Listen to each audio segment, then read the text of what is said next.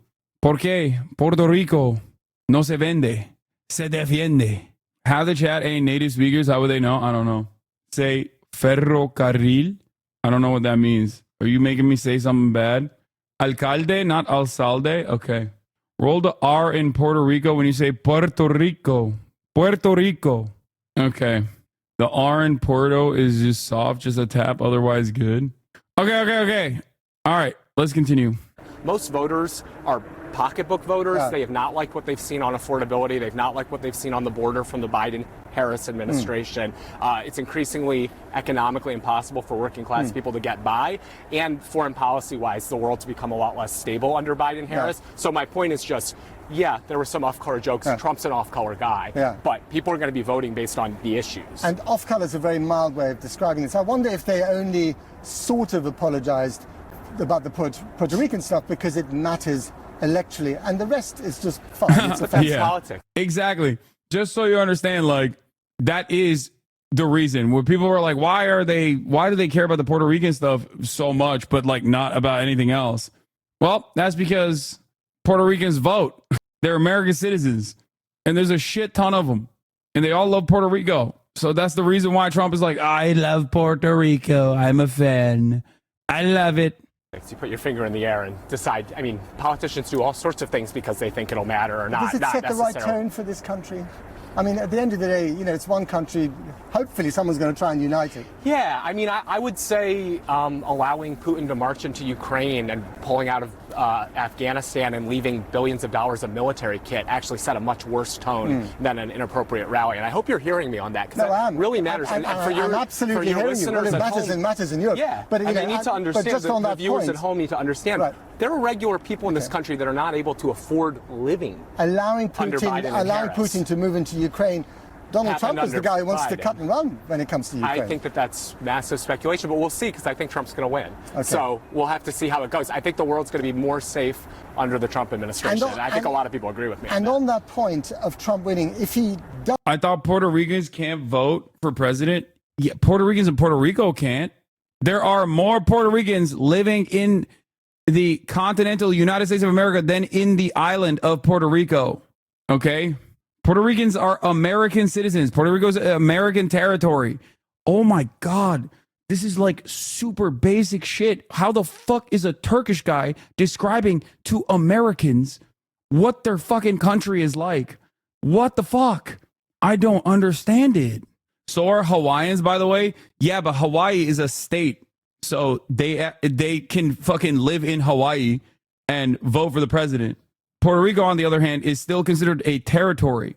This is part of the reason why it's, you know, Hawaii has a litany of similar problems to Puerto Rico in the way that we have treated the indigenous population, like destroying their ecosystems and whatnot. But Hawaii still gets like some of the amenities of being a state that Puerto Rico as the island does not. Doesn't win, do you think he's still going to declare victory, or is he going to concede? Oh, man, all this speculation. I don't know whether Kamala is going to. I mean, she's out there calling him a Nazi. So that's all very heated rhetoric. And I'm genuinely not trying to be defensive because I'm a Republican commentator. Do you think he should concede? Telling you how I feel. But okay. This is what Trump's answer was to the Puerto Rican stuff, by the way. I will vote for Donald Trump. Oh my God, I will vote. I will vote for Donald Trump. Oh my God, I will vote. I will vote. I will vote for Donald Trump. The people go out to vote, no fear, no more. Vote for Trump. Let's go. Vote for Trump. If you wanna keep America great, vote for Trump. Let's do it. I vote for Trump. Yeah, it's an old ad. Oh my God, This is a HasanAbi classic. I will vote. Oh yeah. For Donald Trump. Oh my God, I will vote. Oh my God, I will vote for Donald Trump. This is also unimaginably racist because I don't think these guys are Puerto Rican. Not a single Puerto Rican here. They're Cuban. And he's like, people are saying I'm being racist to Puerto Ricans. Well, here's a bunch of Puerto Ricans. Okay, here's a bunch of Puerto Ricans saying in a Spanish accent that they'll be voting for me. Meanwhile, they're all Cuban. What's the difference? They're all Mexican. I don't understand it.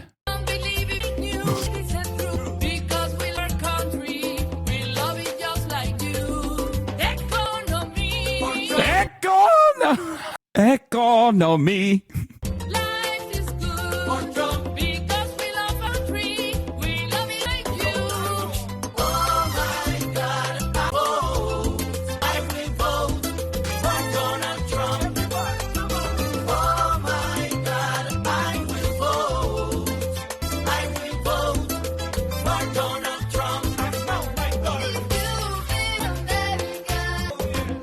Yeah, all the flags are Trump pens because this is an old song. We've literally, I've played this. I think the song actually originated as an AI song back in the day, and then I guess someone went and remade it. But like this is not like I've played this before. There wasn't good AI in 2016. No, there was. Yes. it was like the earliest versions of like AI music, and I don't think it was in 2016. I think it was in 2020. But yeah, see? Oh my God, I will vote for Donald Trump, performed a Trump rally in Miami. It wasn't in 2016. It was in 2020. But it was like, it was also, I think you're losing your mind. Go ahead and hit the ad. There was no AI songs back then. No, dude, fuck. What was it? There was another thing. Like it would be, this was in 2019. Yeah, they did an AI. This is an AI song from 2019, but that's not. It was like an app, dude. It was an app. I think this is it. Yes. The following ad is made by Latinos for Trump. Wait, is this it?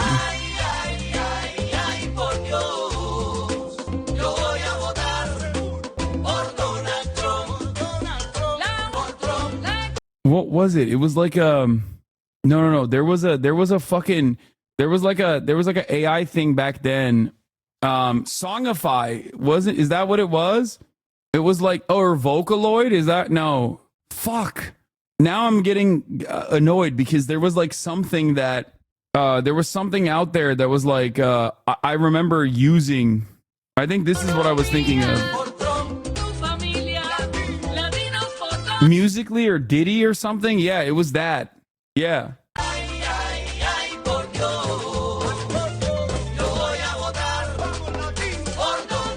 It was an app that everyone was using. There were SpongeBob memes. I forget the name. Yeah, it was some shit like that. It would like make one thick bitch. This. Thank you. This is what I was thinking of. This is exactly what it was.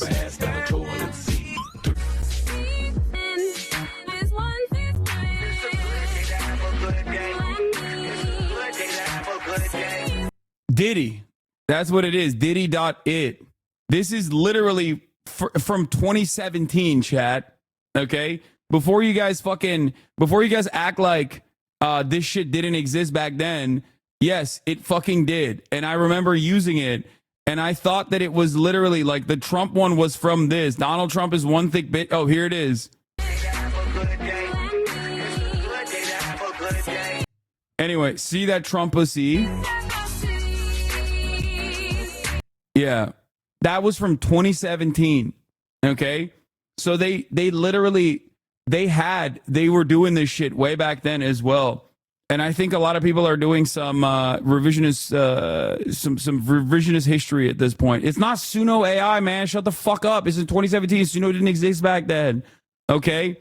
Anyway, I thought that the Latinos pour Trump because of the way that these things are popping off. I thought it was also AI in the same Diddy thing.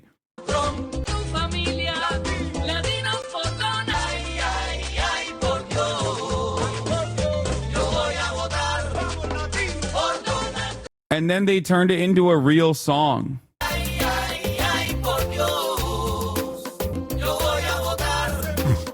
For Donald Trump.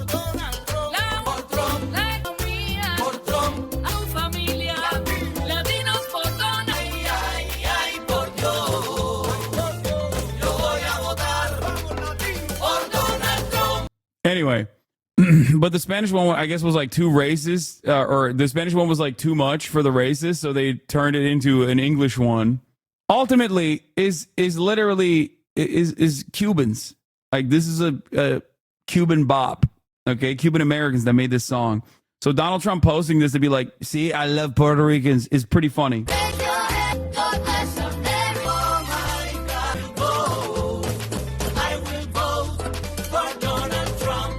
Anyway, there it is. Okay, well, I think both sides should concede if it's unfair. Right. Yeah, okay.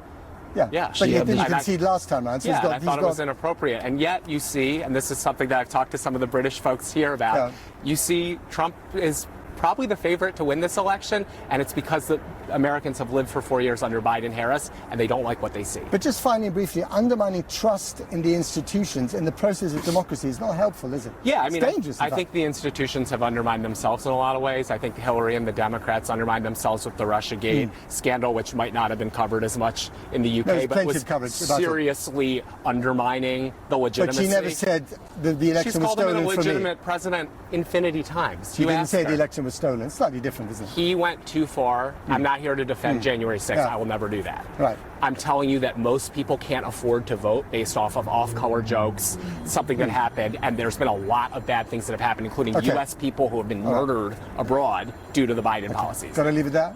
Albert Eisenberg, thank you very much for coming to the program. Now, one of the things that makes U.S. elections so intriguing and unpredictable is the somewhat peculiar system of the Electoral College. It means that the winner of the popular vote doesn't always come out on top, and tiny numbers of ballots can make all the difference. You're not trying to get the most number of votes. It's all about winning the most votes in the Electoral College.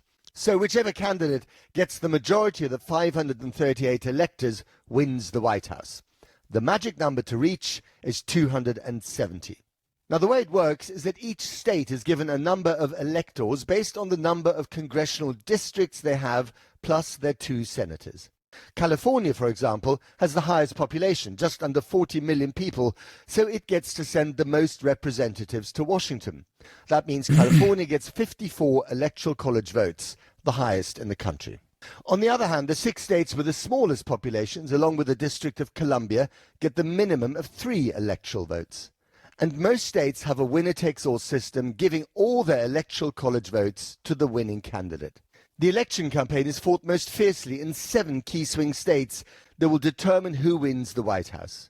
One of the most important, and won by Joe Biden in 2020, is Pennsylvania, where Kamala Harris and Donald Trump are battling to secure those vital 19 Electoral College votes.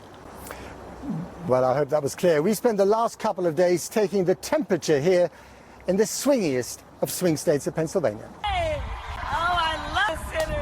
I just love this city of brotherly love. Pennsylvania, we love Pennsylvania. Here in Pennsylvania with the workers. Both candidates have been lavishing love, money and time on this state with compulsive obsession.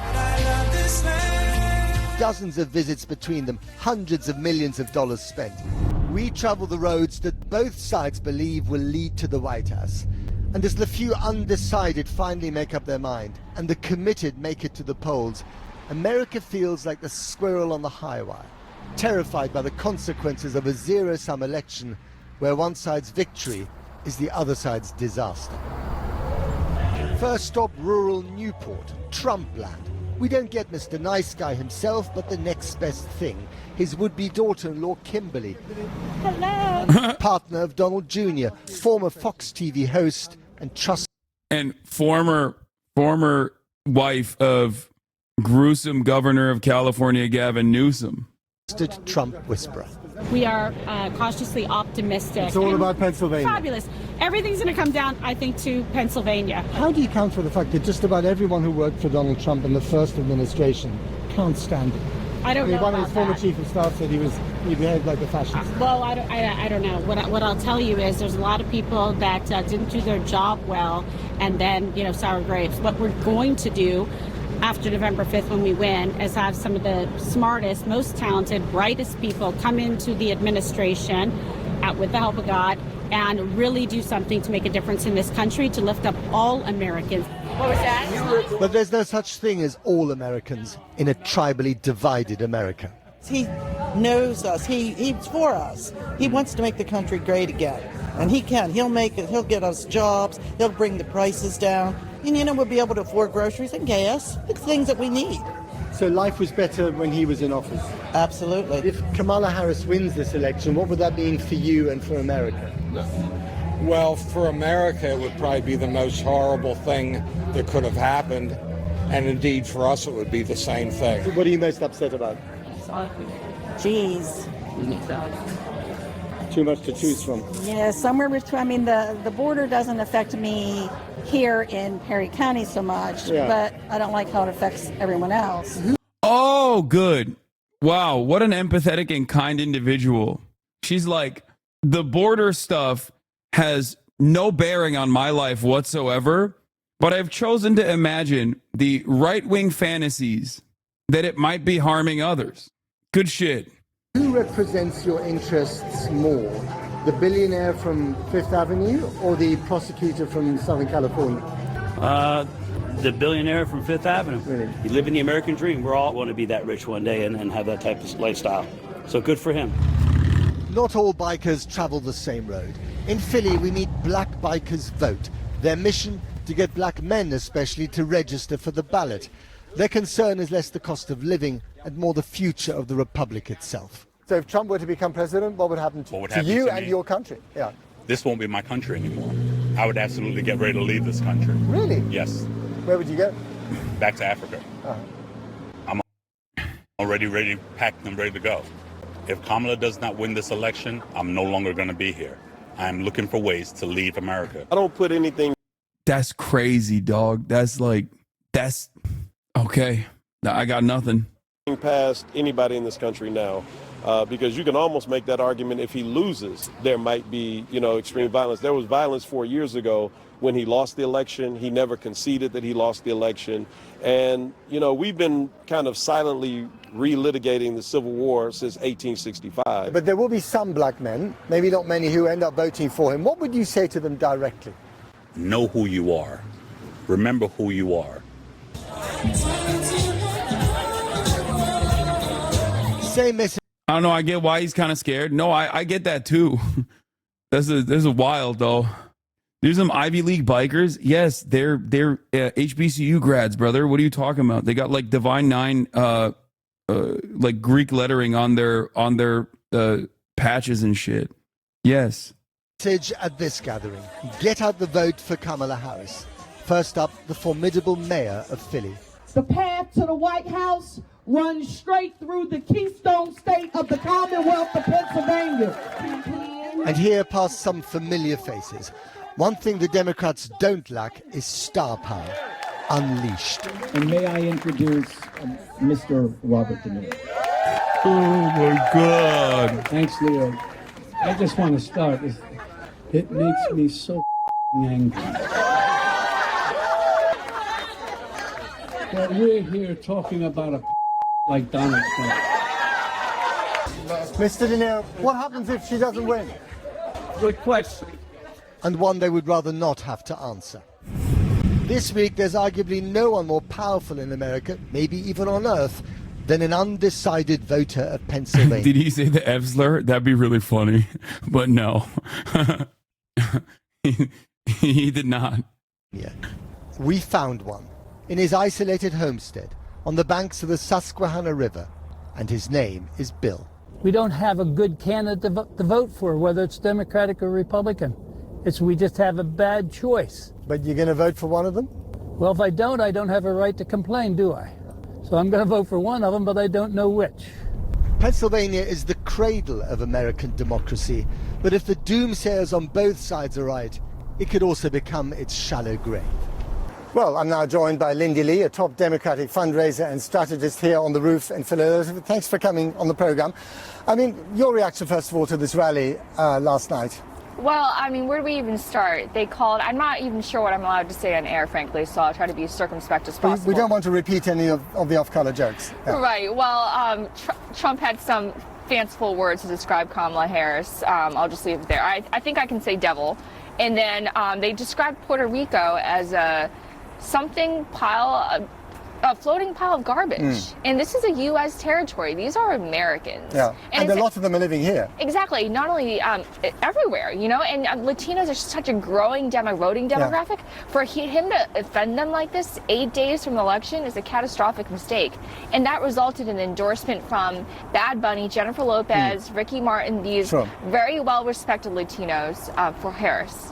But one thing I've always found extraordinary is that however offensive the language is from the Trump campaign, and a lot of people, get offended by this stuff, actually it doesn't make that much of a difference when it comes to votes. And it's Wasn't Lindy Lee an anti-Bernie person in 2020? Yeah, I think so. It makes sense if she's like operating as a spokesperson for the Democratic Party right now.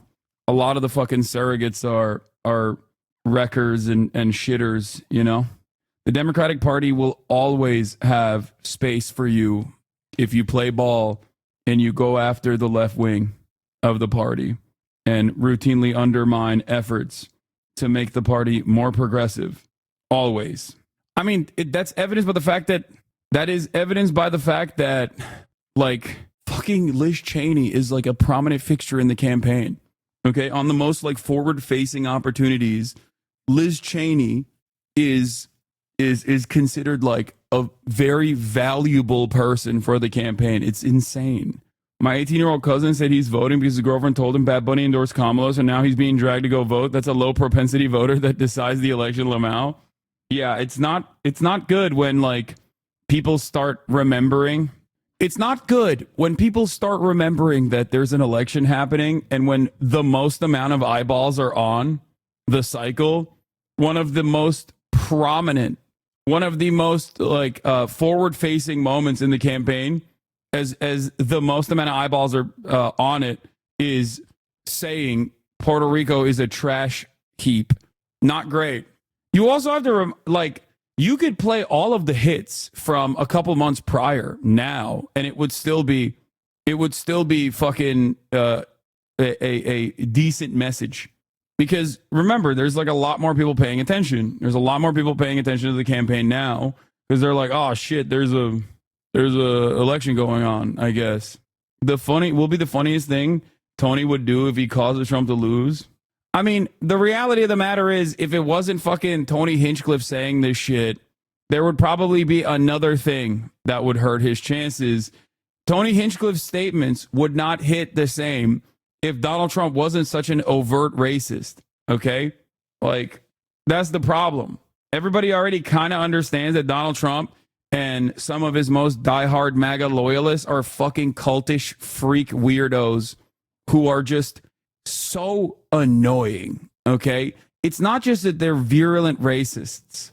That much is definitely true, but they're also so incredibly fucking annoying.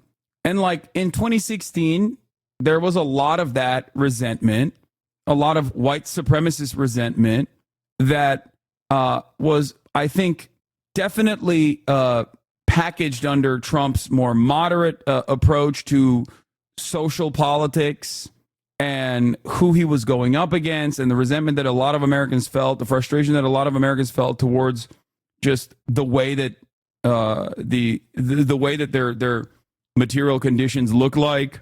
But now the Trump supporters are not shutting the fuck up. They didn't shut the fuck up for 4 years when Trump was president. They kind of went away when Trump wasn't at the forefront. When Trump got like banned off Twitter, it was probably one of the best things that could have happened to him, because it really caused Trump to just be like weird and awful in his own little bubble. And it caused his fans to shut their stupid fucking mouths. But now he's back. And now there is no more like shy Trump voter. Okay. That's not a real thing. They are very prominently displaying their virulent, unrestricted hatred all over the place. Okay? Non-fucking stop. And I think that grosses a lot of people out. It grosses many people out. Okay, guys, I got it. Okay, it's funny. Yeah, Austin's take. Okay, come on, please. Can we be serious for like a second? Jesus Christ, dude. Oh my God, my fucking community. Holy shit. Surprising how thick-skinned so many people are with this language, including perhaps Latinos. That's a really good point, but this is offensive to the core. This is about their self-esteem. If someone insulted like me like that, I would, just to maintain my self-respect, I would not be voting for him. And not only that, he's calling Americans the enemy within. And he threatens to deploy the military against U.S. citizens. This is just like beyond the pale. But I've spoken to so many Latinos in this state and elsewhere who say, okay, we don't like the language he uses. I wouldn't invite him around for dinner. But I totally agree with him when it comes to the economy. And Kamala Harris just hasn't come up with a convincing message.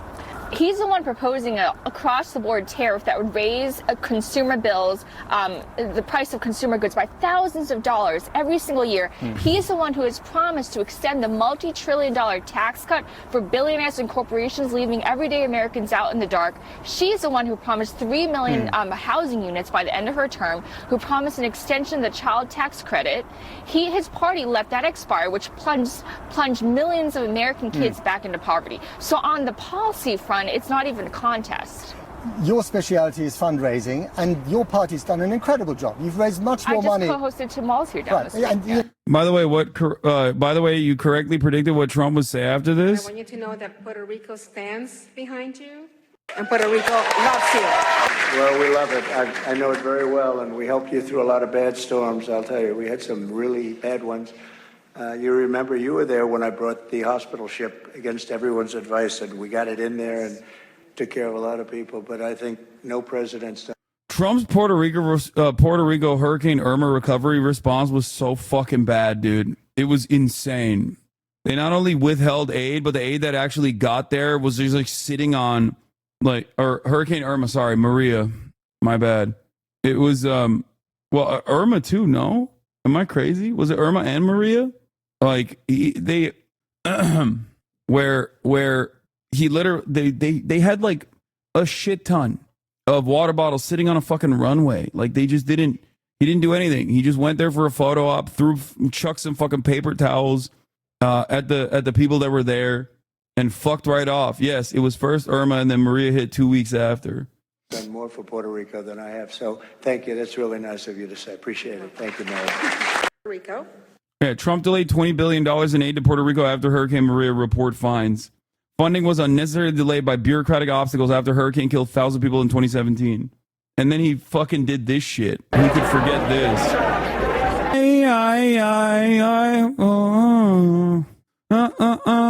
Por Donald Trump.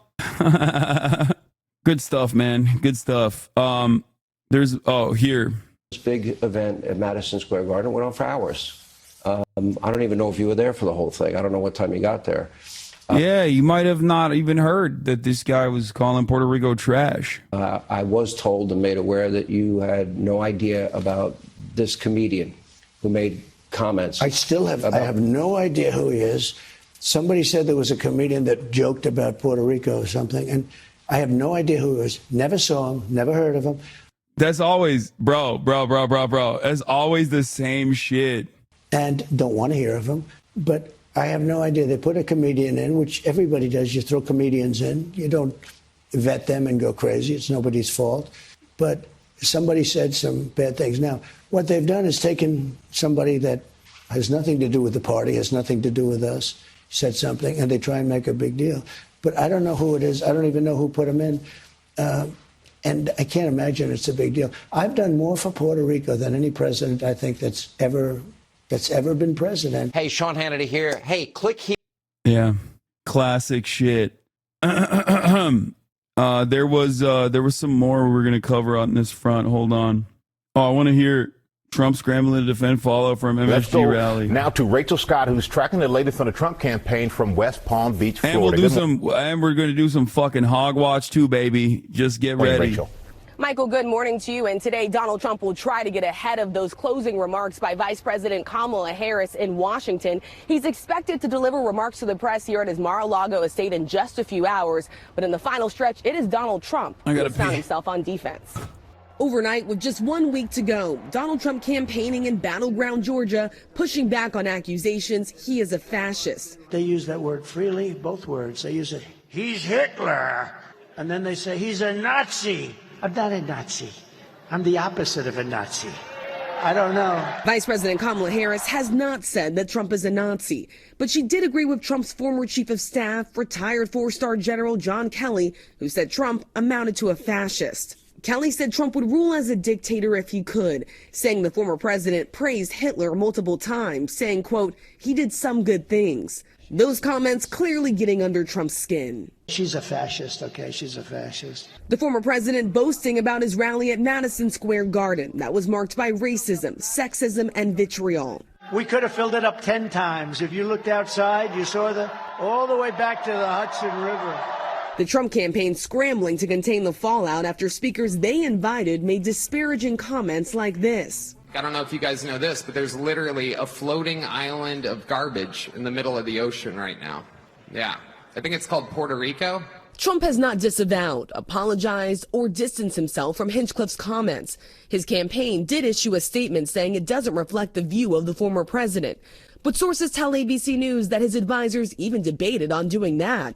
And his running mate said this. I'm not going to comment on the specifics of the joke, but I think that we have to stop getting so offended at every little thing in the United States of America. But Democrats pouncing. Former President Barack Obama speaking in all-important Pennsylvania, where there are 500,000 Puerto Ricans. Oh, we got to stop being offended at every little thing. Trotting out the most racist, sexist, bigoted stereotypes. One guy called Puerto Rico, quote, an island of garbage. Now, these are fellow citizens he's talking about. The Obamas blitzing the battleground states for Harris. Former First Lady Michelle Obama over the weekend laying into Trump, saying voters are ignoring his, quote, gross incompetence. Trump saying she made a big mistake by attacking him. You know what's nasty to me? Michelle Obama. She was always tried to be so nice and respectful. Oh, wait, what? A little bit of a box. She opened up a little bit of something. Oh, she was nasty. Ooh, shouldn't be that way. At his rally last night, former President Donald Trump also praising billionaire Elon Musk, who has been holding events in support of him in those key battleground states, including in Pennsylvania. And he's been giving away $1 million checks to registered voters who signed his Super PAC's petition. Well, sources did tell us that the Justice Department sent a letter to Musk warning that could violate federal law. This morning, we are learning that the Philadelphia District Attorney has officially filed a lawsuit over that giveaway. A hearing is expected on Friday, George. Danny, I know you've had a chance today to be Let's just go. talking to voters Put them in the handcuffs. immediate aftermath of it to get their reaction. What are they telling you? Aaron, quite frankly, we spoke to a lot of Puerto Ricans here in Philadelphia today, and they told me that they're mad, they're frustrated. Many of them told me that they took these remarks personally. And listen, Aaron, we're in a Democratic city speaking with a normally Democratic coalition, so it's not that surprising we'd find some outrage. But I was surprised at the level of outrage that we really did see, because we spoke to not only Democrats, we also spoke to an undecided Puerto Rican voter, also a Puerto Rican voter who already voted for Trump, and they told me their frustration with these remarks was palpable as well. I told y'all motherfuckers, bro. I told you. Harris's campaign wasted little time Monday morning. They did us a favor. They woke up. They woke up. They woke us up. They woke us up. Assembling a host of Puerto Rican surrogates in Philadelphia. I hope that people are as angry and they turn that anger into vote. Pennsylvania has more than 480,000 residents of Puerto Rican descent. What's funny to me, if Bezos or Soros was doing what Elon was doing, they'd start a war. Oh, for sure. Oh, for sure. But you have to remember, it's always projection. What they claim George Soros is doing in terms of like paying for protesters is a very common aspect of Republican astroturfing operations. You know that, right? When Republicans are yelling about shit, this is a very common fascist point of view, but it's a very common fascist technique, but it's almost always projection. Just like when Israel talks about what Hamas is doing, it's projection. It's what they do. And they're just saying Hamas is doing this thing that we do all the time. That's it. There is there is a massive double standard in the media reception to Republican attitude, Republican statements. There is the way that it is received. The way that it's received by the media, the way that it's normalized by the media, there's always been this double standard. I mean, it goes both ways, Law. No, I say this as someone who is endlessly critical of the Democrats. No, there is no fucking both ways on this shit. Are you kidding me? I rip into Kamala Harris droning on and on and on all the time. I get to do that because, I think it's ridiculous when she cannot come up with a fucking decent answer for a question that she knows she's supposed to receive months ahead of time. But Donald Trump supporters, they do not have the opportunity to say this. Donald Trump is Mr. Ramble, okay? He never fucking stops rambling. Think about it this way. Colin Kaepernick says that, police brutality is a massive fucking problem. Double standards are on both sides, not saying in regards to projection. Yeah, Okay, no, double standards on both sides is fucking silly. There's only one side that both parties like to fucking dunk on, and it's the left. But beyond that, remember, Colin Kaepernick says police brutality is a massive problem for black people in this country. I'm taking a stand. What happens? He gets subsequently blacklisted from the NFL. Nick Bosa, on the other hand, Nick Bozo, can run around and be like, I love MAGA, Donald Trump, hell yeah, baby, let's go. No fucking problems whatsoever for him. Do you understand? Do you get it? It's not even a double standard. It's a single standard almost. You know, he disrespected the flag. Come on, dude. Come on. Not the same at all? Wait, what do you mean not the same at all? LeBron campaigned for Hillary. First of all, that's the NBA. They have different standards. The reason why you can't point to the NFL in the same way is because that happened on the field. Okay? Colin Kaepernick did that on the field. Took a knee during the national anthem. Nick Bosa also did what he did on the field. Okay? Brother, if I see you disrespect the flag, we're going to have to go settle things like men in my bedroom. Yeah. The contradictions across society are so apparent, it's crazy. Even then, who gives a fuck if it's a double standard? People are talking like fascism deserves equal credence. It doesn't. My point is, it's even worse than that. Okay? American media and Americans in general, by and large, our institutions are by and large way more open-minded towards fascist sentiment than they are towards anything that is outside of the boundaries of like the Democratic Party. You can go as far right as you want to, and maybe sometimes you'll get yelled at, like the dude who made the beeper joke on CNN, okay? But there is no equivalent on the left. There is no moral equivalent between the extreme left and the extreme right anyway, no matter how hard these dipshits try to fucking claim there is, okay? The most extreme leftist position is like, I want everyone to have healthcare, including Nazis even. Universality means every single person gets healthcare, okay? On the other side, the extreme right's opinion that is being reflected by the current campaign, by the way, like directly, is mass deportation of all brown people, okay? That's insane. Not only is it morally repugnant, but it's also simultaneously, it's just like, there is no moral equivalence here between the two regardless. But then beyond that, one-size extreme opinions are so fucking routinely normalized. And the media reflects this double standard on a regular basis. As a journalist, I've seen newsrooms do this in the name of objectivity because they're afraid politicians will refuse to be interviewed by the organization. I know, it's called access journalism. It's very commonplace. It's ridiculous. According to 2022 data from the U.S. Census Bureau, that's the most out of any of the battleground states. And the Philadelphia metro area is among the top regions with Puerto Ricans outside of New York and Florida. Philadelphia City Council member and Harris supporter Ketsi Lozada knew she had to speak up after last night. I think that what folks don't realize is that when Puerto Ricans get angry, we turn into action mode very quickly. Around Philly's largely Puerto Rican Fairhill neighborhood, voters we spoke with had heard the comments. Él no sabe lo que está hablando. Puerto Rico es una isla bella. Puerto Rico es... He doesn't know what he's talking about. Puerto Rico is a beautiful island. 32-year-old Christian Hernandez is voting for the first time this year for Vice President Harris. The Trump rally remarks only solidified his vote. You think Puerto Ricans heard those words from last night? Yeah, for sure. A lot of Boricuas, they're mad and disappointed. Marcos Pagan didn't like the comments at all. When you hear stuff like Puerto Rico is a floating island of garbage, what goes through your mind? To be honest, I feel disrespected because he doesn't know what we go through. You know, we've been through a lot. But Marcos still is not sure who he's voting for. When you hear comments like that, does that change your perspective about who you might vote for? No. That's not enough. I'd rather see it to believe it, you know. Everybody gets extra clouded words. Fernando Santiago already cast his vote for former President Donald Trump.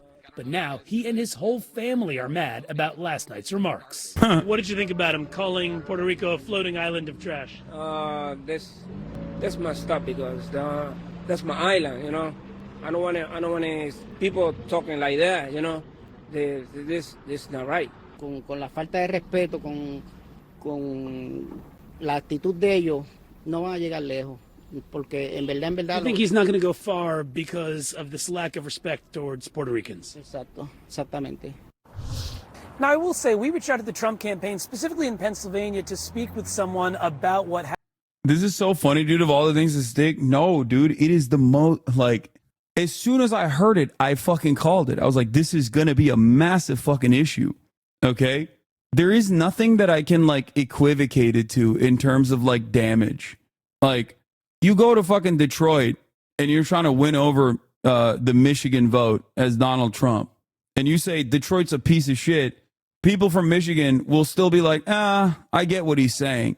But you fucking talk about Puerto Rico like that, across the board, every Puerto Rican's gonna be like, there's nothing like, there's nothing that is a decent analog here for me to describe it to you. Because, like, yeah, he says a whole bunch of racist shit. Donald Trump says a shit ton of racist things. But directly talking shit about Puerto Rico is absolutely going to piss off Puerto Ricans. Because I guess it's kind of like this, okay? When Donald Trump says, like, Mexicans are rapists or whatever, and then Mexican Americans go out and vote for him, they still see it as like, yeah, we're American. Like, we want strong borders. Hell yeah, brother. Like, they're talking about some other... He's talking about the other Mexicans, not us. But when he talks shit about Puerto Rico as a, like, when the comedian at the MSG rally says, like, Puerto Rico's a piece of shit island full of trash, you've officially targeted every single Puerto Rican. You have said something that every single Puerto Rican will be upset with, understandably. There is no way that you can, like, dance around it. Stop saying that Trump said it. Of course, because Trump didn't say it himself, bro. Trump didn't say it. You're drowning in coke. I think you're stretching this, and so is the media. What did Trump even say about Puerto Rico? Oh, right. That's right. He didn't say anything. Dude, it's so... God, I love when I see a real hog in the wild, dude. Hell yeah. Hell yeah, dude. Yeah, we got a pro-Trump dipshit in here. Let's go. Oh, my God. It's sick. Hell yeah. No, I didn't say that Trump said it, or if I accidentally said something that makes it seem like Trump said it himself, I apologize. Of course, it wasn't Trump. It was, however, vetted by the campaign. We do know that the Trump campaign actually stopped Tony Hinchcliffe from calling Kamala Harris a cunt. So I guess, like, that was a bridge too far. That was potentially a bridge too far for them, but not calling Puerto Rico a trash heap, an island of trash. Let's see what Jon Stewart's take is on this. Speaking of Jon Stewart, The Nation wrote an article on Jon Stewart, and they interviewed me for the article as well to talk about my, like, what Jon Stewart means to me personally. Let me see if I can find it. 25 years of indecision with Jon Stewart. Before he left his post at The Daily Show, Stewart was America's voice of reason. Times have changed, has he? By John Semley. Have you ever met him? One time when I was working the Peabody Awards for journalistic excellence, he passed by me and I was awestruck. Yes, I did fangirl. You are not gonna like this one. Oh, this take's gonna piss you off, brother. I mean, there's definitely, my opinions have changed. Like, that is, like, I think I think that Jon Stewart and this entire article literally actually covers this, basically. Like, is Jon Stewart still the right guy for the moment, basically? That's what the question that this article seeks to answer. He does not lib out, let's say that. Also, I'm going to have Greg Kazar on right now, and I hope he's ready. I hope his team has been able to figure it out. Earlier you said, let's be serious, guys. Stop making jokes. Oh, my God. Okay, I'm calling Greg Kazar right now. Well, let me start my virtual cam. I feel like you're a little more on the no-joke side of it than usual, though. What? No, I'm not. Okay, we're not talking about jokes anymore. Okay? We have company. Hello? Hello? Can you hear me? Hello, hello, hello? Oh, I can see you. I think I can hear you as well. Let me see. 1 second. Can you speak? Oh, perfect. I can hear you as well. All right. Hold on. Let me pop you out so everyone else can see as well. Here it is. Congressman Greg Kazar. Wonderful to have you once again on the broadcast. Hey, y'all. What's up? Thanks for setting this up, man. Of course. Of course. We are a week out from the election. And, you know, there's been a lot that has happened in the past. Saying that gave me some feelings. I know. Here it comes. So, I mean, I want to talk to you about a bunch of different things, specifically about Texas Latino outreach from the GOP. Well, there was a lot that we didn't get to talk about when you came on the broadcast when I was at the DNC. I'm going to turn your audio up a little bit too, I think. Wait, let's see. Can you give me another? Can you say some stuff? Oh, it's yeah, you're muted. I don't know why. You might have accidentally muted yourself. All right. Oh, you're back. Okay. Oh, you're muted. Okay, you're back. Nope, you're muted again. Okay, I think I'm in. Right? That's it. Yes. Is it? Yes. Good. Perfect. All right. I'm going to read out your Google Doc talking points real quick to introduce you. A native Texan, son of Mexican immigrants, and community organizer Greg Kazar serves as the U.S. Congressman for Texas 35, which includes the I-35 corridor from East Austin to Hays County to the west side of San Antonio. A progressive Democrat, Kazar is known for his work on federal heat protections, the Connect the Grid Act, housing immigration reform, and workers' rights. In just 2 years in Congress, he has delivered more than $8 million directly back to the constituents in the district through VA benefits, back pay, or tax refunds. Is that a good enough? You have fun saying that? Yeah, it was great. I mean, look, I think you're dope. Everybody knows that already. You were fantastic.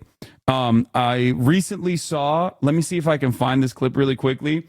I recently saw you talking specifically about how like right-wing border policies, white nativist border policies actually end up helping the cartel quite a bit. I think it was a congressional hearing where I heard you speak on this matter, and I think it was really brilliant. If you don't mind, we can just talk over it instead of just like replaying that video. But you said some things about how a lot of our border policies end up benefiting the cartel quite a bit. Oh yeah, I mean, if you were like a cartel leader and wanted to write out a set of policies, like a lot of Texas Republican policies would be the most pro-cartel policies that you could come up with. And I don't just say it tongue in cheek; I say it really seriously. Just to viewers at home, I mean, if we talk about drug policy, if we talk about immigration policy, if you talk about gun policy, the Republican policies on this, and frankly, some of the worst Democratic policies, but heavily the Republican policies, are really in cartel's favor on these issues. So if we talk about guns, for example, especially as progressives try to be labeled as not being tough on violence, I mean, the majority of guns that are recovered from cartels in Mexico are U.S. sourced guns. And the majority of those come from Texas, where the laws recently have been updated that you don't need a license to get a firearm. You can buy a weapon of war and rifle starting at age 18. And then those guns are easily smuggled into Mexico. So those Texas Republican gun policies are about as pro-cartel of a gun policy as you can get. Same thing on migration. If you push migration into the underground market, that is, you restrict legal forms of migration, then cartels are the option that people pay for. They don't want to do that. They don't want to risk their lives. They don't want to pay criminal organizations to be able to save their lives. But if you're going to save your life and your kids' lives, that's what people are going to do. So that Republicans, by killing legal migration options, have created this underground market. On drug policy, same thing. When you talk about defunding public health and addiction services for people, then yeah, you're helping create the underground market that cartels exploit. So I think the Democratic Party should be instead of leaning into trying to be Republican light to be tough on things like cartels, let's call out the actual truth, which is that Republican policy is pro-cartel policy. Yeah, that's a really good way of framing this issue on partisan lines, I think. And it's something that I hope the Democrats pay attention to and potentially also repeat. It does seem like on this election cycle, however, the Democrats have definitely, since last October of 2023, when Biden unveiled the right-wing border package that was written by one of the most conservative senators from Oklahoma, the Democrats have genuinely tried to either avoid talking about immigration at all, or in their worst moments, chosen to take a rather reactionary stance. Now, the problem with this is that this kind of sentiment is not born out of any real issue. I've never heard from a single Republican a conclusive reason, a real reason as to why migration into this country constitutes any sort of threat whatsoever.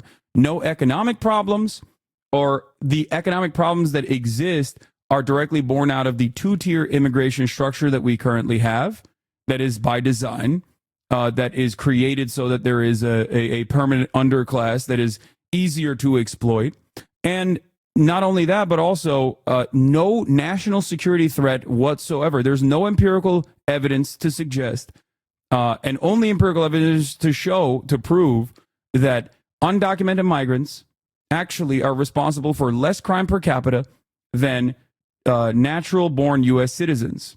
So it's very frustrating that we don't get to hear this perspective at all from the Democratic Party in general. I mean, it is core. It's the core political issue that's deciding this election right now. Yeah, and it's worse than frustrating. And part of it, you described how too often Democrats have run away from the issue, and I describe it as when we see a fire, we've got to run at the fire. But this is a fire where the arsonists, every time they see a firefighter, they say, look how that firefighter started that fire. Because it's those right wingers that are making the so-called problem worse. And you've described that actually undocumented immigrants are the ones saving Social Security by paying into that system and never being able to pull out of it, adding trillions of dollars to our economy, all of that. But I do think also, coming from Texas, we do want to try to address, well, what is it that people are feeling? Why does this stick out as an issue? Because voters are smart, and this is an issue that people raise not for no reason. And I think of a couple of things. One is they see disorder on their TV screens, and people don't like to see things be disorderly. They want to see a powerful country like us run things well.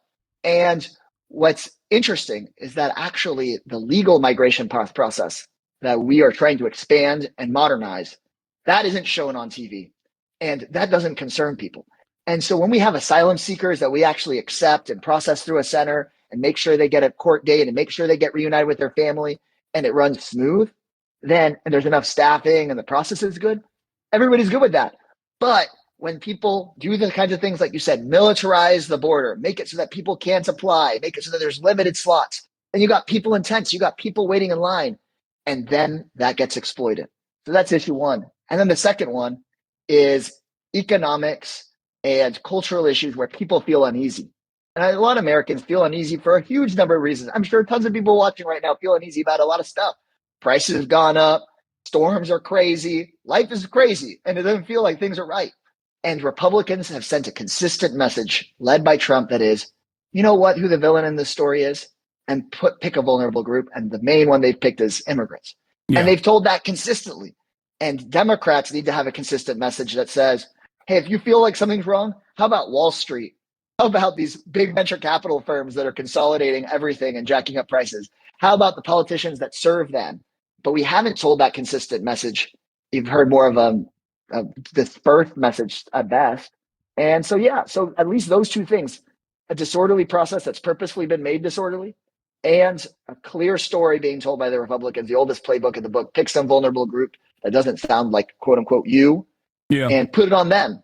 And we got to have a counter story. And it's obviously a resilient message, unfortunately, because there is data to suggest that like more and more Americans are on board with heinous policy that is truly harmful to tens of millions of Americans. Donald Trump regularly says, he regularly lies and claims that hundreds of thousands of Americans are being murdered by undocumented migrants. That is an abject lie. The real data on that is, I believe, 26 in the fiscal year of 2024, 26 homicides and instances of manslaughter so far, which is such a massive disparity. Like, the truth is so different than what the way that Donald Trump presents it. He then tries to package that up if people actually ask follow-up questions on it, which many people never do, because I feel like the media is also kind of dropping the ball here in communicating the truth. But when asked about it, at least like some smarter Republicans will claim, oh, it's fentanyl deaths. Okay, how does fentanyl actually get over the border? Well, if you look at the actual truth, if you look at the Department of Homeland Security's own data, if you look at the Customs and Border Patrol's own data, chemical compounds necessary to create fentanyl are actually apprehended at the border in regular ports of entry. Regular points of entry like regular border checks. And 90% of the people that are trafficking the drugs are American citizens. They're not undocumented migrants. It would be a logistical... And it makes sense why they would be. Yeah, it would be a logistical nightmare. Cross with a passport. Yeah. The Venezuelan mom escaping with her kid, the thing in her backpack is like just a couple sets of clothes and the little bit of money they've got. That's what they've got. Yeah.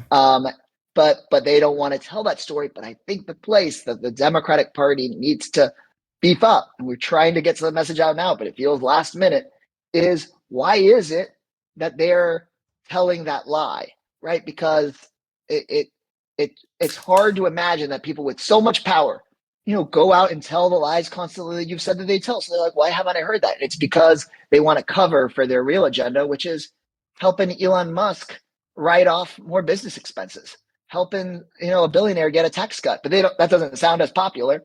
So they go off saying that it's immigrants that are trafficking the fentanyl. And the truth is that 93% or something like that are legal residents and U.S. citizens. Yeah, I want to ask you, because we have a limited amount of time here, I think, or they said only like 30 minutes.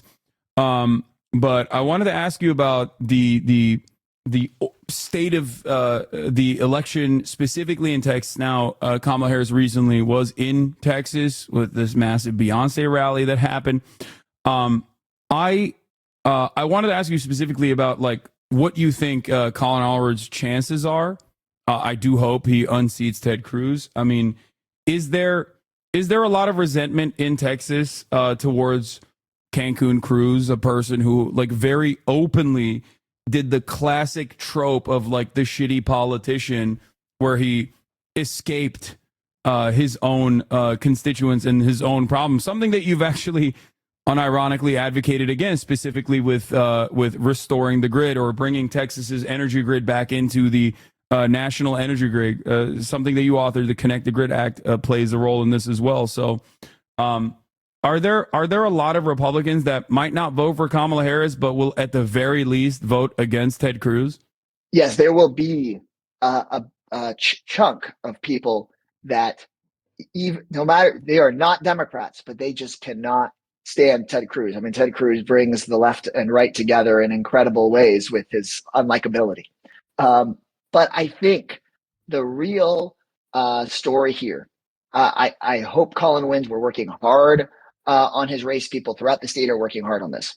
But the fact that this is this close to the election, and that everybody's talking about it here in this last month, I think the real story is that Ted Cruz has been vulnerable this entire time. Yeah. And that Texas has been a swing state these last 6 years because Beto O'Rourke kept Ted Cruz from even getting to 51% of the vote. And folks sometimes don't remember like what that moment was like 6 years ago in Texas. It was pretty electric and really close. And so my message to people is that, of course, if Colin Allred wins, it changes electoral politics, not just in Texas, but for the country for a generation. If, which I hope he doesn't, but if he doesn't, but it's close, we can't make the same mistake across the country that was made 6 years ago, where folks kind of let it go, said it was a lost race, and then let it go, and then suddenly start talking about it again here in the last couple of months of the election. Because you've got to get people engaged throughout those 6 years. Because while some small number of Republicans or some significant number of Republicans will cross over, in Texas there are millions of people that we just don't engage with and don't talk with at all, yes, who could completely change the game. And Ted Cruz would be a thing of the past if over the last 6 years those people had been adequately talked to. So can we talk about the Latino vote in Texas a little bit? Because this is something that I have tracked for quite some time personally. I've always thought that it was very interesting that Latino voters, specifically in Texas, but like Latino voters outside of like the diaspora Cuban vote or diaspora Venezuelan voters, like the voters in Florida, Latino voters in Florida are a little bit different.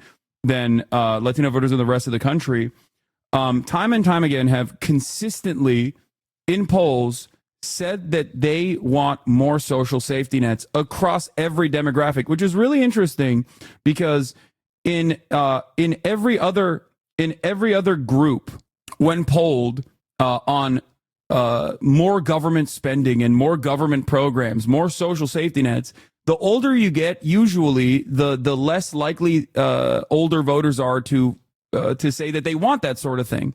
Latino voters are different, however. While some may have the same social conservatism demonstrated in the older demographics across the board, when it comes to economic policies, Latino voters are very progressive, at least as far as I have seen in the data. Now, looking at that reality, the lack of infrastructure within the Democratic Party to actually fight these battles on the ground in Texas, like the lack of funds as seeing Texas not as like a potential swing state, as you just said, but instead just like, it's going to be red no matter what we do. And refusing to actually dump more money into these races. I fear that the Democratic Party's GOP outreach, like its Latino outreach, has basically become nationalized, where in the absence of the Democratic Party door knocking and coming out and saying like, no, here's what we are going to offer you. We know that you want better social safety nets. We're going to do that. We're going to fight for that. In the absence of that happening, I feel like the Republican Party, especially for Latino outreach, has made social conservatism the major priority, right? And I feel like there are a lot of people that you could shake away in every demographic, in every age group, specifically among Latino outreach in Texas, which is very important, very significant. What do you have to say to that? Do you feel like there's any truth to what I'm saying? Are the polls lying? No, there's a lot to that. Here, I'll tell you this: that tactic of right-wing social policy definitely activates a core group of people, and then there's the Democratic core voters that a lot of them got organized up through the Chicano movement here back in the day. And then there's the huge untapped number of Latinos. I mean, we're almost a 40% Latino state. Yeah. Huge numbers of people that we just don't talk to and are just left. And that economic policy messaging could be so powerful, both messaging wise and organizing wise, to transform the state. 40 electoral college votes would not just determine this presidential election, generation of presidential elections. And my experience with Latino voters and people in Texas, like you said, somewhat different than in other states, is when I was on city council, we had a big mobile home park that got bought by private equity. They wanted to throw everybody out, but they were organized as hell. They fought back. And the elder from the community that kind of knew everybody, he was mayor of his town in northern Mexico, and he was head of his railroad workers union, right? We had another apartment building where they stood up and fought back to get basic things like air conditioning and taking care of the seniors in the building. And the head folks there, they were heads of some of their immigrants' rights groups up and down Central America and in Mexico. So a lot of times you had people that are in these, they're working construction, they're framers, they're carpenters, but they have a history in Texas and in Latin America of populist economic-based organizing and taking care of each other. So that message can connect, but when all you're being fed on your phone and on your TV screen is just the culture war being fought, that just oftentimes isn't going to move people, and people more often than not will say, well, whoever I vote for, whatever happens, the same kind of thing happens. And without a Democratic Party that shows short-term wins to people and then can remind them of those wins, hard to bring them in. Yeah, absolutely. And so how do we prove this to the Democratic establishment? I feel like the fact that you have won your race is I think slowly but surely moving in the right direction. But how do we get the Democratic Party on board with this kind of messaging, to hyper focus on issues that people do actually care about, like to get them on board with the idea that, like, yeah, if you go out to people and you say, I see where you're hurting, I'm going to do something about it, I'm going to fix it. Housing is an issue for you. I am going to create more opportunities for affordable housing, maybe even some actual federal funds will be dished out for massive housing projects that we will create with federal funding. Like, how do we do that? How do we get the Democrats to be on board with that? I think we have to pair our actual policy wins, like you said, with a strong and clear political message. And I think that does require Democrats to unpair ourselves from some of those billionaire interests so that we can say, hey, we're going to set up a tax policy where if you make under $400,000 a year, we're going to help you out. People that make over $400,000 a year, they're going to pay more. Clear and make it clean and simple. And then for there to be the investment in Texas long-term to actually go and talk to all those voters at their doors so that we don't have to just rely on Elon Musk's app. But the last thing that I'll say is it's not like the Republicans are going to take this lying down and just let it happen.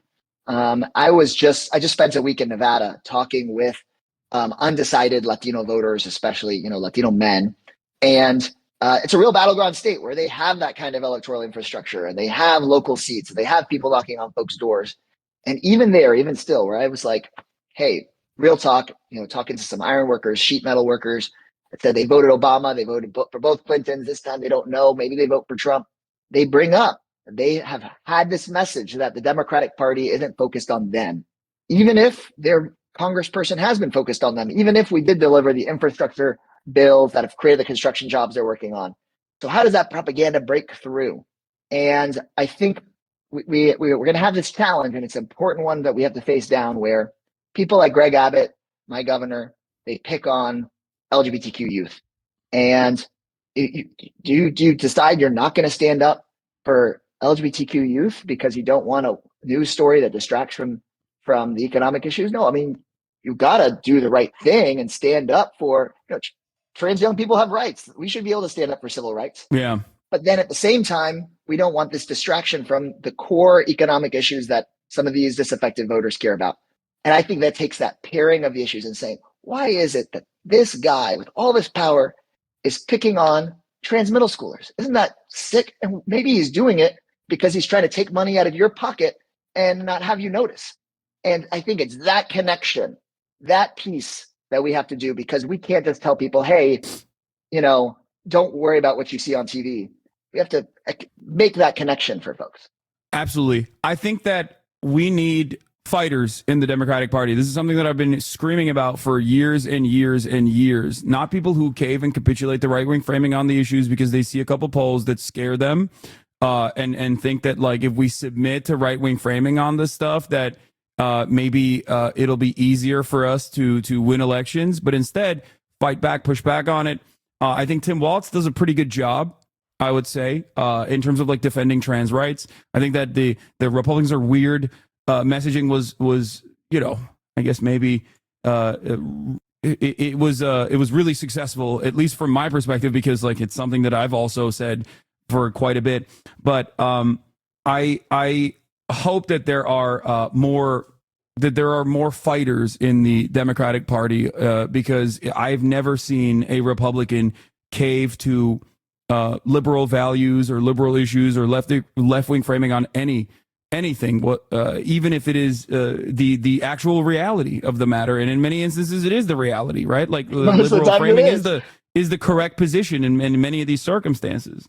And I think that's a critical part of why Donald Trump's defeat is going to be so important. We need to be able to repudiate that kind of just immigrant bashing, vulnerable people bashing every step of the way. And then with Harris and Walz in the White House, create that new frame for the Democratic Party. Because if Kamala Harris wins, and I'm urging everybody watching to go and vote, now that's early voting most places, if she wins, it will likely be close.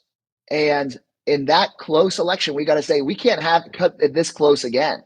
We've got to rebuild the working class multiracial majority that can deliver real wins. And the only way to do that, I think, is to not keep on running that old playbook where you're a Republican light on something like immigration. I just don't think that has worked. And I'll be there making sure that if and when I really, really hope she wins, that it's not like people say that the Republican light thing worked. I mean, nobody can say that that's been the way to do immigration or anything else. So, question for you. I don't know if this is this is my only gotcha for you. Okay, I'm ready. Well, maybe it's not a real gotcha if you're letting me know and stuff. Okay, well, it's a little bit of a gotcha. So there is an article in the Austin American Statesman talking about you potentially vying for a position of leadership beyond the one that you currently hold in the Congressional Progressive Caucus. Is this something that you are interested in, leading the Progressive Caucus? Yeah. So it's an internal election. Pramila Jayapal has been our chair for these last few terms. She's termed out. And so I've submitted my name and progressives will decide. We're this group of over 90 progressive members of Congress, hopefully to use our collective power to sort of bring the Democratic Party back to that populist, popular, and principled place, and want to help with that kind of no matter what our members decide. Yeah. Well, I mean, I'm very excited at the prospect of such a thing happening. I think that would be wonderful.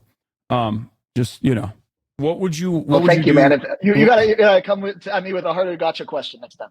Okay. Well, okay. Well, here, I'll follow up on it. Oh no, what are some of the things that you could do potentially as the leader of the Progressive Caucus? Like, what are the things that the leader of the Progressive Caucus could do for a lot of the uninitiated in my community that might not fully understand what this is? Yeah. So 435 members of Congress. You either have a Democratic majority or a Republican majority.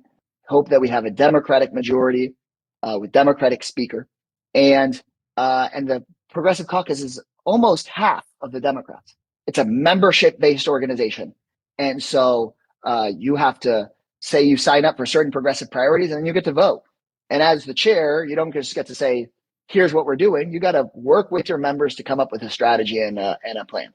And I hope that we can have a strategic Progressive Caucus that can get the kind of progressive legislation that we want on a variety of issues. But I'll talk about one here for everybody listening. The Trump tax scam is expiring. This was the Trump tax plan or cuts that really overwhelmingly went to the biggest corporations and the top 1%. Very, very little to the everyday It's American expiring for some. Some, the big corporate stuff, some of the corporate stuff doesn't fully expire. The corporate tax rate doesn't expire, and I believe that the top marginal tax rate does not expire either, if I'm not mistaken. But a big part of it does. And requires a vote of Congress. So again, I'm not even talking about it as being chair or not chair, because that would get decided after the election. But even just as a Progressive Caucus member, we could bring together many of our members to say, we're not going to just let there be a vote to keep extending tax cuts for the top 1% and screwing everybody else over. And especially if the Democrats control the House, not just the Progressive Caucus, we could go and say our job is to go do outreach to the entire Democratic Caucus to say, you know what, we're just going to let these things expire and have the top 1% start paying a little bit close to their fair share in taxes.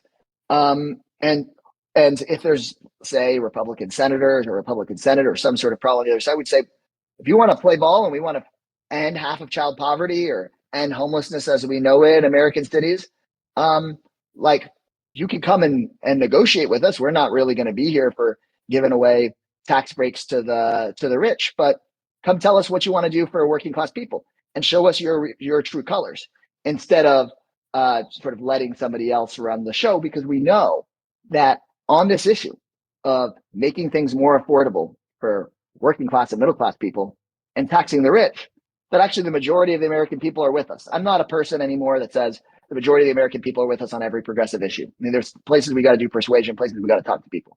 But on this issue of taxes, where we've got tons of people watching this that are paying a way higher tax rate than freaking Bezos and Musk, this is a place where I think we could bring together progressives as a block, not just a few of our best and brightest voices, but as a block to kind of rebrand progressivism as something that is popular and populist and principled and for you, whether you're interested in politics or not. Your day-to-day life and how much money you've got, politics has to do with that. Yeah, that sounds amazing. Is there anything I might have missed that you wanna speak on before I let you go? It's good to be on, and I'm happy to be back. I just want to remind everybody just how important the vote is. I know that things can be difficult. I know it feels like sometimes you're just a drop in the bucket out there, but people fought and died for this right for a reason, and it's part of one part of the process. So get out there and do it, and keep on pushing on your elected officials to be accountable and do the right thing. All right. Thank you so much, Greg. See ya. All right, bye. That was Congressperson Greg Kazar, ladies and gentlemen. He's dope. He's awesome. Yeah. Austin vindicated. Texas is a swing state. I have talked about harm reduction and lesser evil voting and things of that nature, but beyond that, I really, really, really do want Ted Cruz not to be a senator. I mean, just think about it. Just think about Ted Cruz out of Congress for a second. Like, I'm not even going to fucking tell you go out and vote for Kamala if you live in the state of Texas. Okay? I'm like, vote with your conscience. Of course, I will tell you never to vote for Donald Trump. But think about how sick it would be to make sure that Ted Cruz does not. Ted Cruz would become a podcaster, a peer, yes, and then I could debate him. A better world is possible. One without Ted Cruz in Congress. Anyway, are you out? Damn, this guy came in with his Harris Waltz tote bag from straight up from the event where he did some phone banking. Got my merch. All right, give us a quick. Tell us. Wait, hold on. Yeah, okay. So tell us quickly what you did. Well, I did some phone banking. I called voters in Arizona and got hung up on every single time.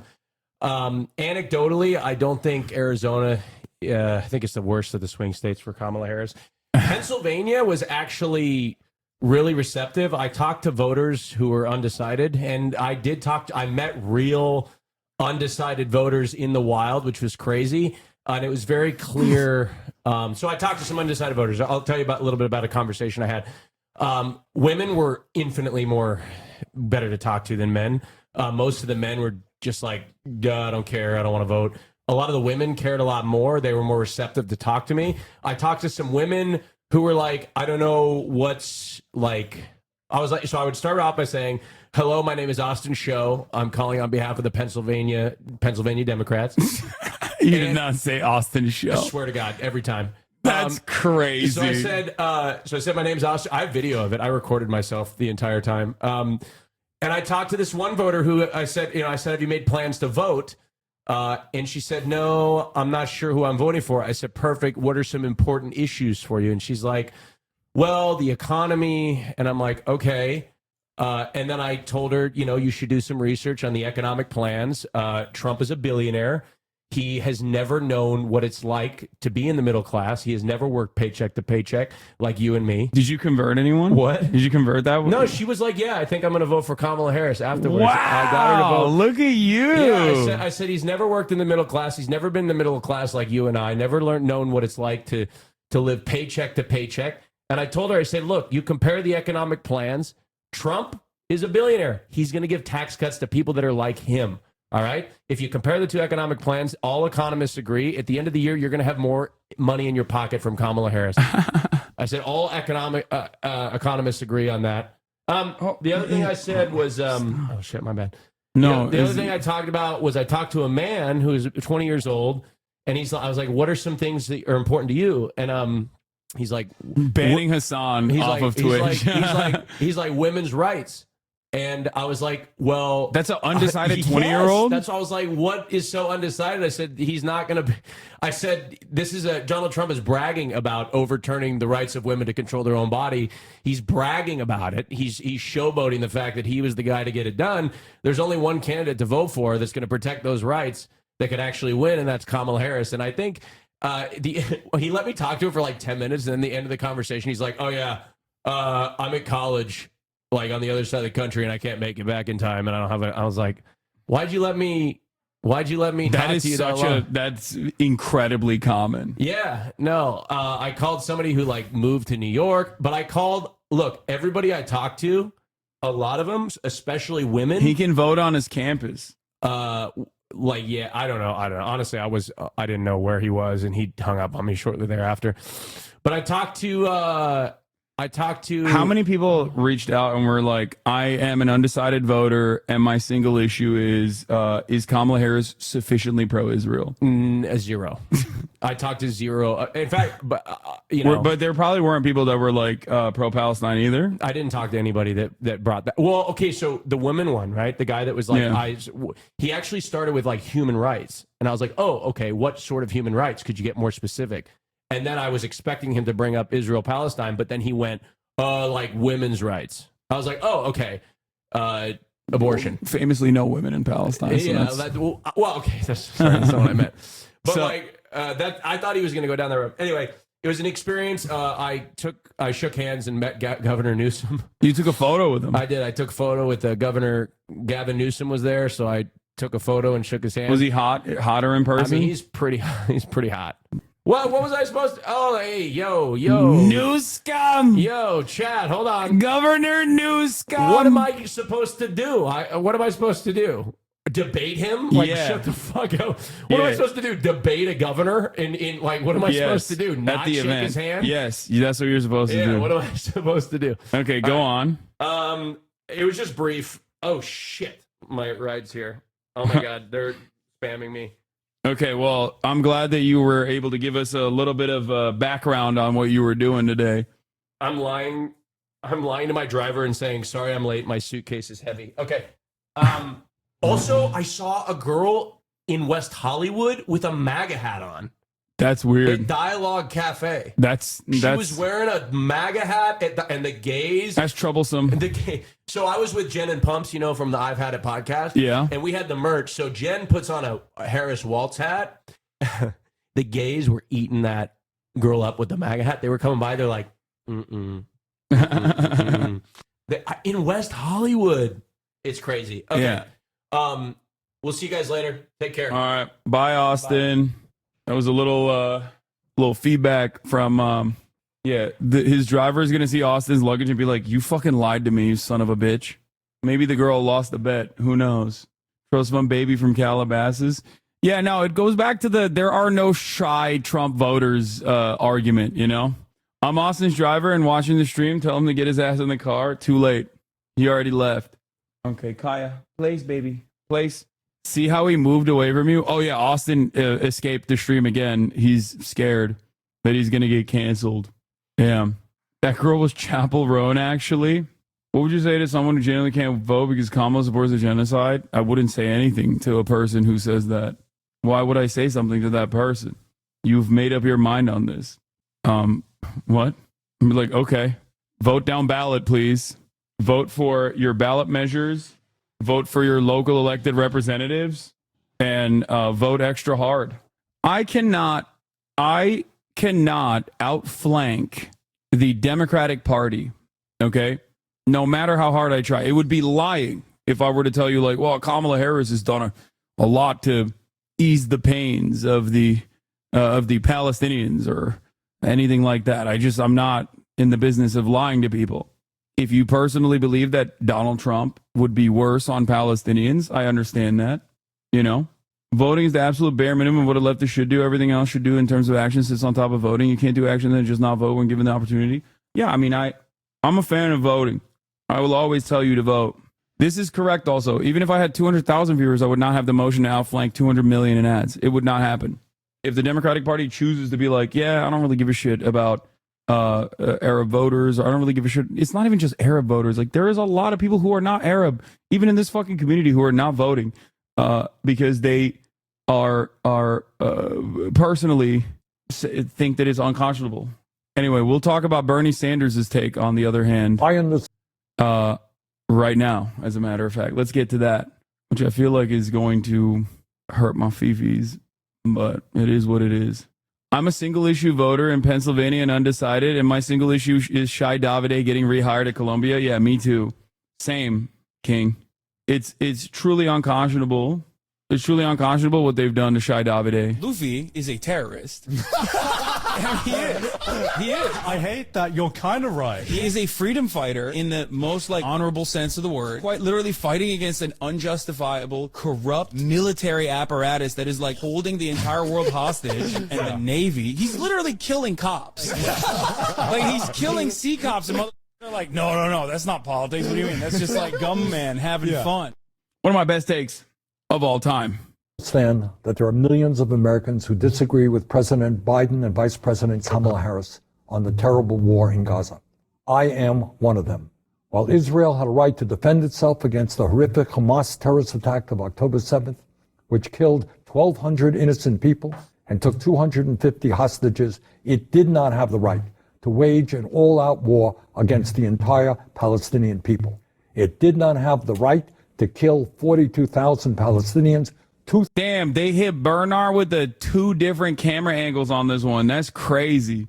They hit him with a cinematic, and yet they couldn't get him anti-reflective glasses. I mean, that personally makes sense. It's like, come on, Bernard is a relic, okay?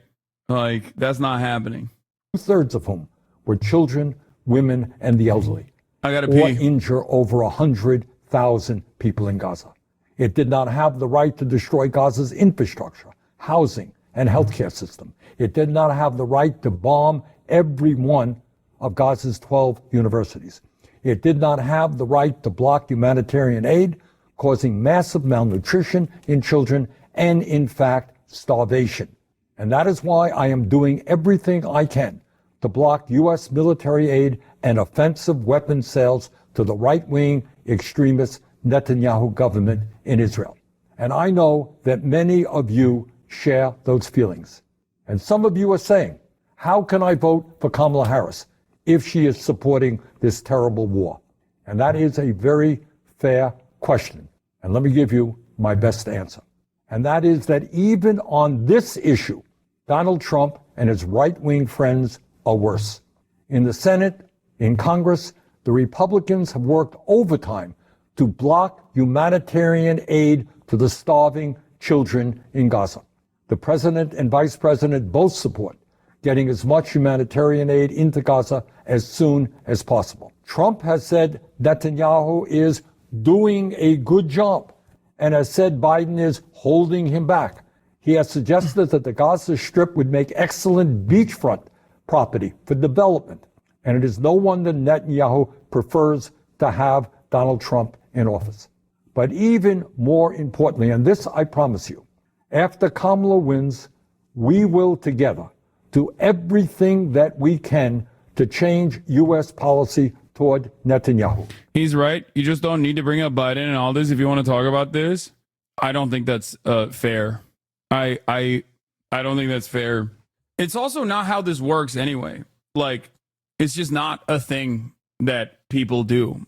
Like, the idea, the cold, hard, calculated, lesser evil voting mentality is not a is not a strong message whatsoever. It's not a strong message at all. It is demonstrably failed. And the reality of the matter is, for most people, if this is their one issue, I don't know if he'd be able to convince them. Like, if Kamala Harris, dude, here, I'm going to be radically honest with you, okay? Like, lesser evil voting, in theory, is correct, okay? It is. It just is. It doesn't matter, though, because that's not how people operate. That's number one. And number two, okay, not only is it not how people operate, but also beyond that, the Democratic Party takes advantage of that time and time again to move to the right on every single issue, even when it is actually sabotaging their own chances. And worst of all, if Kamala Harris had done anything, like anything at all, even marginally different than Joe Biden, to like distance herself from Joe Biden on this objectively unpopular issue, on this objectively unpopular thing, if she had even communicated a different perspective, then these arguments would make a little bit more sense. Okay? I will never tell you not to vote. Things aren't just right because you say so. What the fuck? Wait, what do you mean? Dude, it's literally 99% Hitler versus 100% Hitler. technically it is correct. 99% Hitler is better than 100% Hitler. What are you talking about? But that's not how it works. Like, that's not how anything works. The fuck do you mean? Who the fuck do you think you are? Instance of a lesser evil is nothing but motivated reasoning for For an either or fallacy? In a duopoly, it is unfortunately how that works. Also, I'm not even saying that, like, you should vote for Kamala Harris or you shouldn't vote for Kamala Harris at all. I don't know why you're so fucking aggressive about this issue. Yeah, vote socialist. If you want to vote socialist, go ahead. You know, I'm not going to convince you otherwise. The fuck do you mean? As long as you're not voting for Donald Trump. They claim that they've been working around the clock to get a ceasefire deal, but they don't have anything to show for it. If they did, they would have swung a lot of votes just for the chance of a ceasefire happening. Yes. Okay, it's correct, 100%. If Kamala Harris had done anything, and not just like communicated that her and Biden are tied in this situation to one another, it would be so much easier for the likes of Bernie Sanders and many others, who I would still be critical of, mind you, to at least put forward a convincing argument. But at the end of the day, it goes back to the same problem. You cannot outflank the campaign. You just can't. Okay? There is no world where you can just imagine a separate way that the Democrats are going to operate. You can't convincingly tell people that, like, what the Democratic Party is tirelessly actually doing is false. What they're spending their money on, what they're spending their finite amount of time on in this truncated campaign is actually not the truth. You cannot correct for the mistakes of the campaign. And this is something that a lot of people don't understand for some reason. That's why they place a lot of emphasis on the likes of myself, right? Oh, dude, your opinion on this matters quite more than you think. You have a lot of influence. It's like, I cannot convince people personally on an issue that the Democratic Party chooses to not convince people on. It's just not going to happen. That's it. It's that simple. And it didn't work in 2016. And it didn't, I literally advocated for fucking Hillary Clinton. As a Jew, I couldn't vote for president when my siblings in Abrahamic faith are being genocided because they're Palestinian. Morally, I just couldn't vote for genocide. The first time I voted with my faith. No, it's not just that I'm a Twitch streamer. Even if I had 250,000 people watching and hanging on every word, as the chatter correctly pointed out earlier, you cannot, as a singular person, outflank the campaign. You just can't do that. If I had that kind of motion, Bernie Sanders would have fucking been the president in 2016. Okay, you have to work within the framework that the Democratic campaign is operating in. This is why I was early on, when the swap out happened, unceremoniously hopeful because of some of the decisions that they had made. Netanyahu literally serves as a national security threat. I think the Democratic Party would want to rewrite the dynamic with Israel prior to the next election, as they must see the threat it represents, which is why they aren't poking the bear. Completely radio silent on it compared to Biden. I think if they win, the tone changes. I don't think Kamala is ideologically aligned with Zionism in the same way that Biden was. I think she is. Maybe not to the same fucking degree of like ultra Zionism. Like she's not as rabid as he is, but I think that she has not personally done anything, and I consider myself someone who like pays close attention to this. I don't think she's done a lot to show that. Not only is she currently the vice president, but beyond that, she had a fantastic opportunity to separate herself, which she did not. And there was plenty of evidence to show why this would be a smart decision in terms of her electoral chances. But consistently, time and time again, the Democratic Party and the campaign has basically cast aside and has chosen to try to win in spite of this very obvious gimme, whether it be snubbing a Palestinian American from speaking, to kicking out a prominent Arab invited guest, to consistently giving Benjamin Netanyahu unlimited weapons every time Benjamin Netanyahu comes out and shits on Joe Biden over and over again. It's just very frustrating. An immediate ceasefire, the return of all hostages, a surge of massive humanitarian aid, the stopping of settler attacks on the West Bank, and the rebuilding of Gaza for the Palestinian people. And let me be clear, we will have, in my view, a much better chance of changing U.S. policy with Kamala than with Trump, who is extremely close to Netanyahu and sees him as a like-minded, right-wing extremist ally. But let me also say this, and I deal with this every single day as a U.S. Senator. As important as Gaza is, and as strongly as many of us feel about this issue, it is not the only issue at stake in this election. If Trump wins, women in this country will suffer an enormous setback and lose the ability to control their own bodies. That is not acceptable. If Trump wins, to be honest with you, the struggle against climate change is over. While virtually every scientist who has studied the issue understands that climate change is real and an existential threat to our country and the world, Trump believes it is a hoax. And if the United States, the largest economy in the world, stops transforming our energy system away from fossil fuel, every other country, China, Europe, all over the world, they will do exactly the same thing. And God only knows the kind of planet we will leave to our kids and future generations. If Trump wins at a time of massive income and wealth inequality, he will demand even more tax breaks for the very richest people in our country while cutting back on programs that working... Do you genuinely think that not voting as a form of protest to the Dems will actually motivate them to change their stance on things moving forward? I agree with you, but they're so fucking dumb. No, they're not necessarily dumb.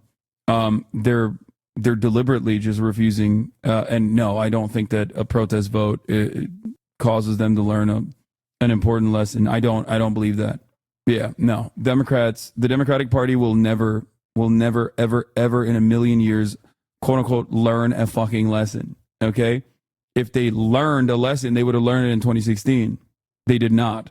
The party since then has moved more to the right. What lessons did they learn? You cannot teach someone a lesson when they're holding a bag that requires them to not learn that lesson. It's just not going to happen. What you can do is organize outside of this and create pressure campaigns, become impossible to avoid. Unlike the top of the hour, which I will no longer be serving, like I said, now that my contract is up, but you can still subscribe for $6 or for free with a Twitch Prime or by getting gifted a sub if you're lucky. Families Uncle Grampy, thank you for the 10 gifted subs. The rich subs. will only get richer, while the minimum wage will remain at $7.25 an hour. Organizing under a Kamala presidency would be significantly easier than Trump. That's one of my core points. I mean, the only counter to that is that, like, liberals do get real fucking quote-unquote fake radical under a Trump administration, and there was objectively more mass protests under the Trump administration than there was under the Biden administration, and the Democrats themselves also clamped down on college campus protesters. So, you know, that's something to consider. And millions of our fellow workers will continue to earn starvation wages. Did you all see the recent Trump rally at Madison Square Garden? Well, I did. And what I can tell you is that as a nation, as all of you know, we have struggled for years against impossible odds to try to overcome all forms of bigotry, whether it is racism, whether it's sexism, whether it's homophobia, whether it's xenophobia, you name it. We have tried to fight against bigotry. But that is exactly what we saw on display at that unbelievable Trump rally. It was not a question of speakers getting up there disagreeing with Kamala Harris on the issues. That wasn't the issue at all. They were attacking her simply because she was a woman and a woman of color. Extreme, vulgar sexism and racism. Is that really the kind of America that we can allow? So let me conclude by saying this. This is the most consequential election in our lifetimes. Many of you have differences of opinion with Kamala Harris on Gaza. So do I. But we cannot sit this election out. Trump has got to be defeated. Let's do everything we can in the next week to make sure that Kamala Harris is our next president. Thank you very much. No matter what Bernie says or does, I will still always love him and I will still always respect him. That's just the case. Okay. Don't care. I still think that this is a man who's given his entire life to advocating for progressive causes, and I will forever respect that. That's it. Doesn't matter. It's true. What is this? Someone sent me this TikTok, and I didn't realize at the time when they sent me this TikTok. Someone in the chat said, actually, no disrespect to Bernie, but this person has a significantly better take on lesser evil voting or the ethics of voting than Bernie. And I wish I had seen that it's a 28-minute TikTok so I could have, one, humiliated the person for linking it to me, and then two, banned them from the community. It's far too late to do that now because I have no idea who it was. But if you think that I am going to watch a 28-minute TikTok, like there could be a hidden truth in there.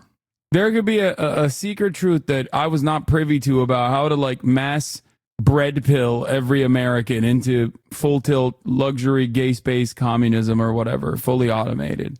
And I still would not watch it. Okay? I think if you ever find yourself convincing someone to sit through a 28-minute TikTok, that is worthy of a wellness check. Like, you got to have someone come in and check in on you. Okay? We're moving on from that, and we're getting to this. One potential hurdle for Vice President Harris is reluctance among some Arab American voters, especially in Michigan, to support her due to the Biden administration's support for Israel in the war in Gaza. Ed O'Keefe is in Ann Arbor, Michigan, where he spoke to voters who previously told him they would not support President Biden when he was the likely nominee. Ed, good morning. Tony, good to see you. You know, each of these battleground states is going to be won or lost by just a few thousand votes. And while the economy, inflation, abortion rights, the future of democracy are all important issues, here in Michigan, the future of the war in Gaza is a deeply personal concern. Now is the time to get out the vote, Michigan. Vice President Harris rallied a crowd of more than 20,000 in Michigan Monday night. I hear you. But as she spoke, she was once again interrupted by a group protesting the war in Gaza. We all want this war to end as soon as possible and get the hostages out. Make it so. People are so funny. They go, oh, you watch 3-hour fucking YouTube videos. How is this any different? Dog, like, how can I describe to you that a guy on his phone speaking to me for 28 minutes is not going to be able to keep my attention in the same fucking way that a well-produced a horizontal fucking landscape YouTube video could? Stop trying to argue with me on this. I'm not going to shame the person either. I'm not going to actually ban the person I'm memeing. But goddamn, you guys are so fucking annoying, dude. Holy shit. Everybody always loves being like, oh, well, I'm going to be the most annoying fucking person on the planet and just like now take everything you said super literally and argue with you on that instead. What is this like dunk culture that we fucking have with the chat in this goddamn chat? It's like always like, nah, you said something that is at odds with what I think the reality is. The war remains a political challenge, and many Democrats fear support from Michigan's sizable population of Arab and Muslim American voters has slipped away. Free Palestine! Adam Abu Salah is a local activist who campaigned for President Biden in 2020.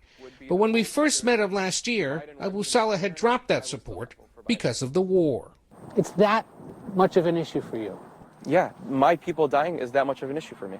And nearly a year later, with Harris now in the race. She hasn't been any different than Biden on the campaign. I don't think she's going to be any different than Biden in office. They're not listening to our concerns. We spoke with Abu Salah and some friends. Who here knows someone who has been killed in the last year in Gaza or Lebanon? And all voted for Biden last time. And what are you going to do this time? Me, motherfucker, me too. Third party. Jill Stein. Write-in or third party, I haven't made my decision, but it's one of those two. Write-in or third party. You just can't ask us to vote for genocide, and it's a terrible position to be in. I don't want to see Trump as president, but I cannot, in good conscience, give her my vote. You can't expect us to be healthy, functioning members of this country while you utilize our tax dollars. It's so gross that people just like literally tell them like, shut the fuck up and take it. It's so gross. Like, it blows my mind. that we have completely dropped the ball on like being able to extract concessions from our elected representatives. And in that process, like our elected representatives openly say, like, I don't really care about you. I don't really care about your vote. And then people have the audacity to fucking yell at these people whose tax dollars are objectively killing their family members. Like, what the fuck are we doing? Did you have a problem with what Bernie said about this? Yes. Neither party is going to be an anti-genocide party. That's just the case. So focus on what you care about beyond that, I guess, if you want to make if you want to vote. But the reality is, even when you're holding your nose, understand that, you know, both parties are going full tilt genocide. I'm not going to sit here and fucking lie to you and act like Kamala is different.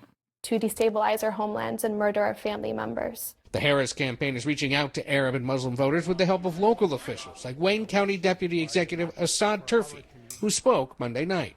We are desperate for a president who sees us, who understands us, and who will give voice to our pain. Turfi believes Harris is a better choice for their community. I think we have to each do our part to prevent a Donald Trump presidency. Tonight, Harris is back in Washington and set to deliver what her campaign calls a major closing argument on the ellipse in Washington with the White House behind her. The campaign says she's basically pushing Americans to turn the page on the Trump era and elect her. And, of course, the ellipse is where Trump spoke just hours before the January 6, 2021 insurrection on the Capitol. Nate, 1 week to go. 7 days. There we go. 7 days to go. No need for the graphics See you department soon. when we have Ed O'Keefe. Goddamn buttons. Is this starting yet? Megaphonics, I will literally fucking put you on a goddamn spaceship with Elon Musk to Mars. You've literally been chirping in the goddamn chat about the rally that is supposed to be live right now. And the rally didn't even officially start yet. What do you want me to do? Watch this? Megaphonics? You know that's one of the things that fucking frustrates me to no end. Is when people fucking come in and they're like, the rally started. Kamala came out. Is that gun real? You don't want to find out, brother. Good evening, everyone. Good evening. And Damn, bro, the camera work is nasty over here. It's good as fuck. How the fuck are they shooting this in real time and it still looks like it's a goddamn commercial? Whatever the fucking filter is, it's working hard. So listen, 1 week from today, you will have the chance to make a decision that directly impacts your life, the life of your family, and the future of this country we love. And it will probably be the most important vote you ever cast. And this election is more than just a choice between two parties and two different candidates. It is a choice about whether we have a country rooted in freedom for every American or ruled by chaos and division. Many of you watching have probably already cast your ballots. Why would they clap after chaos and division, dude? Still considering who to vote for or whether you'll vote at all. So tonight I will speak to everyone about the choice and the stakes in this election. Look, we know who Donald Trump is. He is the person who stood at this very spot nearly 4 years ago and sent an armed mob to the United States Capitol to overturn the will of the people in a free and fair election. An election that he knew he lost. Americans died as a result of that attack. 140 law enforcement officers were injured because of that attack. And while Donald Trump sat in the White House watching as the violence unfolded on television, he was told by his staff that the mob wanted to kill his own vice president. And Donald Trump responded with 2 words: so what? America, that's who Donald Trump is.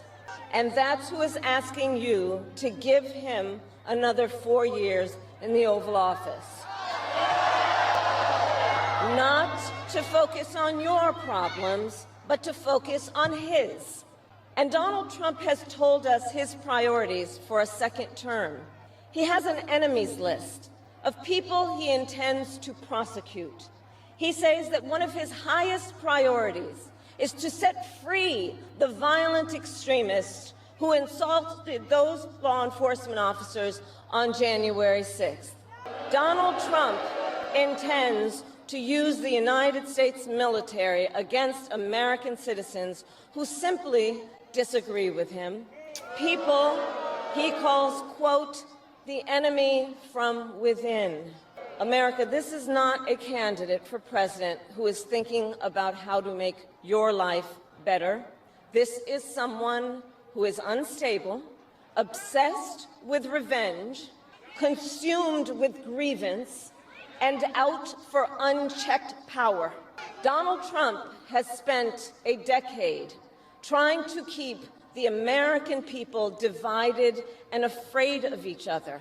That is who he is. But America, I am here tonight to say that is not who we are. That is not who we are. That is not who we are.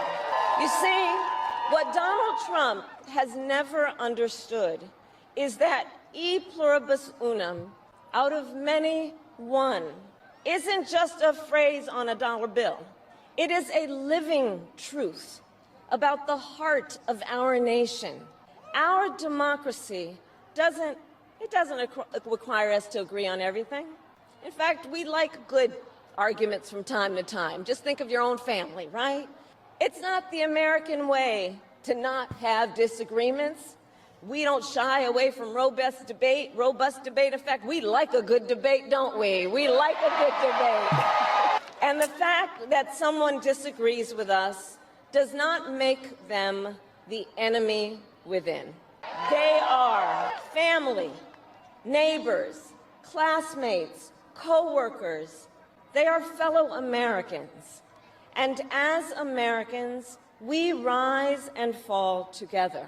America, for too long, we have been consumed with too much division, chaos, and mutual distrust. And it can be easy then to forget a simple truth. It doesn't have to be this way. It doesn't have to be this way. It is time to stop pointing fingers. We have to stop pointing fingers and start locking arms. It is time to turn the page on the drama and the conflict, the fear and division. It is time for a new generation of leadership in America. Her aura is actually unmatched. Holy. What? Let me say, I recognize. Why do we do HogWatch? Like every fucking day, only to have the president, the presidential candidate be like, we got to hug and kiss Republicans. And then people go, oh, her aura. I don't believe that that's a real person, by the way. Let me tell you. Or they're being sarcastic. I spent most of my career outside of Washington, D.C. So I know that not all the good ideas come from here. I am not afraid of tough fights against bad actors. I'm lived up and on powerful America. interests. Because for decades, as a prosecutor and a top law enforcement officer of our biggest state, You are going to seethe when Trump wins a landslide? Let's say that does happen. You still are probably going to end up killing yourself when you realize that, like, fucking locking up migrants and trans people is not actually going to fix any of the underlying problems.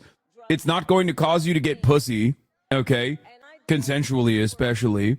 It's not going to cause your family to think that you're brilliant and not a fucking pathetic loser dead ender. You know what I mean? And inevitably, you're going to come to that conclusion all on your own. So let's say Trump wins. I have a child and care about their future. Oh, it's not going to bring back your wife. And not only is it not going to bring back your wife, it's not going to be able to stop the flow of resentment that your child is inevitably going to have over you. Okay? Now, you can fix the problem.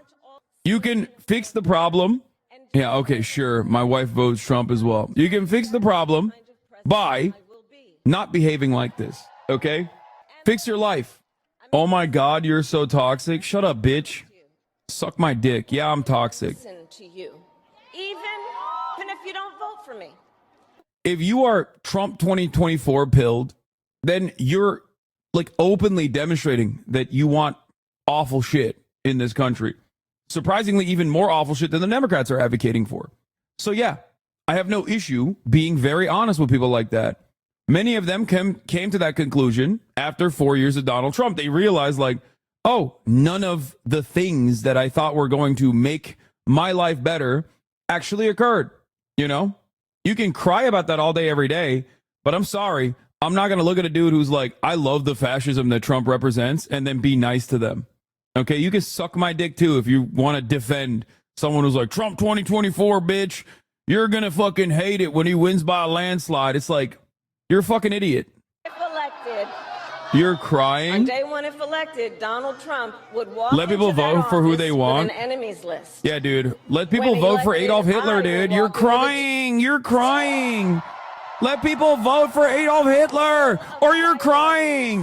Of will get done for the American people. Hassan, your level of aggression indicates a very probable Trump win. Just my observation. Republicans and independents. Deborah's not coming back, folks. Okay? Who are working hard. Your wife is not going to come back when Donald Trump becomes president. I have been honored to serve as Joe Biden. And the more you chirp about like Donald Trump being the fucking great white hope or whatever the fuck, the more people are going to stop calling you. There's a reason why your family, your immediate family members don't want to fucking have Thanksgiving with you no more, okay? That's because your vibes are horrendous. Priority as a nation 4 years ago was to end the pandemic and rescue the economy. Now, our biggest challenge is to lower costs that were rising even before the pandemic and that are still too high. I get it. I still remember our mother sitting at that yellow Formica table, late at night, cup of tea in hand, a pile of bills in front of her, trying to make it all work. And I've heard from so many of you who are facing even greater financial pressures. Donald Trump's answer to you is the same as it was the last time. Another $1 trillion in tax cuts for billionaires and big corporations. And this time, he will pay for it with a 20% national sales tax on everything you buy that is imported. Think about it. Clothes, food, toys. The only good thing that the Trump tariffs would do is destroy the Trump merch economy. Average family, nearly $4,000 Like all of the more Trump merch stores that rely on overseas merchandise, garment production would inevitably collapse because they would never be able to pay the tariff fee. And that's the one positive of this entire process is that like they would suffer. Okay. The Trump merchandise stores in every fucking rural town would literally suffer so traumatically. And honestly, great. not going back. Gatlinburg, Tennessee would be in ruin. The Beamer would still be there, though. We are not, because we also know Donald Trump would deliver tax cuts to his billionaire donors. I will deliver tax cuts to working people and the middle class. We'll make sure you have a chance not just to get by, but to get ahead. Because I believe in honoring the dignity of work. I will enact the first ever federal ban on price gouging on groceries. True. It would also destroy drop shippers too. So you're cooked if you're a drop shipper. Oh my God, 100% of drop shippers and 100% of Trump merch store owners vote for Donald Trump. He's directly cooking his base. Sure that hardworking Americans can actually afford a place to live. Never forget how our mother saved up and how excited she was when she could finally afford to buy our first home. I remember how excited she was. And I know that owning a home is not only a measure of financial security, it's about the pride of your hard work. And as president, I will fight to help first-time home buyers with your down payment, take on the companies that are jacking up rents, and build millions of new homes. we have heard excuses about why America can't build enough housing. Enough with the excuses. I'm going to cut the red tape and work with the private sector and local governments to speed up building and get it done. Oh. And the cost of housing is Yeah, the only financial deregulation. pressure on middle-class Private families. sector. I've met so many I love the young private people who sector. have a I natural fucking desire to come. parent their I children come well. when I think about real estate developers. I nut every time we cut some red tape. Let's go. I fucking love deregulation. Oh, I'm a deregulation voter. Are you a small business? I love small businesses. Tell me more about how you're a small business. Tell me about how your mom was a small business. Kamala, I love you. Whoa! The thing that I hate about Donald Trump is that he's not serious about deporting all the migrants. Kamala will do it. Let's go! People in the sandwich generation who are raising young children and taking care of a parent. Juggling all of it is extremely difficult. You know, I took care of my mother when she got sick, cooking food that she had a taste for, finding clothes that would not irritate her skin, and understand, as I do, that caregiving is about dignity. It is about dignity. And currently, if you need home care and you don't have some money to hire someone, you and your family need to deplete your savings to qualify for help. That's just not right. So we're going to change the approach and allow Medicare to cover the cost of home care so seniors can get the help and care they need in their own homes. Now, Donald Trump has a different approach. He tried to cut Medicare and Social Security every year he was president. Look, I believe that when people have worked hard their entire life, they deserve to retire with the benefits they have earned. And I believe in the fundamental freedom of Americans to make decisions about their own bodies and not have their government tell them what to do. I will fight to restore what Donald Trump and his hand-selected Supreme Court justices took away from the women of America. That today, 1 in 3 women in America, think about it, 1 in 3 women in America lives in a state with a Trump abortion ban. Many with no exceptions even for rape and incest. The idea that a woman who survives a crime of a violation to her body should not have the authority to make a decision about what happens to her body next, that is immoral. That is immoral. And Trump's not done. He would ban abortion nationwide. Bro, it's crazy that this speech is literally identical to every other speech that she has given so far. Like, come on. You gotta do something different, dude. Like, you've spent 30, 40, 50 million dollars on these like focus tested, means tested policies that you are advocating for that are nowhere near meeting the expectations that massive chunks of voters want, and you're still running with them. At a certain point, you have to realize, like, you know, maybe we got to spice it up a little bit.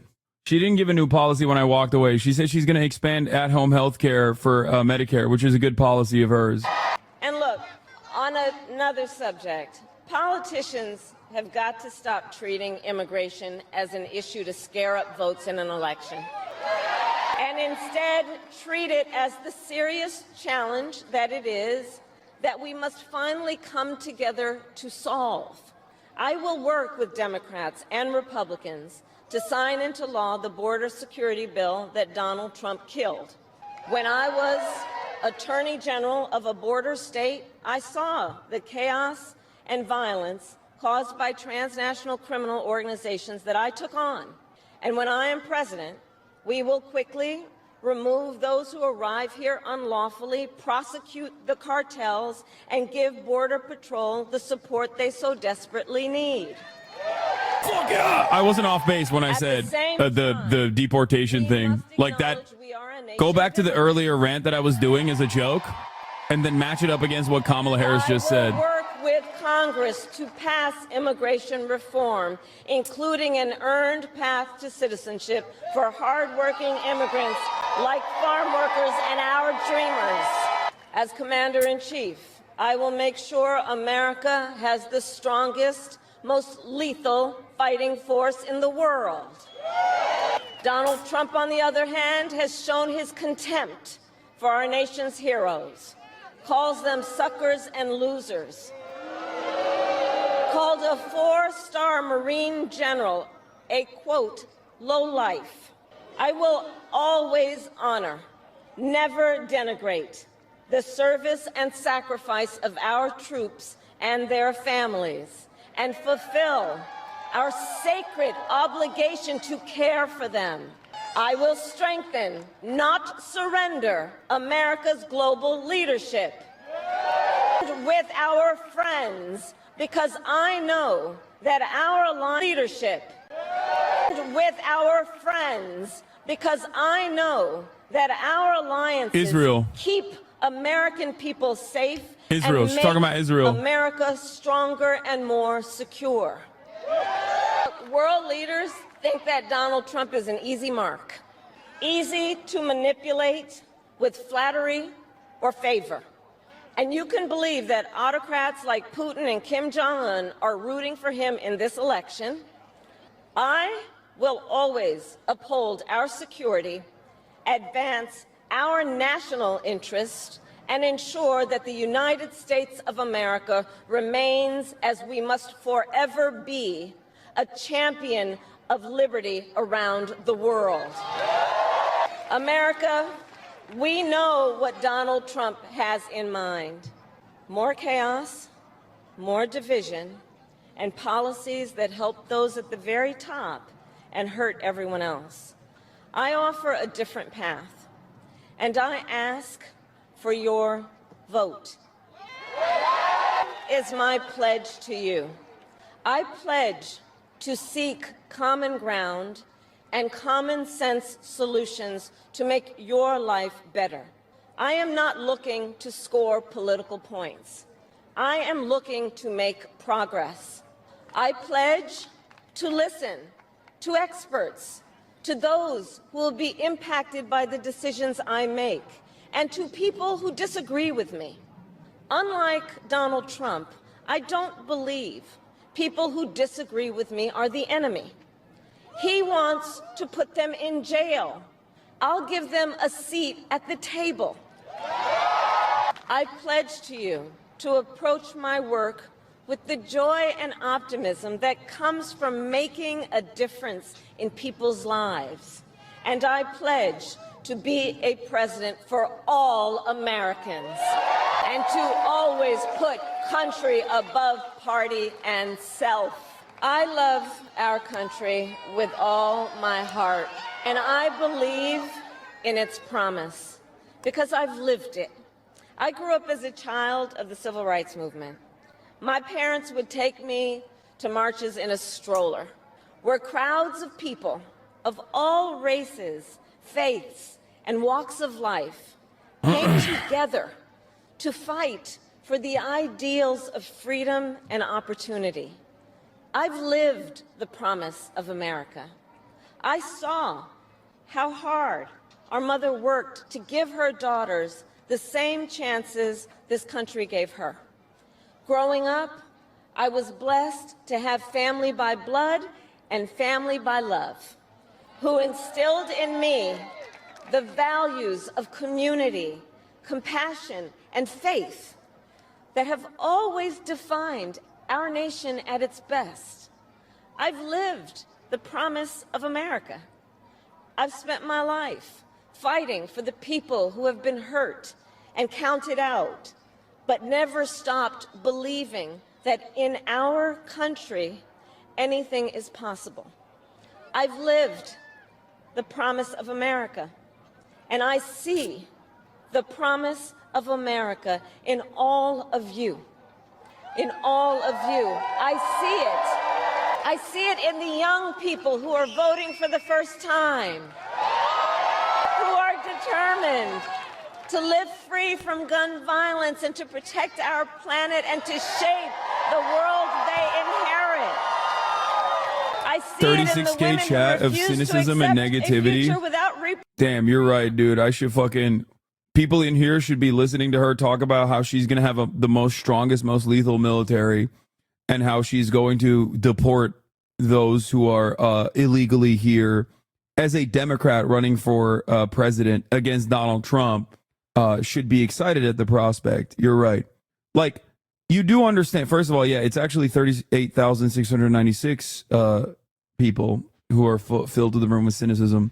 Cynicism of what they're seeing. Cynicism of what they recognize means for the future of America. Okay?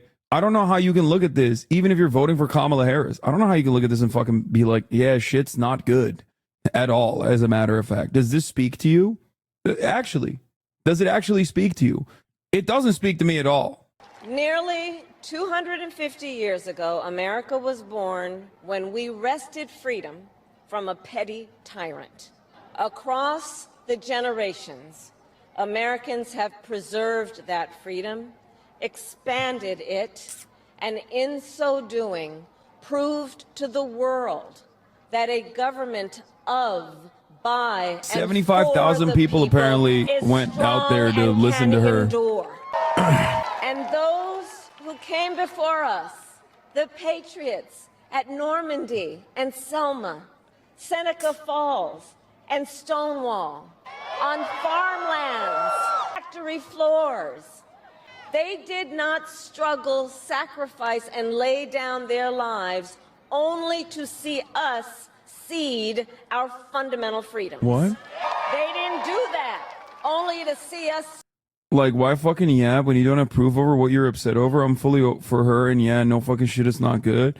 But fucking choose a lane to be upset over. You can't be a Kamala writer up until 6 months ago when it was better for you to be a negative cunt and going middle road. Are you hallucinating? Have you just like closed your eyes and plugged your ears for the past 6 fucking months? What the fuck are you talking about? You think I have no issues with the way that Kamala Harris has run her campaign? You think I have no issues with her legislative agenda? Are you fucking dumb? Even before Kamala Harris, a lot of the arguments that I have for Kamala Harris are actually arguments that I directed towards Joseph Robinette Brandon. That's the ironic situation here, is that like she also, not only did I dislike Kamala Harris in 2019, but also a lot of my criticism towards Kamala Harris has been her rushing towards this supposed centrist Brandonian position. Also, I love that you openly said you're fully for her, and yeah, no fucking shit. This speech is not good. So you're directly fucking advocating for the thing that I'm saying. There are plenty of people in this community that already early voted for Kamala Harris. They don't want Donald Trump to win. They went out and they plugged their nose and they fucking voted for Kamala Harris. And they're still just as disappointed as you are. The difference between you and them, on the other hand, is that they're not trying to fucking fantasize about an alternative future, an alternative reality. They're recognizing what is going on. They're recognizing the problem. I think this speech was the exact same speech that she's delivered time and time again. Nothing different, nothing new. And clearly that message has not actually been all that successful. They've been pumping every fucking television. They've been pumping every TV station with ads in all of these key districts, reiterating these positions over and over again. And it hasn't been good. It hasn't been positive at all. Here's something really important from, of course, friend of the show, one of my favorite authors, one of my favorite journalists, Osita Nwanevu. Okay?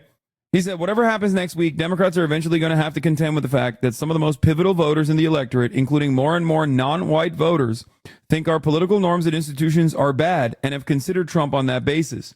This was the underlying resentment that people had towards Hillary Clinton in 2016, something that the Democratic Party has basically brushed aside. Like they forgot, as though 2016 never happened. And I don't just mean Donald Trump won in 2016. I mean their underlying resentment towards our institutions existed in 2016. That's why that Donald Trump won. Someone wanted to blow up the system. That's why they fucking took a shot in the dark and went with Donald Trump. Okay? And the Democrats ignored it. And here we are, still ignoring it. This is really interesting from Zach Carter. Okay? Another great writer, columnist for Slate. Okay? He says, very interesting that so much of the persuasion game is focused on conservatives who think norms and institutions are good and making them comfortable with the idea of switching parties. Do you not recognize what's going on? We are staring down the barrel of fascism, okay? Right-wingers are ripping everything apart and using the instability to say shit is fucked up. And more people are on board with shit is fucked up. Democrats are desperately trying to hold on to a coalition of people who are like, shit's not that fucked up. This election cycle was worse than every other election that I've covered. Okay? It's terrifying. It is genuinely terrifying that the Democrats are like, no, it's fine. Shit's not that bad. Come on. My anger and my resentment for the Democratic Party will always be because of their capitulation to the right. It will always revolve around their framing of right-wing values and right-wing issues with a liberal veneer. Okay? That is what is fucking frustrating about this. I agree, but I worry that the problem is that many in the key U.S. political norms and institutions are in fact bad, and there's no way to fix most of the worst ones without a constitutional amendment. The general feeling of cynicism is right. The prevailing diagnoses and solutions these voters are hearing are obviously terrible. It would be ideal if the Democrats began offering others rather than a return to politics as usual. Democrats love running the appeasement route to right-wing charlatans, to like straightforward fascists, okay? They do it. They do it over and over and over and over and over again. And then, when they're done doing that, they turn around and they say, what do you expect? They will call her a communist. Well, guess what, dumbass? They're calling her a communist anyway.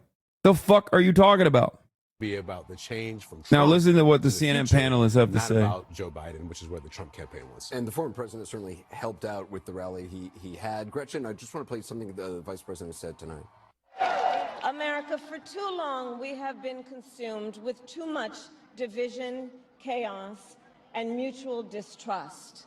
And it can be easy then to forget a simple truth. It doesn't have to be this way. It doesn't have to be this way.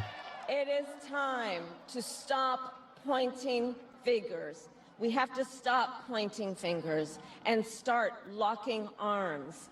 It is time to turn the page. The majority of Americans think the border problem needs to be addressed politically. Why wouldn't she say something to alleviate their concerns? Oh my God.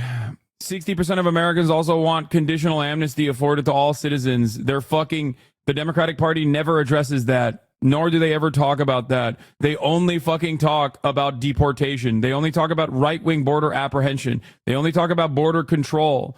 You are framing an issue around made-up Republican concerns and saying you're the only one to fix it. That is an idiotic way to fucking operate. Why did you accept a multi-million-dollar exclusive streaming contract from the very company you describe as evil and utilizing slave labor? You know very well they are using you to peddle military ads and funnel people to signing up for Amazon Prime but have no problem with it. Why are you such a greedy capitalist? Can I ask you a serious question? If you despise me that much, if you despise me this much to this degree where you're like, why aren't you living out in the mountainside? You know what I mean? On your own. Like screaming the same things that you're screaming from a soapbox next to a metro station instead of the most prominent, loudest, broadest platform that you can arrive at. Okay, if you despise me to that degree where you want to set forth insane expectations that do not correspond to my worldview, that are not hypocritical at all, especially when it's impossible to avoid any kind of monopoly in terms of like being online. Amazon owns AWS. That's like 60% of the fucking servers online. And the rest are owned by Microsoft. It's not like they're a great company either. It's impossible to avoid capitalism. We're living under a capitalist organization of the economy. But having said that, if you despise me to that degree, the question is, why don't you want to punish me? Why don't you want to punish me by advocating for things that will take away my wealth, my ill-gotten gains? Okay? Why don't you want to punish me by demanding that I pay higher taxes? Ask your local Democrat to punish me directly by doing that. Okay? All right? You feel me? It's possible to avoid. Don't act like you need to accept the contract from Amazon. I'm on an Amazon platform. And I'm a fucking loyal servant to Amazon, okay? You got to play ball sometimes. And I do. And that's probably the reason why you're so annoyed. Because in spite of all of that, I'm still here. You know? Also, I don't have a contract anymore, so I don't know what you're talking about. I'm literally currently not running ads. You can still subscribe, though, if you have an Amazon Prime account, as a matter of fact, by connecting your Amazon Prime account or your wife's boyfriend's Amazon Prime account to your Twitch account, and you'll get one free Prime subscription a month. Yeah, that way you'll be able to dodge the auto pre-roll ads and everything else. Asman takes sponsors. Shut the fuck up, smartest Asman fan. Yeah, I know. Everyone has a different way of generating revenue. Asman isn't on the left. They would absolutely laser you if you did the same shit Asman does on his Zag channel. Yeah.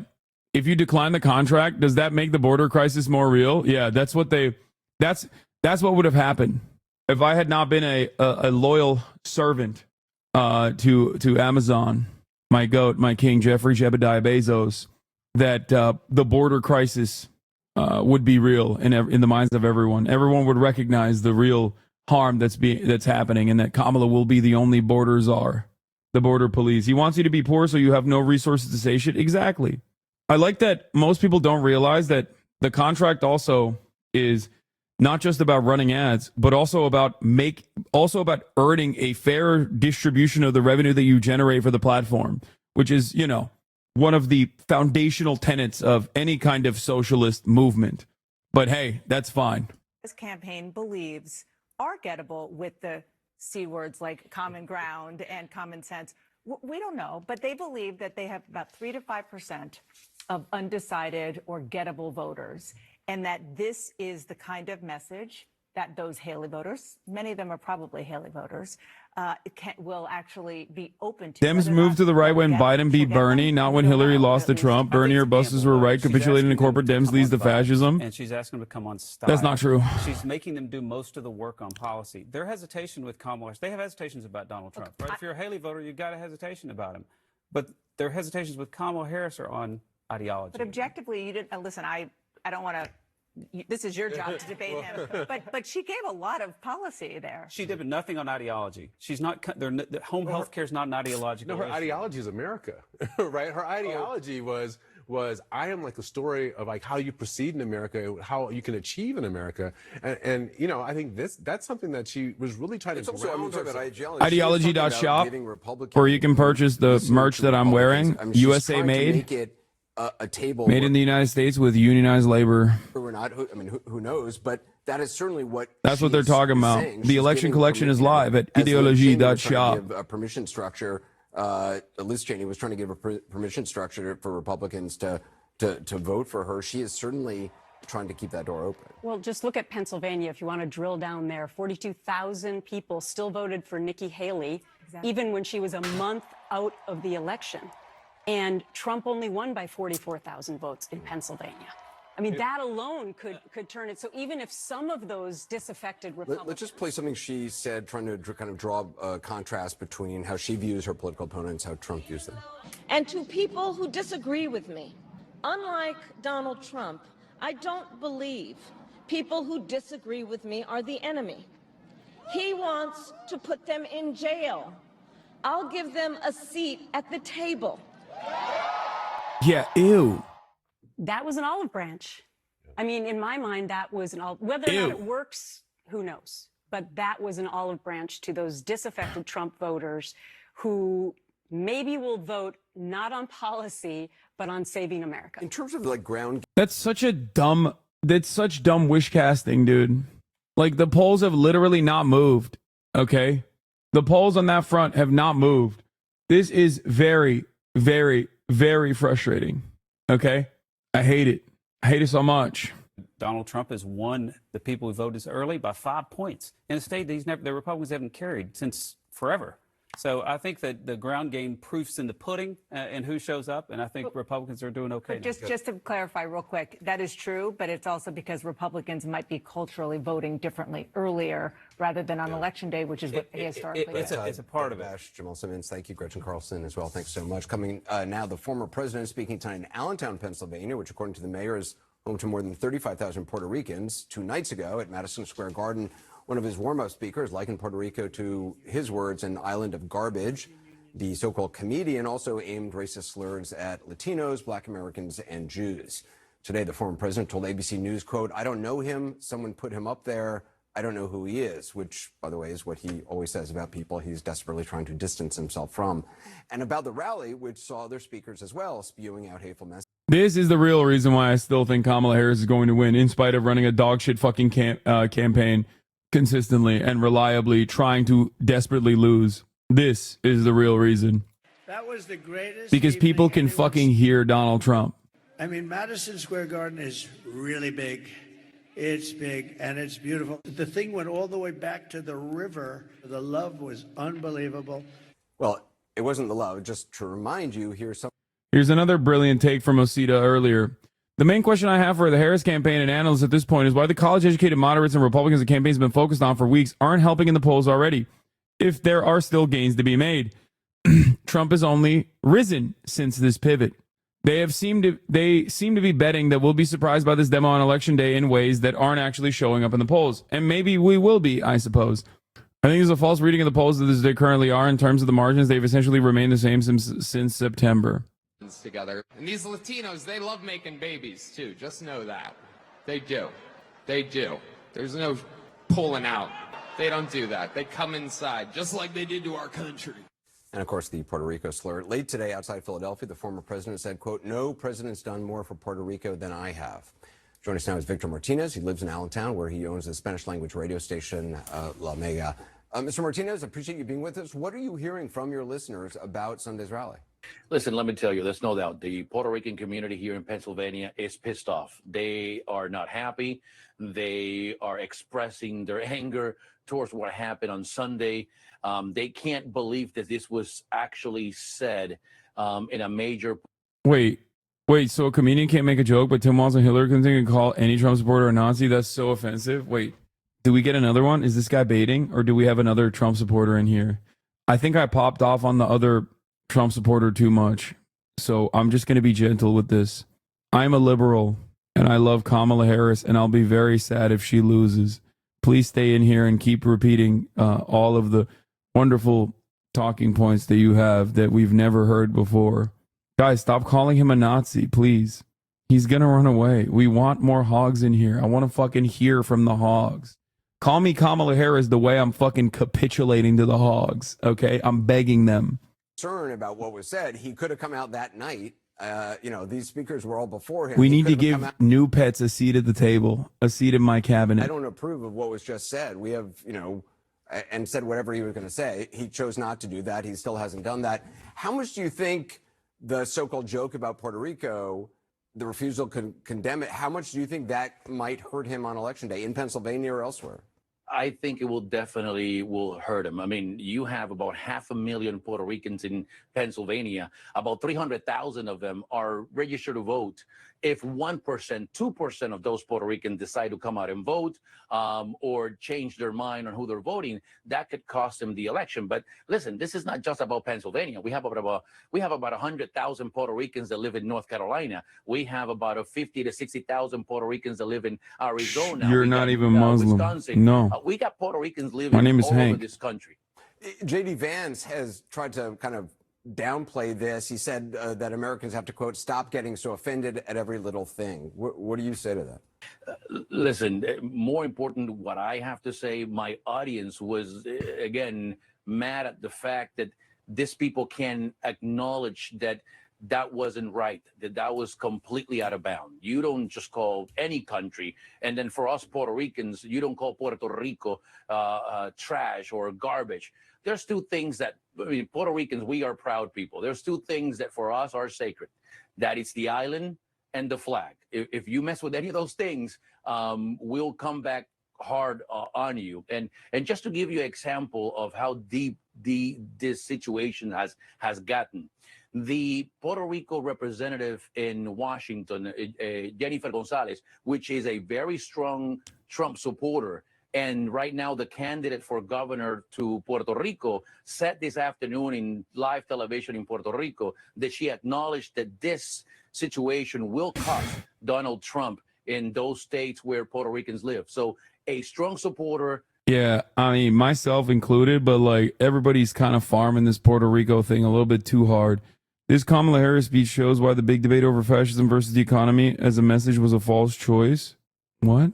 Kamala Harris's answer literally was Kamala Harris's answer to the fascism that Israel's doing in Gaza right now was, we're going to lower the egg prices. So I don't know what they mean by that. Biden looked so awful, I had to move away from that. What is it Biden doing his best deplorables bit? Donald Trump has no character. He doesn't give a damn about the Latino community. Just the other day, a speaker at his rally called Puerto Rico a floating island of garbage. The only garbage I see floating out there is his supporters. My fucking goat. Say it, dude. Watch the Republicans cry, oh, deplorables. They're calling us deplorables. Yeah, dog, if you go to the Nazi rally at MSG and you fucking clap like a goddamn seal at a third-rate, hack-ass fucking quote-unquote comic being like, Puerto Rico's an island of trash, then yeah, you're a fucking piece of shit. You suck. And your life will always be fucking miserable, and you will constantly spiral out of control every single fucking day, day in, day out, not realizing what you should be angry at, and people like Donald Trump will be able to use that anger, that frustration that you have, to their own advantage. Happen again, because that's all we hear about. Oh, Here's Harry Trump's Anton. gonna outperform his polls. So I went back and checked out whether or not a party outran the polls 3 presidential election cycles in a row in the key battleground states. It's never happened. It's never happened. 0 times since 1972. So if the polls are going to underestimate Donald Trump once again, that would be historically unprecedented. Now, maybe you want to make the argument that Donald Trump himself is historically unprecedented, but what normally happens is the pollsters catch on, hey, we're underestimating, we're not taking into account some part of the electorate. They make adjustments, and I think that helps to explain why we have never seen that the same party has been underestimated 3 times in a row in presidential elections, at least over the last 52 years. And Harry, you're seeing other evidence here that a polling miss, as we'll call it, wouldn't necessarily even benefit Trump as much this time. Yeah. So, if we went back to 2020, right, all the polls, Pennsylvania, Wisconsin, Michigan, those 3 key Great Lake battleground states, they favored Trump by a wide margin. But there was this group of pollsters that actually had Trump out ahead. And indeed, Donald Trump's best polls in 2020 were 8 points better than the poll averages in those states. So there was this idea, this universe, hey, maybe the averages are really underestimating Donald Trump. This time around, the question that I had was, are there still these polls that may indicate that the averages are really underestimating Donald Trump? This time around, there's really not the evidence for it. The best polls for Trump actually only have him running about 3 points ahead of the polling average in the key Great Lake battleground states versus the 8 last time around. So last time around, there was this group of pollsters that said, hey, wait a minute, the polling average may be underestimating Donald Trump. This time around, John, they simply put, do not exist. And one little last thing, I'll note that those polls that really underestimated Donald Trump were still too good for Donald Trump, the polls that indicated that the polling average was underestimating Donald Trump. So I wouldn't be surprised if even this is indicating, hey, wait a minute, these polls that suggest that Trump will do better than the average are actually too good for Trump. Interesting way to look at it. And of course, we talked about 2016, 2020. We have had a big election since then. That's exactly right. So, if the idea is that maybe the pollsters have, in fact, been making adjustments, you might have seen it in 2022. And what do we see in 2022 in Michigan, Pennsylvania, and Wisconsin? Well, it turns out that the average poll in those states actually underestimated Democrats by 4 points. It underestimated Democrats by 4 points. And I want to apply that to the electoral map, because if it turns out that the polls underestimate Donald Trump, or underestimated the Democrats, like they did in 2022, what happens? Well, Kamala Harris wins a sweep because she wins all these Great Lake battleground states. She wins down in the Southeast, and she wins down in the Southwest, and she gets the 319 electoral votes. The bottom line is this, dear audience and Mr. Berman. I think a lot of folks are sort of counting in that Donald Trump will, in fact, be underestimated by the polls. But when I'm looking at the evidence, I think you got to hold on a second. Maybe that'll happen. Maybe it'll happen. But I think that there are folks who are underestimating the idea that maybe Kamala Harris will be underestimated by the polls at least a week out. A public service announcement from our senior data reporter, Harry N. Thank you. Thank very you. much. New Dave Wasserman article. Uh-oh. What do Feasterville, Milledgeville, and Nashville and Saukville have in common? They're all within my picks for the 13 best counties to watch for clues on election night. Okay, well, I'm not going to subscribe to Dave Wasserman's. What? Even if all the young people boycotting voting to support Palestine, do you think Kamala can still win? Yes. Yes, I do. And I have said this over and over again. Her chances of winning have gotten worse and worse the more she's presented herself to the American population. But I still do think that Kamala Harris is a a chance of winning this election. And to culturally like to vote on. All right, let's look at We want to Steve take a Kerner. closer look at where this race stands 1 week away. Let us turn to the king of the big board, NBC. Like, I think that is not how margin of error works. What are you talking about? He's just describing poll crowding. Do they think poll methodologies weren't adjusted after 2022? All I'm hearing is that polls aren't that great. Okay. The only thing that is a saving grace for Kamala Harris here is that Donald Trump is running a really bad campaign. There's not any other way to put it. Okay? He's focused way too much on weird culture war shit that doesn't track. He's dropped the ball on communicating, if he had even a plan at all, honestly, on the economy. And he is ramped up the rhetoric over and over again to a degree where it's like genuinely gross for people. So much so that even though people don't want to vote for Kamala Harris, they still most likely will. That's it. NBC's national political correspondent Steve Kornacki. Good morning. So here we are. This is the national race 1 week out. This is the snapshot. And we say it's close, but I think one thing to keep in mind, too, is remember the last two elections when Donald Trump ran looked very different at this point. So Harris with an advantage nationally now on average of 1.1 points over Trump. 4 years ago, on this day, the national poll average was Joe Biden by 7.4 points. Look at that difference. Go back to 2016 on this day. Hillary Clinton's advantage. Damage control. Oh, God. When Biden said, a White House spokesman said President Biden was referring to the comedian who supported Trump and insulted Puerto Rico.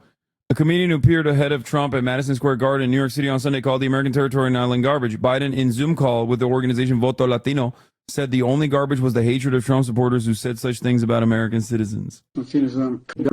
Or Puerto Rico, where I'm in my home state of Delaware, they're good, decent, honorable people. The only garbage I see floating out there is his supporters. His demonization of seen as unconscionable, and it's on. Yeah, my goat. He said his supporters are fucking garbage. I agree. My goat.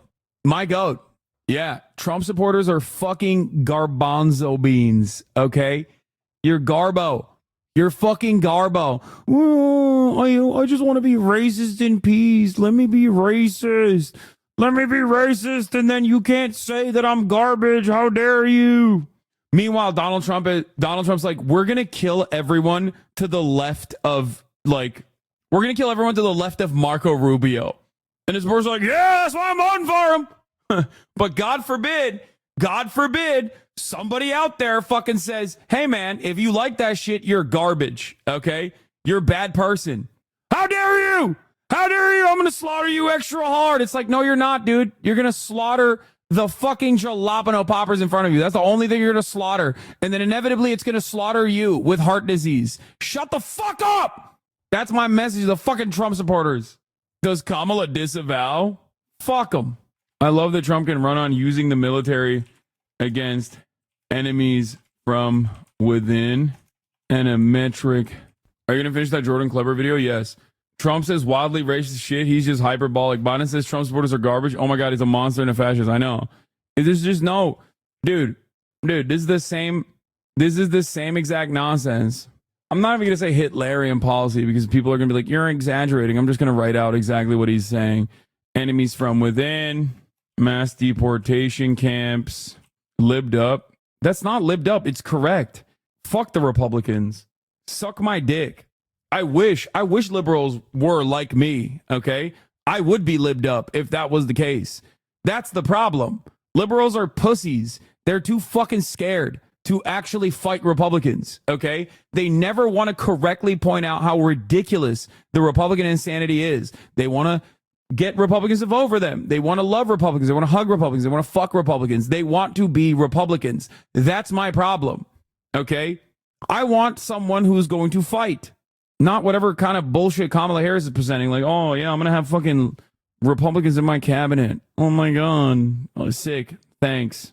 Using the military against the enemies from within, mass deportation camps, and then immigrants are poisoning the blood of our country, but God forbid someone correctly calls them trash for supporting that shit. This is what a lot of people don't understand. This is why I will never vote for a Republican. Okay? Oh, they're all pumping it. Look at this. All at the same time. They're all doing the same shit. Madam Vice President, when President Biden called Trump supporters garbage moments ago, did he mean older people like my parents or young people like my children, nephews, and nieces? Let me explain it to you. Yes, if they are voting for Trump, they're all garbage. Joe Biden using dehumanizing language towards 80 million Americans. Like, do you hear this shit? Do you hear this shit, dude? I hate this. I hate this so fucking much. This does not work on anybody. And I hope that this will cause Democrats to at least not be fucking pussies about it. Okay? These people crying after calling Palestinians subhuman for the past year scum. Yes. They will be pussies. Target the critique to the Democratic Party response because looking at Trumpers is a waste of effort.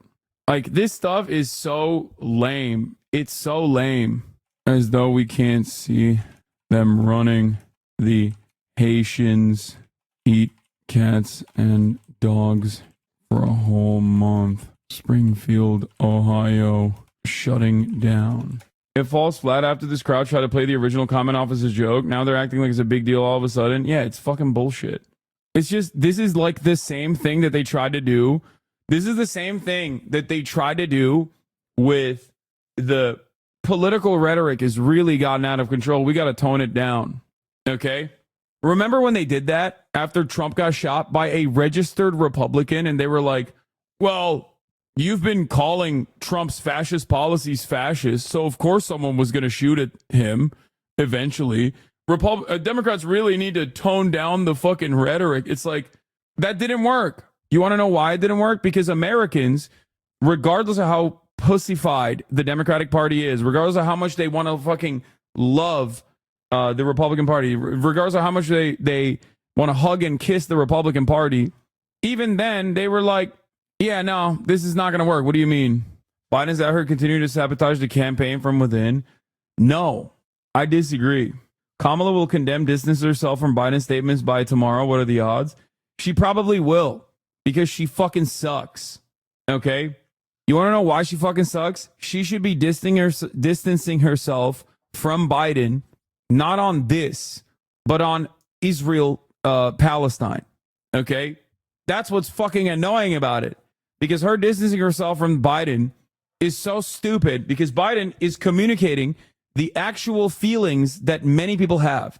When Hillary Clinton, the most annoying establishment Democrat, a beacon of the actual feelings that many people have. When Hillary Clinton, the most annoying establishment Democrat, a beacon of privilege and elitism, called what at the time many Americans thought was a person who was going to shake up the system, that was more moderate than the average Republican by many metrics in terms of like social shit, okay? Calling Trump's supporters at that time basket of deplorables, especially when you're Hillary Clinton, was genuinely annoying. But we're not in that time frame anymore, okay? When she was still correct, by the way. She was still correct. She was still correct. It's just that Hillary Clinton was the worst person to say that. And one might even say, Hasan, Joe Biden is not the best person to say that. Yes, he's not, but he's still correct. There are a lot of people that are going right now to a fucking ballot box and dropping in their vote specifically because that's how they feel about Trump and that's how they feel about Trump's supporters. This is just a gaffe, just like the other thing was a bad joke. Oh, God. Neek Skit, I can tell, like, I forgot that this was your new username, but I can tell from the fucking stupid things that you're saying that it's still you. This is just a gaffe, just like the other thing was a bad joke. Like, both sides can de-escalate and admit wrongdoing here. Isn't that horrible? No president should be calling Americans garbage just for supporting their political opponent. Dude, if that's your metric, then yes, you should literally be the biggest, like, not both sides are on this situation. Okay? If your metric is, oh my God, a president said that people who believe that Puerto Rico is trash, people who believe that we should do mass deportation are trash themselves, that's crazy. That's so shocking. Well, let me tell you a thing or two about what Trump says on a regular fucking basis. Okay? Are you fucking stupid? There is no both sides. If you got one side that's literally like, we are going to use the military on people that I consider to be undesirable, okay? And the other person's like, hey, man, voting for that means you're fucking trash. And you're like, well, both sides have some differing opinions here. That's crazy. That chatter makes me want to move to North Korea. Yeah, he is already the way that we present North Koreans and their fucking admiration for Kim Jong-un. He does that for the Democrats, I think. Anyway, here we go. Calls for Kamala to condemn Biden. Kamala Harris was deeply outraged by a comedian's joke. If she has any decency or integrity, she will condemn her partner Joe Biden's despicable statement calling half the country garbage. Oh my God. Oh my God. Anna Kasparian. Ugh. It's literally like they're primed, dude. They're like once there's like a little bit of like reactionary sentiment that you are captured by, it just like overtakes your body. It's like a fucking zombifying mind virus. I swear to God. That's all it takes on one issue. And then slowly but surely, you just like bludgeon your head over and over again against the wall until you've become a fucking shell of what you once were. Chatter is 100% of white chatter if the worst... What? Chatter is 100% of white chatter if that's the worst thing they've ever been called? Yeah, I know. And I say this, and I get fucking called a terrorist Islamist fundamentalist by like people who are voting for Kamala Harris every goddamn day on this broadcast. And yet, in spite of all of that, Republicans are still somehow fucking worse. Okay? It's shocking, I know, because they also feel that way, and then some. Anyway, Fox is talking about it. All right, let's hear it. Ooh, big news. Oh, Joe Biden. It may be raining. I don't think I'm going to do it, but the president of the United States just called me garbage. I'm a little pissed off about that. I think I'm going to go stand in line. Sad? I'm going to vote. I think that was... Are you sad? Oh, no, the president called me garbage. Aren't you fucking Canadian? The fuck do you mean you're going to vote? Are you Canadian? Who are you voting for? It's illegal. Is crazy.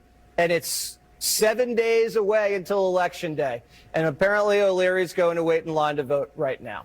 Thanks, guys. Dana, good to see you. Already voted. We 4 votes in my house. Bank it. I like it. More prime time straight ahead. He murdered a guy drunk driving his speedboat at night. It's not surprising. Holy shit, the media spent all week crying about a joke from a comedian. Meanwhile, Tim Walz called Trump supporters Nazis. Kamala Harris refused to condemn it. And now Kamala's biggest Democrat ally, Joe Biden, is calling all Trump supporters garbage. Absolutely disgusting. Maybe this will fucking light a fire under the ass of the Democratic Party into remembering that there's a goddamn election in 7 fucking days and they start running like it. Who knows? Who knows, dude?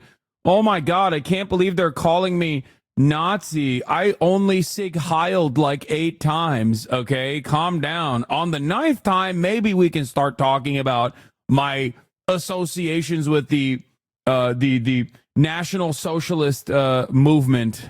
Maybe they'll do it. Who knows?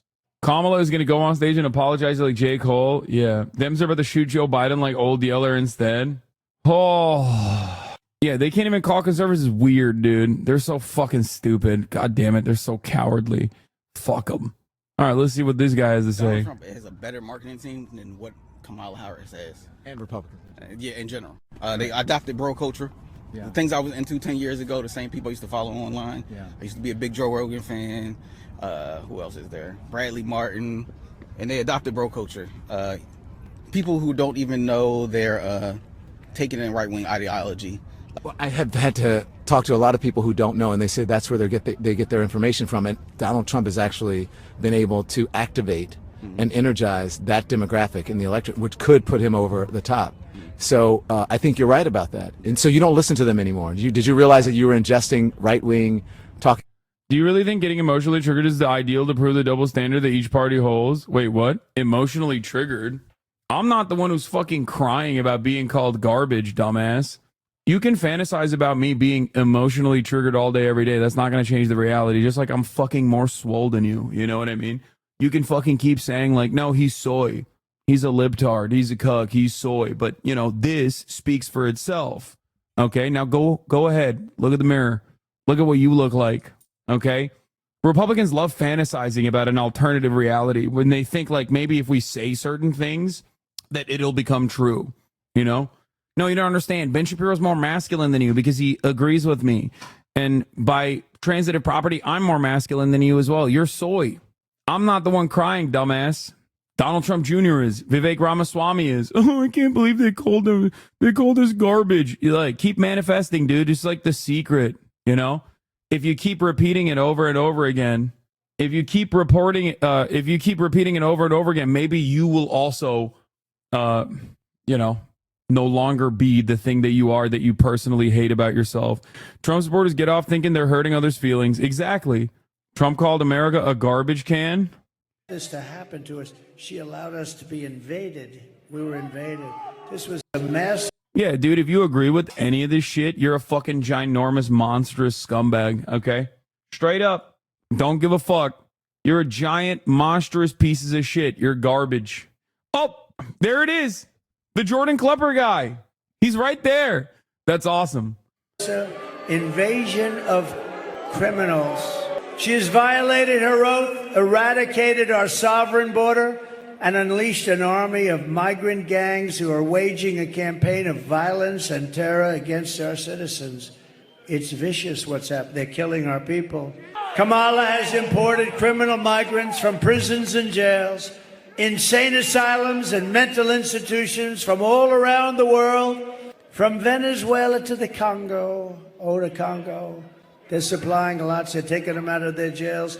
They're opening up their jails, and they're busing them. They can't get enough buses, frankly, because I'm shocked. Venezuela is only about 60% empty. Do you know that Venezuelan crime is down 72%? You know why? Because their criminals are being taken into the United States of America. It's like, I said this, the press gave me a hard time on this one. They said it was very I don't think it's disrespectful. It's like we're a giant garbage can. That's what they treat us like. And these are killers. These are drug dealers. These are gangs, gang members. These are some of the worst people. These are terrorists. And they're treating us and dumping. They're dumping like we're a dumping ground. And it includes savage criminals who assault, rape, and murder our women and our girls. And then they say, oh, my people said, sir, please don't say that. What? Yeah, dude, this guy sucks. And this guy sucks. And if you like him, you suck too. Sorry. There's a fucking reason why so many of your immediate family members don't want to be around you, It's that. It's the general attitude you have towards, things that are happening all around you that you refuse to reckon with. You suck. Interesting note by Dave Weigel. I'm ready for a 5-day discourse about whether he said supporters or supporters. Ugh. God, Democrats are so stupid. They will probably do that. They'll be like, he didn't mean it. It's like, you can hear it, dude. You can hear it in the fucking video. You can hear it in the video because he's right.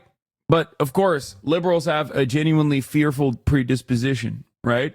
So they're going to be like, oh my God, remember when Hillary said basket of deplorables? Like, that's why she lost.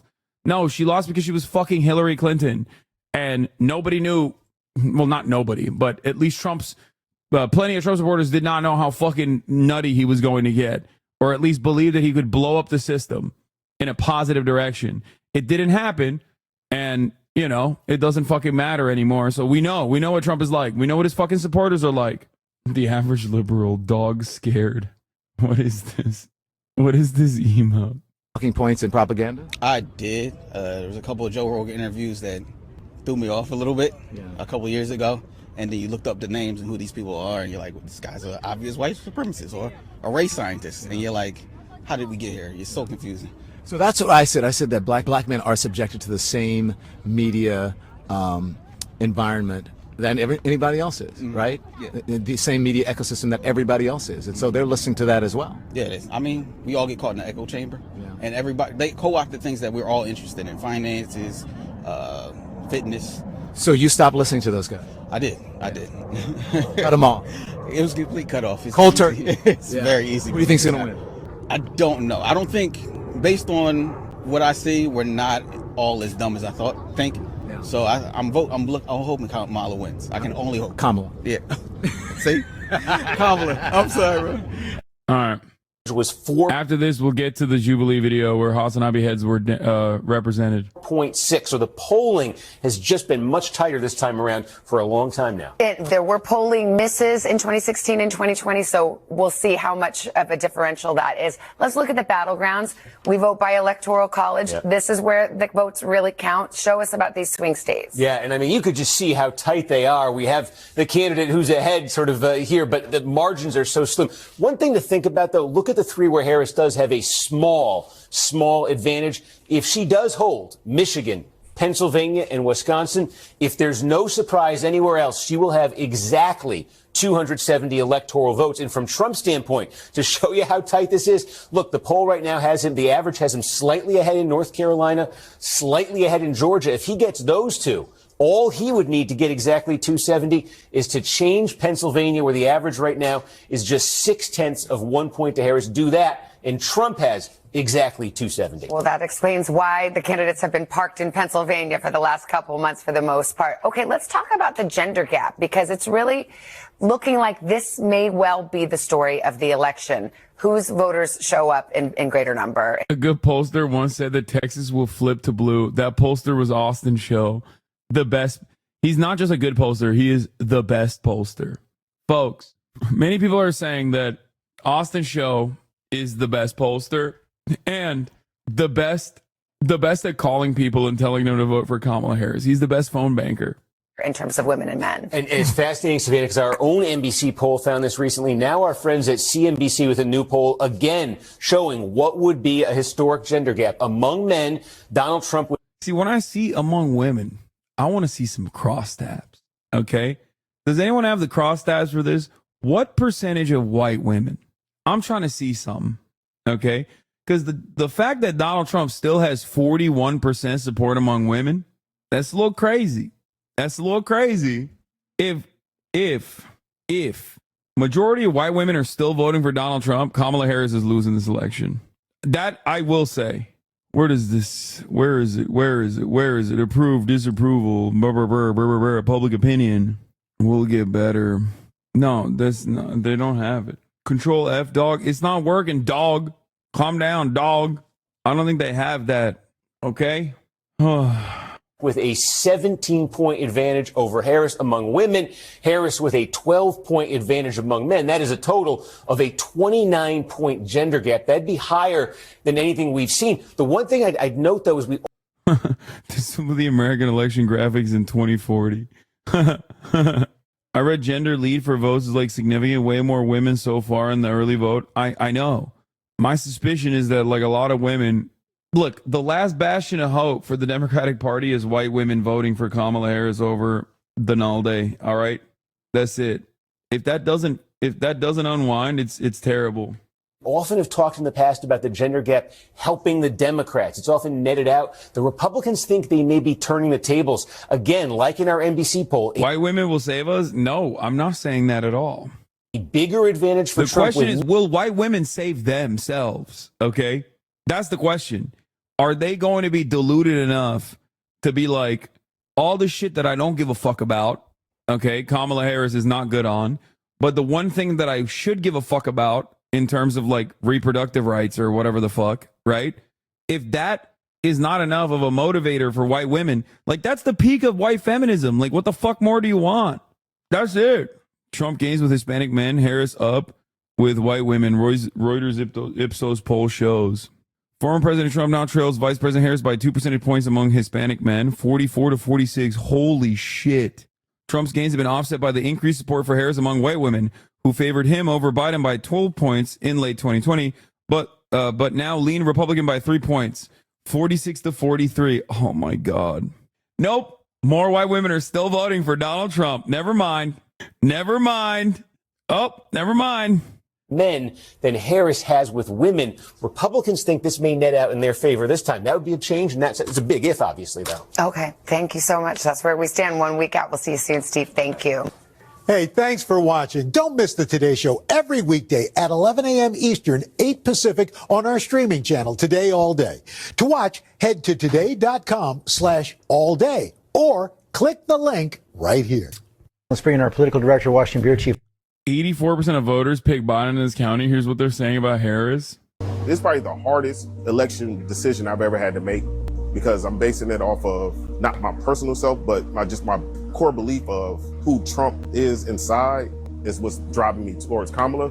This is Clayton County, Georgia, just south of Atlanta, where more than 84% of voters picked Biden in 2020.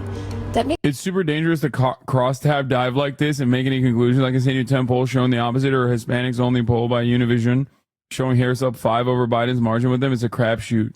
Lib Dishder is back. It's dangerous to cross-tab dive. Okay, well, I'm looking at 41% of women still supporting Donald Trump. Okay, they've got to be coming from somewhere. Where are they coming from? Probably from the largest pool of voters, which happens to be from the white variety, right? How else does Donald Trump still have 41% of support from women? That's my suspicion. 41% by mass? No, that's what I'm saying. That's like, my point is, how is Trump still able to keep 41% of women? It's because there's a fuck ton of white women out there. There's more white women than any other kind of woman in this country. There's more white people in this country than there are any other kind of person. And my point is, white women have voted for majority Trump in the last 2 elections. There was a white woman running for president, Hillary Clinton, and they still voted by like 54% for Trump. And then there was a white man that was running for president, and they still voted majority. I think it was like 52% for Trump. Or wait, is it 52 then 55? 41% is not a lot. Oh my God. In this election, 41% is a lot. It's definitely a lot. The difference now is Dobbs. Thank you. That's why I'm saying 41% is a lot. That's my point. That's my point. That's why I'm saying, like, will white women respond to Dobbs and actually fucking vote along their own self-preservation boundaries, as in the largest group of women voters are still white women? Will white women still go by majority numbers of Donald Trump, or will they vote for the Democrats? That's literally what I'm saying. Roe v. Wade, Roe v. Wade, Roe v. Wade, Roe v. Wade. That's Dobbs. Roe v. Wade. That's it. That's my argument. Plenty of white women voted against abortion access even before the overturning of Roe v. Wade. Oh my God. I know, guys. I know. And also, no, it's not even plenty, okay? It's half of the 30%. Please. So 15%. Like, you're ridiculous. Out of all those who voted, plenty of people voted for Donald Trump, not really thinking about fucking abortion at the time. You are no longer making that decision. You're not making that choice. Okay? Abortion is the key issue in this election. The economy is significant as well, but abortion is the key issue. And if the majority of white women still go to Donald Trump, then it's cooked. That means white women are like, nah, fuck that. I don't care. I'm white first, woman second.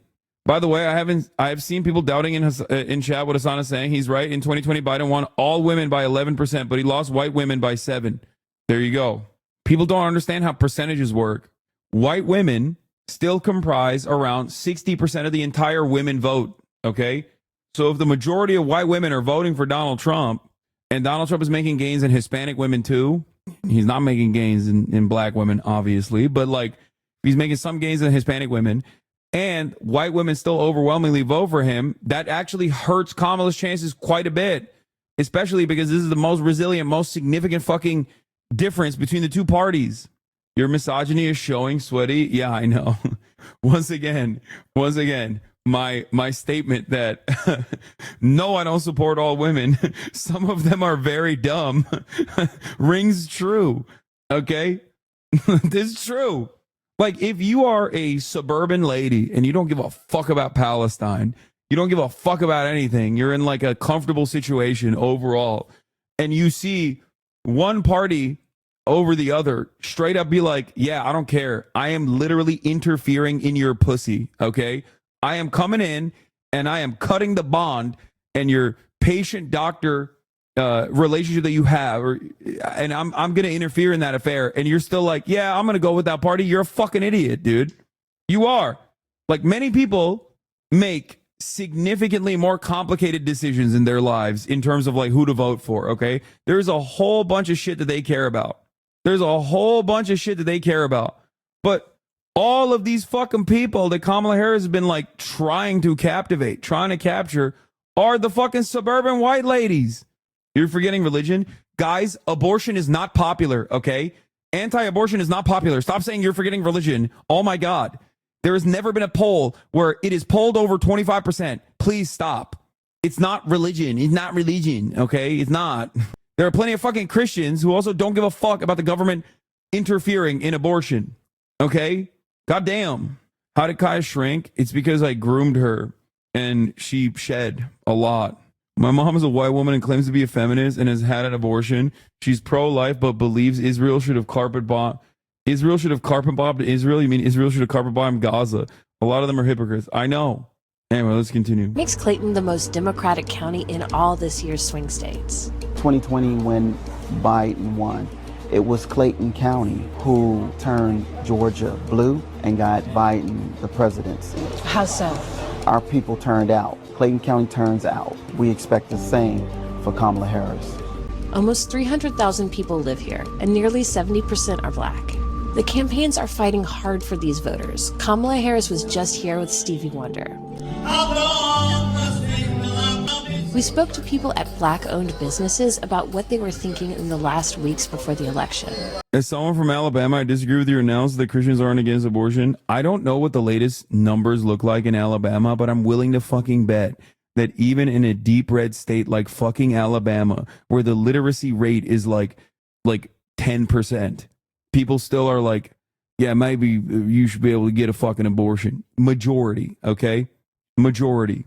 There is not a single state in this goddamn nation where protecting a woman's right to choose is not the majority, overwhelming majority, okay? No. Views about abortion among adults in Alabama. Illegal in all/most cases. Legal in all/most cases. When is this from? When is this from? When was this polling done? Live debunk. Yeah, most likely pre-Dobbs.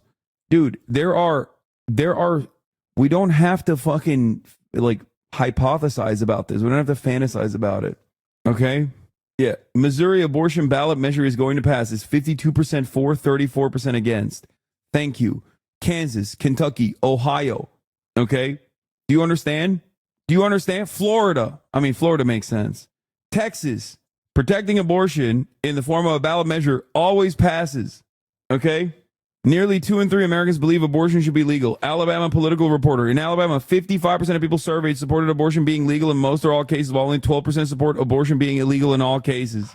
That is from a more recent survey, March 1st, 2023.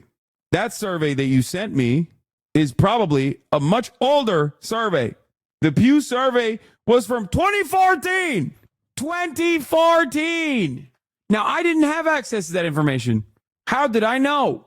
I didn't know that. How did I didn't know that survey was done in 2014. How did I assume it was? Is it because I had the gift of fucking foresight? No. It's because I understand what things look like. Okay? Stop relying on your fucking coworkers. Anecdotes from your coworkers are not an adequate substitute for empirical evidence, for data, okay? You talk to like 8 of your dumbest coworkers that are, spending a shitload of time on Twitter, and then you fucking turn around and you're like, nah, you don't understand. I live in Alabama and every single one of my coworkers was anti-abortion. It's like, okay, so what? Jesus Christ. Yeah, I work at the Anti-Abortion Corporation in Alabama, and all of my coworkers at the racism factory love Donald Trump and also love denying women the right to choose. Democrat, yeah, that was another one. Democrat who ran heavily on abortion rights and IVF wins Alabama special election. I wonder how that happened. Now do you understand? How come it changed so fast? How come it changed so much so fast? What do you mean? Guys, what do I always say? Like 90% of Republicans vote for Republicans, and when asked about the impact of the legislative agenda of the Republican Party, they say, that's not real. You're making it up. That's it. They don't know what they are voting for. Okay. But once actual changes happen and people start fearing for their lives, then there is no obscurity. Okay. There is no more obscurity. Everybody knows the Republican Party, specifically the Trump Republican Party, took away this medical access. And if you got a pussy in fucking Alabama or Missouri or Kentucky or Kansas, unless you are the most brain broken dipshit on the fucking planet, you're like, God damn, I might fucking die. Okay? I might not be able to get this medical procedure now.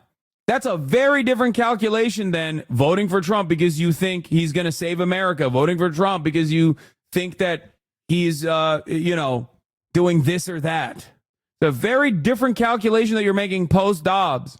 Me looking at my Alabamian pussy. It's crazy.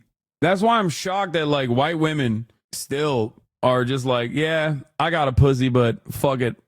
Maybe I'll die from an ectopic pregnancy. I'm voting for Trump. Like, how the fuck do you make that calculation? That's actually insane. Like, I don't understand that. White women are white first, okay? They literally forget that they're women, I think, sometimes. Like, what the fuck? It doesn't make any sense. You don't think religiosity plays into this at all? Dude, America is nowhere near as religious as you make it out to be. Please stop with this bullshit. We are literally held captive by like an increasingly shrinking demographic of sociopaths. Okay? What the fuck are you talking about? Religiosity? Like, church attendance is at an all-time fucking low. Okay?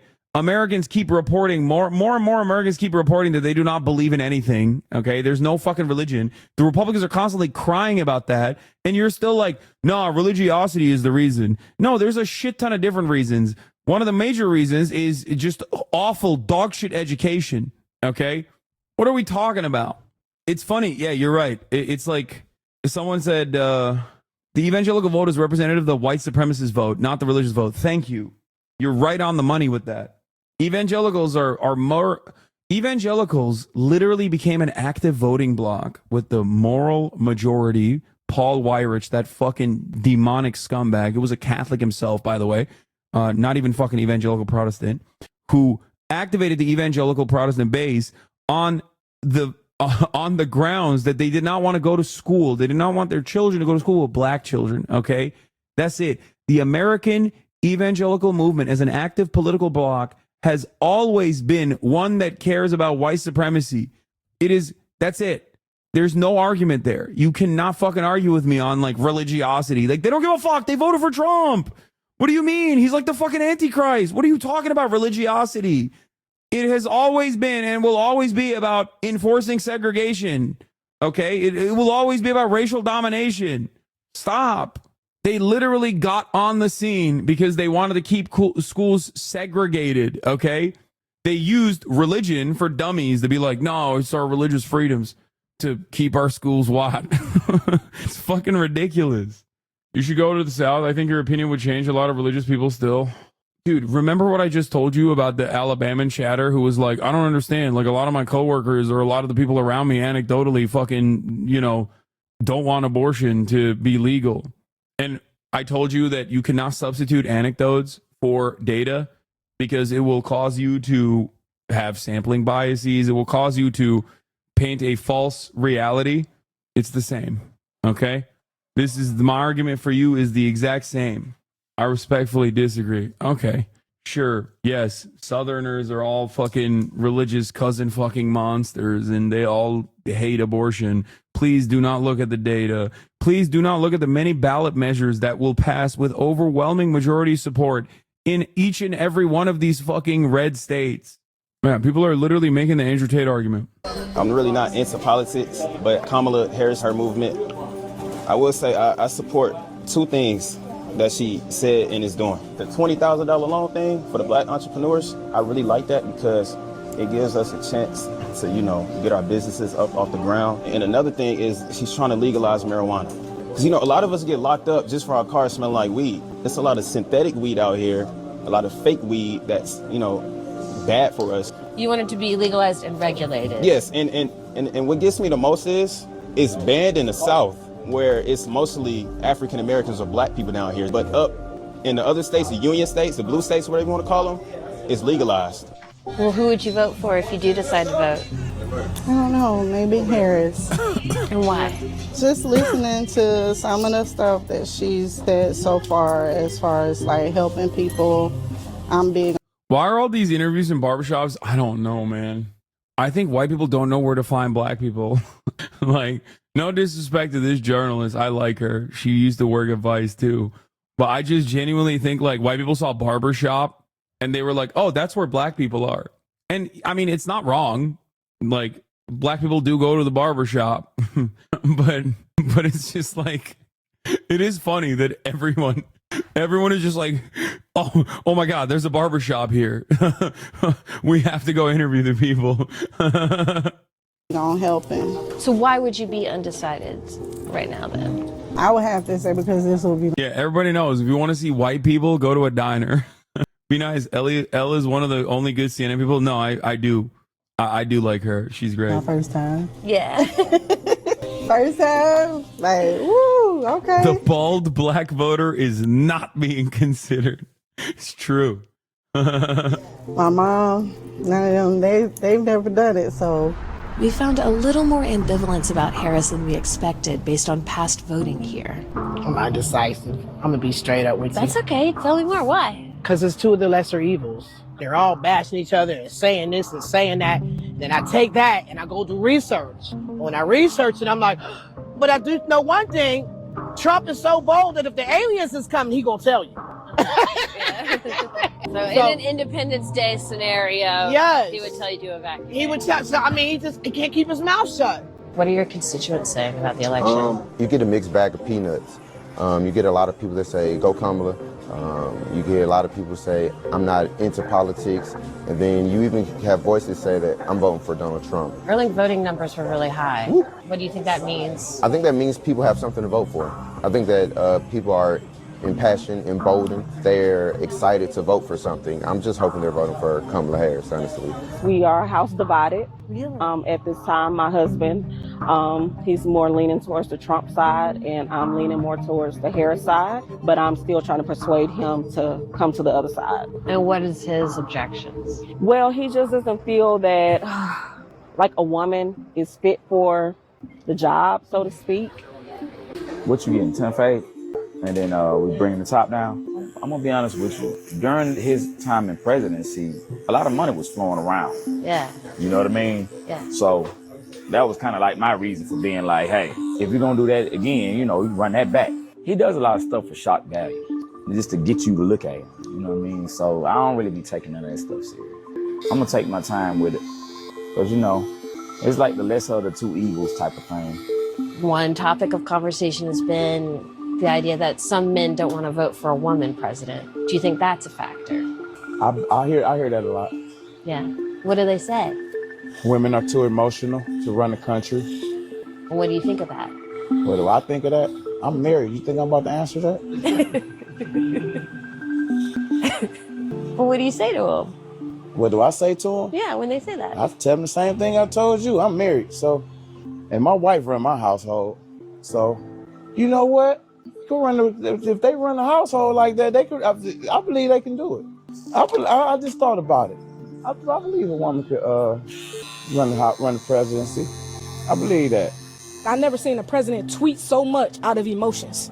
So to say a female cannot run the country. Yeah, that's the craziest part about it, is like Donald Trump is not only incredibly zesty, but also the most emotionally not regulated person on the planet. Like, it's just like, oh, women are emotional. You don't even hear that much this time around from like most people. It's just like Donald Trump is the number one. He's the messiest bitch of all time. Because of emotions, and then the person she's running against stay on Twitter all day reacting because of emotions doesn't make sense. There are some men that are very much emotional. Their emotions might come out in different ways, anger, rage, but it's still an emotion. If y'all say a woman can't run the country because she's emotional, well, then he can't run the country because he's emotional. And that's all we got. It ain't like we got 10 candidates to pick. We got 1 and 2. So it's, you want the emotional female, so to speak, when I say, and I'm quoting it, emotional female since women are emotional, or do you want the emotional male? In the Harris campaign's latest push to appeal to male voters, Tim Walz sat down with AOC to play video games. Harris campaign sacked for ridiculous play to win over young men. All right, let's do it. 60 Republicans versus Democrats debate the election. 2 hours? 2 hours? 2 hours? Are you fucking kidding me? What the fuck? Hell no. That's part 1. There's a part 2 as well. God damn. Musk thinks he'll be put in jail if Trump loses. Oh my God, I hope. If he loses, man, what? You're fucked, dude. I'm fucked. If he loses, I'm fucked. Oh my God. Oh my God. This motherfucker's about to make me go Mamala. Get on the Mamala train, dude. Oh my God. Oh my God, dude. Please. Please, please, please. That'd be so sick. I'd vote for her a third time if she locked him up. Yeah, prosecutor gang. I'd be so pro-cop. You don't even understand, okay? I've become a single issue voter. My issue is locking up Elon Musk, the #1 transnational criminal gang supporter. Okay? He is the #1 transnational criminal of all time. Clear. Respectfully, are you a trans person? I'm not. So you're taking up space where I believe a trans woman should be here talking to me, to be quite honest, because I feel like we as trans women need to be having these conversations. Oh no, is this fucking rage bait? Oh yeah. Abolish this economic model and create a new one. Thank you. Sounds like you guys have some people to vote for. Favor of the first gentleman, raise your hand. Even Sean the Black said the first part is ass. Is systemic racism still an issue? All right, let's see this. All right, we're going to move to the Republicans. You have 3 minutes to select your speaker. All right, if you are confident on race relations in America, please raise your hand.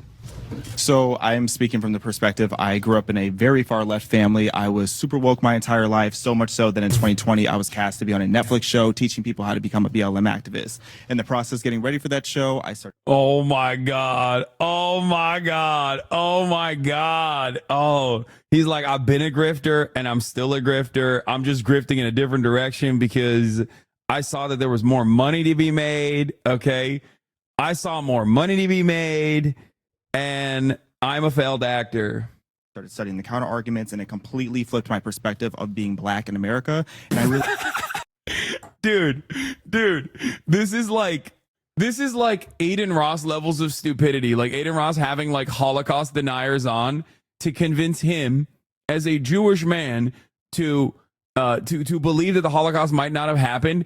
Is like that level of stupidity to be like, yeah, as a black man, like I really got owned in the marketplace of ideas, and it just totally made me reconsider all of the experiences that I've had in the United States of America. That's awesome. realized being black in America is a very easy life. So I would love to speak on this topic. It's what I do for a living. All right, I feel like I'm best to argue this topic because I'm black in America. I experience it every single day, and it's what created my political views, and I feel like I'd be pretty good up here discussing this with somebody.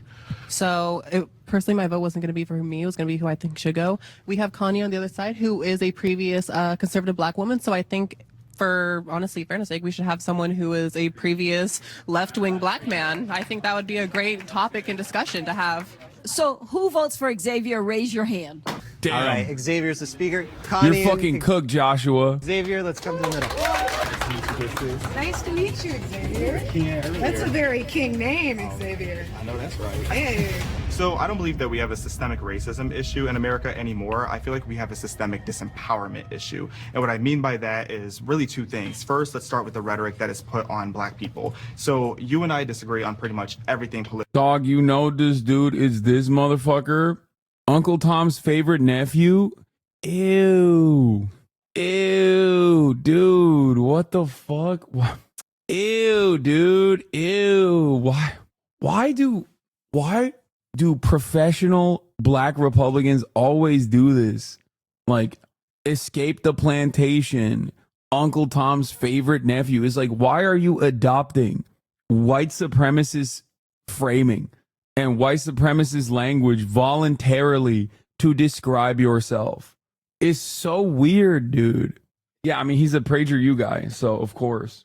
politically, and I will fight tooth and nail for you to be able to speak your piece and say what it is that you feel. But me, as a black conservative, I'm called an Uncle Tom and a sellout. And it makes you just sit and wonder, who is it that I'm being sold out from? This belief system that we have to have this unapologetic, unwavering.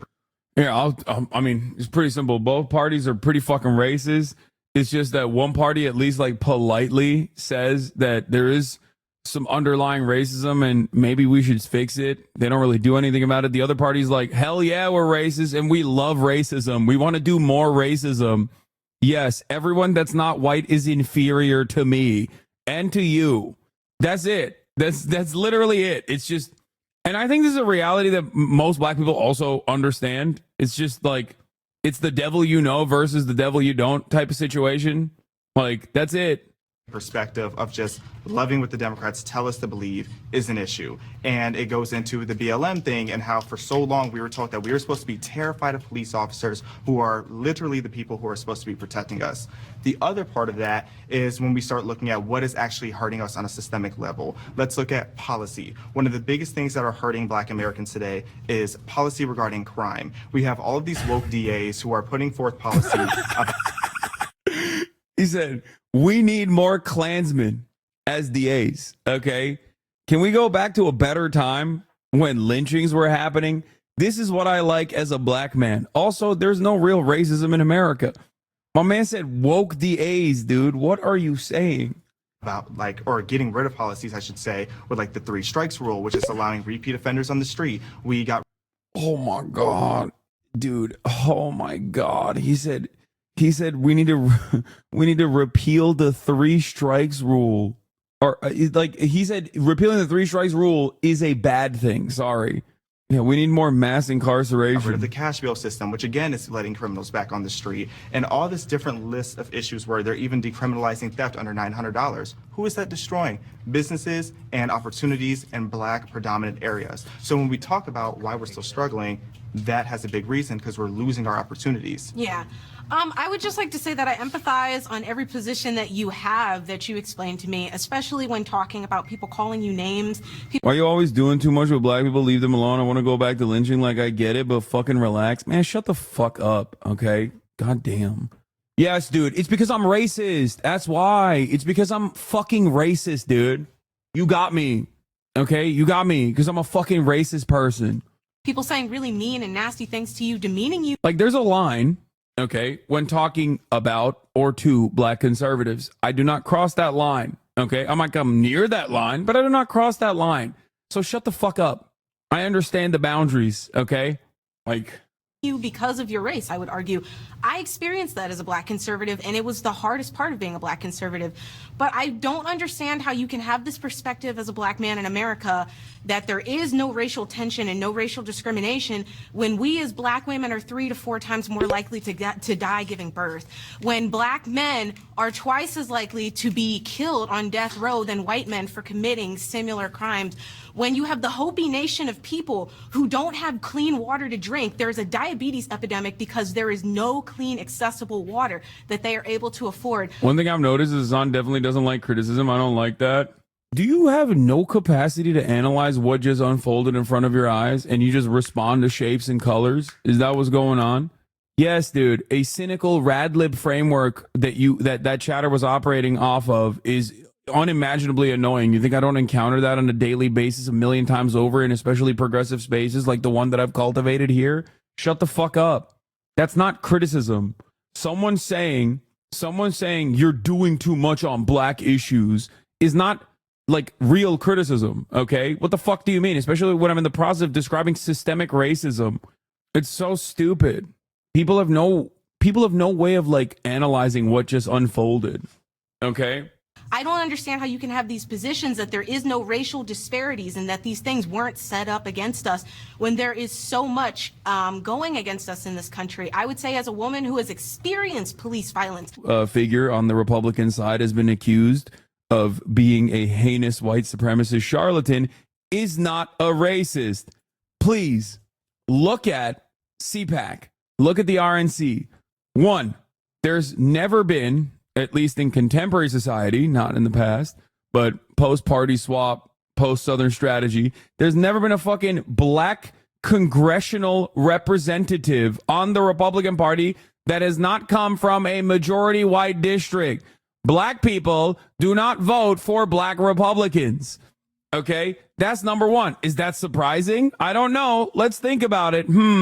Interesting. I wonder why. Okay, that's number one.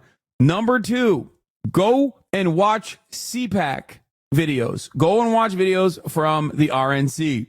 Go and watch videos from any number of Republican conferences. Okay, they live stream them.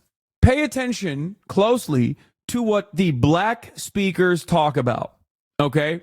White speakers talk about a litany of different things that the Republican Party is doing really well. Black speakers are specifically put there to talk about how the Republican Party and the Republican platform is not racist, okay? That's all they got. That's all they do. One must ask the question, why? Which stands for Black Exit, exiting the left, is criminal justice reform. So with that being said, I empathize with what you're saying and I understand your perspective there. But that being said, when it comes to systemic racism, that would infer that there's this whole system that is holding you down because you're a black woman. But there is. But here's the thing, is there's not. There's over 2 million black millionaires in America. Black women are outpacing in education in so many different metrics compared to every single demographic. I mean, just look at yourself. I mean, just hearing you sound very educated. You can't have all of these different success and be self-made in a country that is oppressive to you because of your skin color. We've seen what that looks like in the past, and that is just not the situation that we're in anymore. Because as I look at you as a black woman, there is not a single thing that this white man, no shade, can do that you can't do. You are capable. I would like to disagree with you because I think that all throughout American history, we have had black people, we have had indigenous people, we have Chicano people, we have people of all races and colors that have beat the odds, but that does not mean that those odds are not there. That does not mean that those odds are not there. A lot of people on the conservative side like to say like, oh, well, you have all the same legal rights and responsibilities that I have. There's no law against you as a black person. Correct. The law is not an entity in and of itself. Law is a social construct. We enact laws in everything that we do every day of our life. She's great. And the way that people enact laws is what affects these disparities, what allows black men to be imprisoned for the same drugs that white men are doing, what allows black women to be dying on operating tables, giving the same birth to the same babies that white women are giving. And so I think that if we're talking about America in and of itself, why are we having these discussions about Ahmaud Arbery? Why are we having these discussions about Breonna Taylor? Why are we having these discussions about Frank Tyson, who was killed in my hometown because they kneeled on his chest? He was dying and he begged them to help him and they said, shut the F up. And he died there under their knee. So a couple quick things with that. So with some of the issues you were talking about, such as black women dying on the operating table, unfortunately what that's a socioeconomic issue. And I feel like what a lot of people attribute to being an issue that has... That's a socioeconomic issue? Okay. Why are black people underserved on average in comparison to their white counterparts? Why is it that the black son of a black middle class family has less job opportunities, even if they have the same exact fucking educational attainment of a comparable white son of a white middle class family? You can't just say, that's a socioeconomic issue, while simultaneously saying systemic racism is not real. Okay? Also, the issue in terms of like black women dying during childbirth is it transcends class boundaries. Like, his argument is not only wrong, but even if his argument was correct, his counter was correct, it's like a money problem, that still does not undercut the main premise here that like systemic racism is still a problem. You can't just like wash that away by saying it's socioeconomic. It's very simple, okay? Either you believe that there are intrinsic qualities to black people that cause them to be in the positions that they are right now, which means that you believe that they are inferior genetically, like something that black people have that causes them to be in the position that they're in right now, or you believe that there are external qualities, which is systemic racism. That's it. People can masquerade and say, it's just culture, it's just this or that, but like ultimately, black culture is all American culture, okay? It is the number one cultural product that Americans consume and Americans export. There are more white people in this country, and therefore more white people listen to rap music, for example. So even when you say black culture, what you're actually trying to substitute is that black people, I guess, like react to black culture differently than white people. There has to be something that is wrong with black people then. That is the reason why a lot of these people that say like, oh, it's just black culture, it's not the black race, are just racists that are embarrassed and are trying to hide the underlying racist sentiment. Dumb take. This is wrong. Dumb take. Why can't you guys, why are you physically incapable of just addressing what is wrong about it instead of just being like, this is wrong and dumb? I will not elaborate further. Rage baited. Okay, good. Take a day off. To do with systemic racism is really socioeconomic, because you don't see wealthier black people having those issues at the same rate. If it was a systemic racism issue, it would have to do with race, not to do with wealth. And then when we look at situations like some of the names you said, let's start with Breonna Taylor. The way that the media lies to black people to gaslight us into thinking that we need to be terrified of police officers is absolutely unacceptable. If you really look into the tea that happened with Breonna Taylor, we were lied about. They lied to us about that whole situation. Breonna Are you Taylor, talking about the Tatum report? That one? I'm talking about all of it. I'm talking about the whole system. I don't need to look at what Brandon Tatum has to say about it, but I think he had a lot of intelligence thing to say about it. Because if you go and you look at the actual facts of what happened with Breonna Taylor, she was knee deep in that criminal investigation. That being said, with the What? Bro, what the fuck? That is just a lie, dude. What the fuck? That is an insane lie. Also, here's the other part. Here's the other role that black conservative spokesmen play as they put a black face on white supremacy. Okay? That is to get away with shit that like racist white people would not be able to get away with saying. It is once again creating a permission structure for racist white people to feel more comfortable because they're like, see, a black person agrees with me. Candace Owens does this as well. It's really fucked up. reason I bring that up, because I'm not saying that her dying was something that should have happened. However, you can't ignore that her boyfriend shot first. You can't ignore that they were at the right house. When I first heard Breonna Taylor's boyfriend, Kenneth Walker, fired first when police broke the door off the hinges. The bullet hit an officer in the thigh. He later told police he thought Taylor's ex-boyfriend was attempting to break in.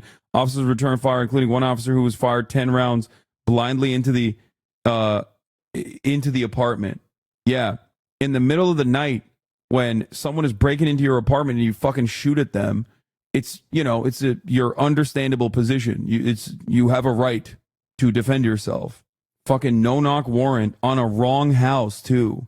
Heard about Breonna Taylor, back then I was a BLM activist. I was out there marching for Breonna Taylor, literally, because I thought that this black woman was minding her business, laying in her bed, and a police officer came and shot her in the window. Okay, but that you is have not what homeowners' happened. rights. If we're talking about guns, you as a homeowner, you do not know who is entering your home. You have the right to shoot. They announced. No, they didn't, because Yes, there's they actually did. 3 different neighbors who each contested that they did not announce themselves. But if I'm being honest, it's not even just socioeconomic, because they did the same study with black women and white women of the same socioeconomic stature, and black women still died more. Yes. Why are we poor? Because this country was. Why do I think he's lying? It's because he is lying. He's just straight up lying. He's a straight up white supremacist. You cannot be a conservative commentator, especially as a black person, without fulfilling a very specific role. That role is straight up justifying white supremacy and white supremacist talking points on a regular basis. That is what you're there to do. That's it. Set up to make us poor, because we were given a culture of desperation that makes us poor, because we were set down hundreds of years down the line. We do not have the education we need. We do not have the reparations we need. We do not have everything we need to thrive and to strive. They killed our leaders. They killed Martin Luther. Wrong house. What news you reading? Wrong house, as in the supposed quote unquote investigation that they conducted to be able to get a fucking search warrant, to get a no-knock warrant, was not justifiable at all. That Breonna Taylor was not even remotely involved. The fuck are you talking about? Breonna Taylor's a nurse, dude. Fact check. Separating the truth from the lies in the Breonna Taylor police shooting. The facts. What happened at Breonna Taylor's apartment. Claim. Police were at the wrong apartment. Various Facebook and Twitter posts claimed that Louisville police went to the wrong apartment the night of Taylor's death when they served the search warrant. Ben Crump, a Florida attorney involved in the Taylor case, wrote on Twitter, police had the wrong address and their real suspect was already in custody. The Courier-Journal obtained copies of the 5 search warrants the Louisville police received authorization as a part of the narcotics investigation. Wait, This is correct. What are you talking about? One was Taylor's apartment. 3 were in the Russell neighborhood for adjacent homes on Elliott Avenue, and 1 was for the house of West Muhammad Ali Boulevard. The Muhammad Ali Boulevard was not executed. The search warrant for Taylor's home includes her street address, apartment number, and photos of her apartment. Yeah, they still went to the wrong house. What are you talking about? Unless you think that Breonna Taylor is not a nurse, but instead a fucking drug dealer, then yeah, they went to the wrong house, dumbass. What do you mean? Your fact check, hello? R rating false. The search warrant for Taylor and her home explicitly identified her and her address. Yeah, the Louisville police was not did you not read? This does not, the argument is not whether or not the police had a warrant to go to Breonna Taylor's house, you fucking idiot. They did. The point is that she is not a drug dealer. They believe Taylor had ties to Glover, one of the main suspects in the investigation. However, the search warrant they used to enter her home contained erroneous information that Taylor was receiving suspicious packages tied. Do you guys just like Google fact check Breonna Taylor and then just like post it in here? You said wrong house. You said wrong house. Not unreasonable. I don't understand your point. The fucking fact check that you sent me literally proves what I'm saying. They went to the wrong house, as in not that they didn't have a search warrant for that house. They went to the wrong house because there were no drugs there. Breonna Taylor was not involved in this fucking drug case. The detective literally lost their job for claiming that that was the case. What the fuck are you talking about? The article itself literally proves that. Are you okay? Like, when I say they went to the wrong house, okay, I thought you meant the wrong house as it wasn't the right people. No, that is what I'm saying. It wasn't the right person. Breonna Taylor was not the right person. What are you saying? Do you have a hard time with reading comprehension? Because the same article that you sent me that says this was false literally proves the point that I'm making. Nah, they're just taking you out of context on purpose. They know what you mean, but are going off of your exact words was a gotcha. It's really a mystery how you, of all people, have the dumbest shadows of all time. The reason for that is because a lot of people want to feel smart, or at the very least, they come in here because they want to debate this kind of stuff. That's why they come in here. King, they killed. Who's they? I'm talking about the CIA, the FBI, the American government. That's T. That's T. I actually have a middle ground thing that she. Yeah. said. So let's let Connie start, and then you respond. Okay. What's a middle ground you want to offer between the two of you? I think I would agree with you that the Black community and many communities of color are currently suffering a crisis. No, don't agree with anything. With you on is that Black people were essentially set up to fail in this country, but the thing is, we're going to get into it. Who set us up to fail? The Democratic Party. I mean, if we look at everything just from the welfare system, are you familiar with the whole origin of that? And then a lot of people try to say, oh, they switched sides. No, they didn't. That is a myth. But when you look at the welfare system, it was set up to keep us poor. I'm not hearing any overlap. I'll give you heard a lot. Okay, let's give you one more chance. We need to give our communities of color more tools to thrive in this country. I think we need to give all Americans more tools to thrive in this country. Oh my God, bro. Oh, see, this is the problem with liberalism in general. I'm not saying that Connie is a liberal. I don't think she is, because she said a bunch of stuff that I don't think is in line with like liberalism. But I do think that this is the problem with this sort of rhetoric and how right-wingers dominate this shit. And I think that we've already given Black Americans so many. I mean, just look at affirmative action, the DEI, but no one wants to have that conversation. Affirmative action actually benefits white women the most. Oh, I've seen. Trust me, I know. But it's still helping Black people, too, because you can see Black people. He's like, I mean, that he's just revealing his perspective. He's like, I wouldn't mind if it helped white women, but I hate that it helps Black people. Who should not be in the colleges that they're in, they're there. To find a middle ground with you, I do think that there is still more progress to always be made in our country when it comes to healing racial relations. I don't think that we need to do things that are too artificial to get there. I don't think we need to give anyone special treatment. However, I think we need to put more tools and resources in the communities that need it most. I would just have to disagree with that prompt. I don't think it's special treatment when white people have had special treatment in this country for over 200 years. I'm sorry, you can scoff all you want, but it's the truth. And you know it's the truth, so I'm sorry. Okay, so we're going to put a pin in it. It's basically, I feel like we heard. Something that I've mentioned before is that like the previous historic wrongs committed were dished out on the basis of your skin color. You cannot offer restitution to that without addressing that problem. Okay? It's very weird when people try to be like, no, you don't understand. Like, it's just why not everybody? It's like, first of all, he does not want that to happen for everybody because he's a Republican, okay? He doesn't want that to happen at all. It's a classic Republican deflection to be like, oh, well, what about, what about homeless veterans? Anytime they try to fucking, anytime that that anybody tries to talk about immigrants, they're like, oh, what about homeless veterans? It's like, you don't care about homeless veterans. You don't care about homeless people at all. Okay? You don't. Shut the fuck up. You're just using that as a talking point to deflect away from the main point of contention here. Heard a good summary of both of their perspectives, so we're just going to take their perspectives. So Did he say that? I'm using an analogy. I'm using a argument that is used by Republicans often in a similar vein. Okay? Him saying, oh, we need to uplift all Americans when she's talking specifically about uplifting black Americans to right historic wrongs that were done to black people is a deflection mechanism. So, based on those statements that we just heard, raise your hand if... Dude, of course you're pushing the Nazi Trump propaganda. What? Oh, I'm going to throw up. Don't take the bait. It's hard. If Connie's statement resonated with you more. Okay, anybody on this side disagree with Connie? I appreciate your respective standpoints on how you both handle this, and I think you both had some great points, and I agree.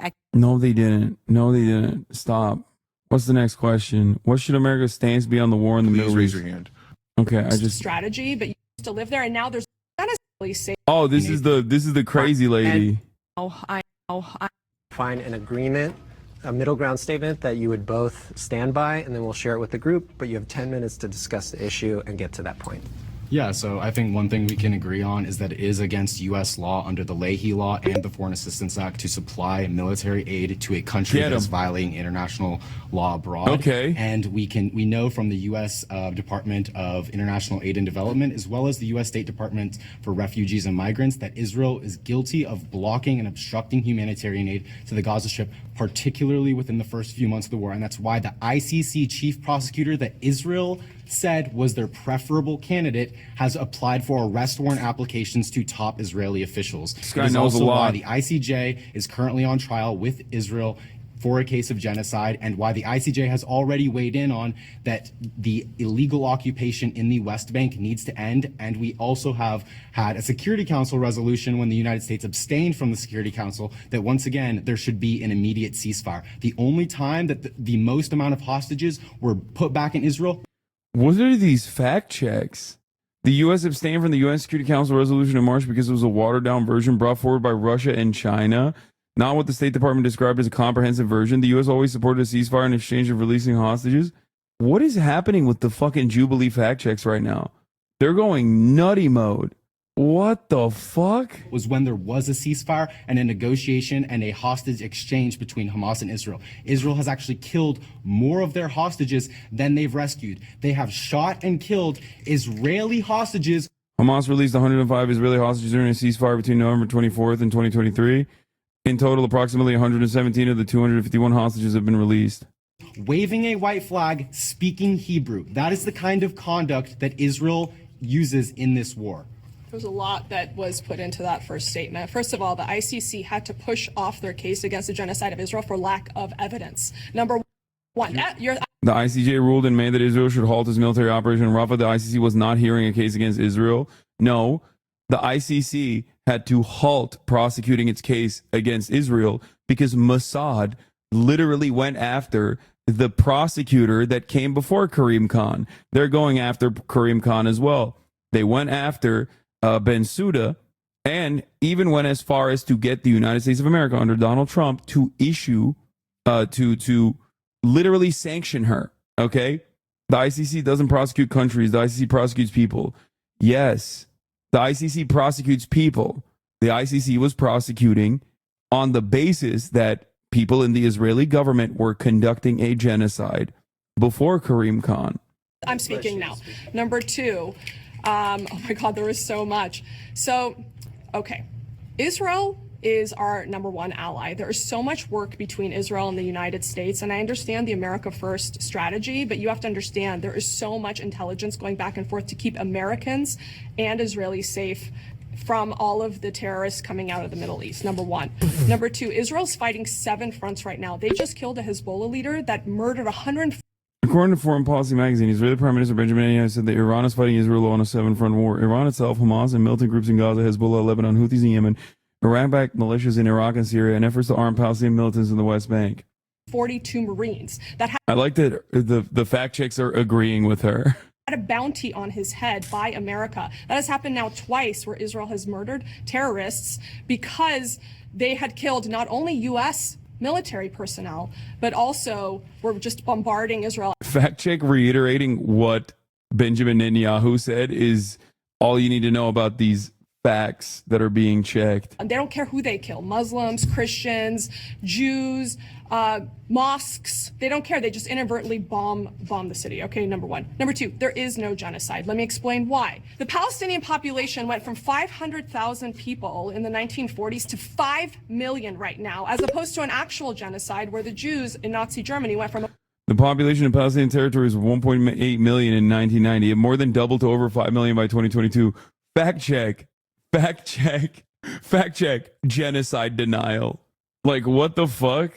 It's like saying the Jewish population globally was 12 million before and is now 15 million. Like, what do you mean? That doesn't undermine the fact that the Holocaust happened. This is such a fucking insane thing. This is an insane fact check. A population of 10 million to 4 million. I'm not done. That is an actual genocide. Why is Israel so good at so many things, but they're just so crappy at genocide? Why is the... I don't know if Israel's so good at so many things. This is the CEO of the fact check website. What is this fact check? TD Ameritrade, acquired by Charles Schwab Corporation. Straight Arrow News. Mr. Ricketts, a conservative and GOP donor, came up with the idea for Straight Arrow News after a discussion with a longtime liberal friend that left both men wondering why people on different sides of the political spectrum couldn't put their biases aside. Oh, I'm losing my mind, dude. Dude, what the fuck? I feel like I'm going crazy. Thank God for this unbiased man doing the Herculean task of combating misinformation with his straight arrow fact checks. Oh my God. Oh, I'm dying. Bottom of his wiki page, he's an Islamophobe. On February 5th, 2019, Splinter News released a cache of Ricketts' emails from 2009 to 2014. He wrote that Islam could not create a civil society, that we cannot ever let Islam become a large part of our society, and that Muslims are naturally my, in parentheses, our enemy. Included were Obama citizenship conspiracy theory emails and claims that Obama favored Islam over other religions. Also included were multiple racist joke emails that he received and responded to positively, including slurs against black and Hispanic people. He apologized for the emails after they were made public. I'm so glad that we have the CEO of racism doing fact checks over issues that pertain to racism. He gave $2.2 million to Donald Trump's 2020 campaign. Oh my God. Oh my God. I'm going to throw up. I'm going to throw up. I'm going to throw up. I'm going to throw up. This is the guy that's running the Jubilee fact checks. I mean, it smelled weird to me when I looked at the supposed fact checks that were occurring. It didn't make any sense. And now it makes too much sense. I don't think you understand the point behind the fact check bubbles is not just to dispute. Yeah, when this person is saying that Israel's currently not doing a genocide, okay? When its conduct has all the markings of a genocide, when not only that, but also the ICJ is currently prosecuting Israel for conducting a genocide, and that they have found it plausible enough to continue an investigation into it. And her counter is, well, Palestinians fuck a lot, you know? So obviously there is no genocide. And the fact check bubble underneath goes, yeah, she's right. Palestinian population has skyrocketed, so there is no genocide. Then it's not just fact checking, okay? Kaya, please. They're saying that she's right. This is how propaganda works.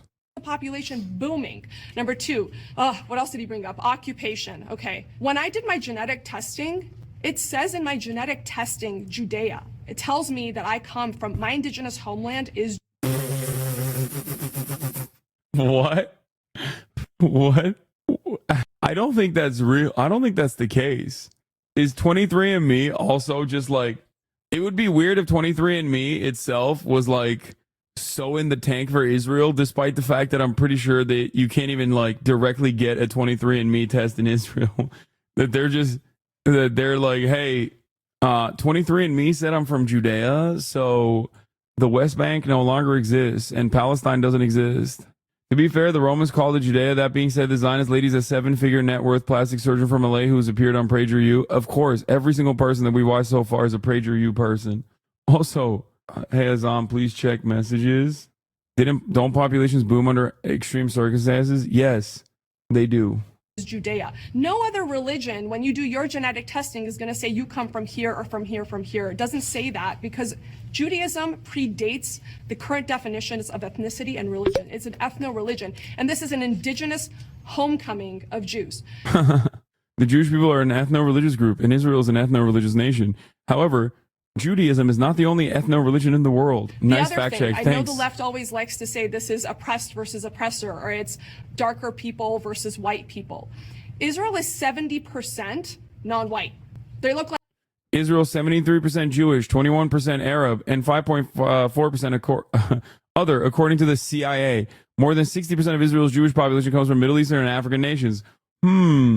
Why this distinction then? Why is it that Israel's own distinction, according to the CIA, its own demographic designation is different? Yes, Judaism is an ethno-religion. Okay, that's true. But having said that, it's quite odd that 60% of Israel's Jewish population comes from Middle Eastern and African nations from the MENA region. Why are they categorized separately than the other Arabs that happen to be non-Jewish inside of Israel? I wonder what that could be. What's that about? That's weird. That's weird. Itamar Ben-Gvir is, when you first look at him, virtually indistinguishable from any other Arab or Kurdish man, because he is Arab and Kurdish. I wonder why Israel chose to make a specific demographic classification on the virtue of his religion. They don't speak Arabic. Yes, they do. Plenty of Arab Jews do speak Arabic. What are you talking about? The fuck are you talking about? I work for a plastic surgery conference and we got like 1 million emails along to remove this lady from our faculty list. Her social media is insane. Judea, yeah, my DNA says I come from Agraba. Because Jewish is an ethnicity, they aren't the same because historically they didn't mix much. To be fair, you can actually look at their DNA and differentiate. Yeah, the irony, of course, of that conversation is you could look at the fucking DNA and trace the genetic ancestry of the Palestinians that are living there back to also the OG Jews. Not everyone left, okay? That also, none of this matters. You can't just be like, sorry, I own this, and then just fucking kill or ethnically displace 1 million people almost that live there and then continue to dominate them for almost a fucking century. Like, that's an idiotic proposition to begin with. Genuine question, why are there different demographic classifications in Israel? Because Israel is a ethno and religious supremacist state. It is fascist inherently. Zionism is inherently fascist. That's what it is. like me. Okay, there are people of color that have returned home after being sent out from all other places. If you look at the populations of Yemen, Syria, Jordan, Egypt, where hundreds of thousands of Jews used to live there, and now there's less than 50. And in a lot of states, 1 Jew left. So don't talk to me about apartheid. Arabs are allowed in Israel. No Jews are allowed in Gaza. Don't talk to me about apartheid. Don't talk to me about occupation. Don't talk to me about genocide. So the first thing, you said that the ICC You said the ICC dismissed the case They of didn't genocide. dismiss it. They pushed Wait, it out because they don't so have first enough of all, evidence. You don't know what the ICC is because it's the ICJ that is actually doing The ICJ, conducting. I'm sorry. I work with an organization called ICC. I apologize. Yeah, so the ICJ is still continuing. Right, its but they hearing don't on- have enough evidence to close their case. They have to push it out. If you know anything about, for example, the Rwandan genocide or the case in Bosnia, these sorts of cases take years to finalize. So we'll see They what give they've already given a preliminary ruling that there is sufficient enough evidence that there is a plausible case to be made for the case of genocide. And the reason for that is because, again, the ICC chief prosecutor Karim Khan, who Israel's was preferred candidate, has said he has sufficient enough evidence to believe that top Israeli officials were using starvation as a weapon of war. And in terms of the in terms of the debate regarding occupation, that has nothing to do with genetics. The occupation is a political reality. It depends on what sorts of states have legitimacy or sovereignty over a specific land. And the ICJ once again has already made their ruling that the occupation within the West Bank is illegal. Wait, do you dispute whether or not the occupation by Israel is illegal in the West Bank? And do you dispute that Netanyahu is attempting to annex Area C? I dispute the word occupation wholeheartedly and altogether. Because the tomb of Rachel, who is a Jewish matriarch, is in the West Bank. Do you know I cannot go visit the tomb of Rachel, who is in the Bible, because Jews are not allowed to go into the West Bank without getting lynched? Number two, who brought Jews are not allowed to go into the West Bank without getting lynched. The West Bank is literally occupied by the IDF. I mean, if you want to go to visit the tomb, abolish the apartheid. What do you mean? You can't go to the West Bank without getting lynched. No one's claiming Jewish people didn't exist in Palestine before Israel. I know. That's like so fucking... Oh my God. There were Jewish people living in historic Palestine as well, under the Ottoman Empire, and also during British Mandate Palestine as well. Even before the settler colonial occupation. Brought the ICJ case? Who brought South it? Africa. Why? Because they were going broke. There was about to be literally a coup against them. They were going broke. So they were like, let's go after Israel for what? By the way, going to Rachel's tomb is literally a Jewish pilgrimage. I mean, okay, you're sending me this, but I'll have you know that this is moments before they got lynched. So that I imagine that's what's happening. So guess what? The Israeli occupying force needs to occupy even harder. And Iran came and said, we'll pay your debts if you do this for us. So okay? I just want to... And then, but a ton of other countries have joined the ICJ. Because they're anti-Semitic. Look at the UN. San fact check. The countries are indeed anti-Semitic. Don't laugh. I come from this. Quiet. Don't laugh. I mean, it's a laughable statement. Yeah, the UN is anti-Semitic. Everyone that criticizes Israel is anti-Semitic. Like, nobody believes this shit, man. What the fuck are we doing? Sheila, can you just clarify your opinion on the settlements in the West? That's so funny. Someone's going to clip it and be like, wow, Hassan is laughing at anti-Semitism again. Yeah.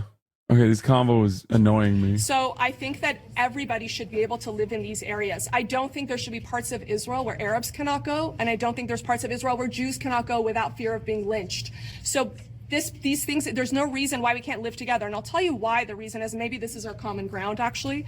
When I grew up in Iran, okay, they would tell us, as I was in kindergarten, they would tell us, scream death to this, death to that, death to America, death to Israel, when I was a child. And we know for a fact that in Palestine, they're doing the same thing. We've shown images of their TV shows where it's a fake Mickey Mouse saying, stop the Jew, stop the Jew. This is teaching hate from a young age to children. Palestinian children in Gaza attend summer camps that teach them to be the generation of victory, to never recognize Israel, and to never withdraw from the right to return, or the belief that descendants of Palestinian refugees have a right to return to their homes and property of what is now in Israel. So that's a wild thing to say, and I can't tell if this fact check is like supposed to discredit her, or if the fact check is trying to be like, yeah, and that's actually exactly what she's talking about. Wow, I can't believe Palestinian children learned that like they should be able to dream that one day they can return to their ancestral homes. How anti-Semitic, dude. Wow, this sounds exactly like what she said, except not at all. doctrine that don't know any better, and it is brainwashing, and it is hateful, and it is child abuse. Once we raise these children to love, to value life, to believe that we can thrive and we don't have to kill Jews, and our thriving is more important than killing Jews, they will have a future. They will have a future. Is that your middle ground? That is my middle ground. Netanyahu's own administration. What a great middle ground. My middle ground is Palestinians learn at the age of 2 to kill the Jew. That's my middle ground. I will not elaborate. Also, the UN and every other country that has ever disagreed with Israel is anti-Semitic. That's awesome. That wonderful middle ground there. Thank you. With people like the National Security Advisor Ben Gvir as well as Smotrich don't even deny the existence of a Palestinian That's two people. Wait, stop. I let you speak. Go ahead. In terms of where we may find a middle ground, I do believe that, yes, I believe in freedom within the land and also equal rights within the land. Absolutely.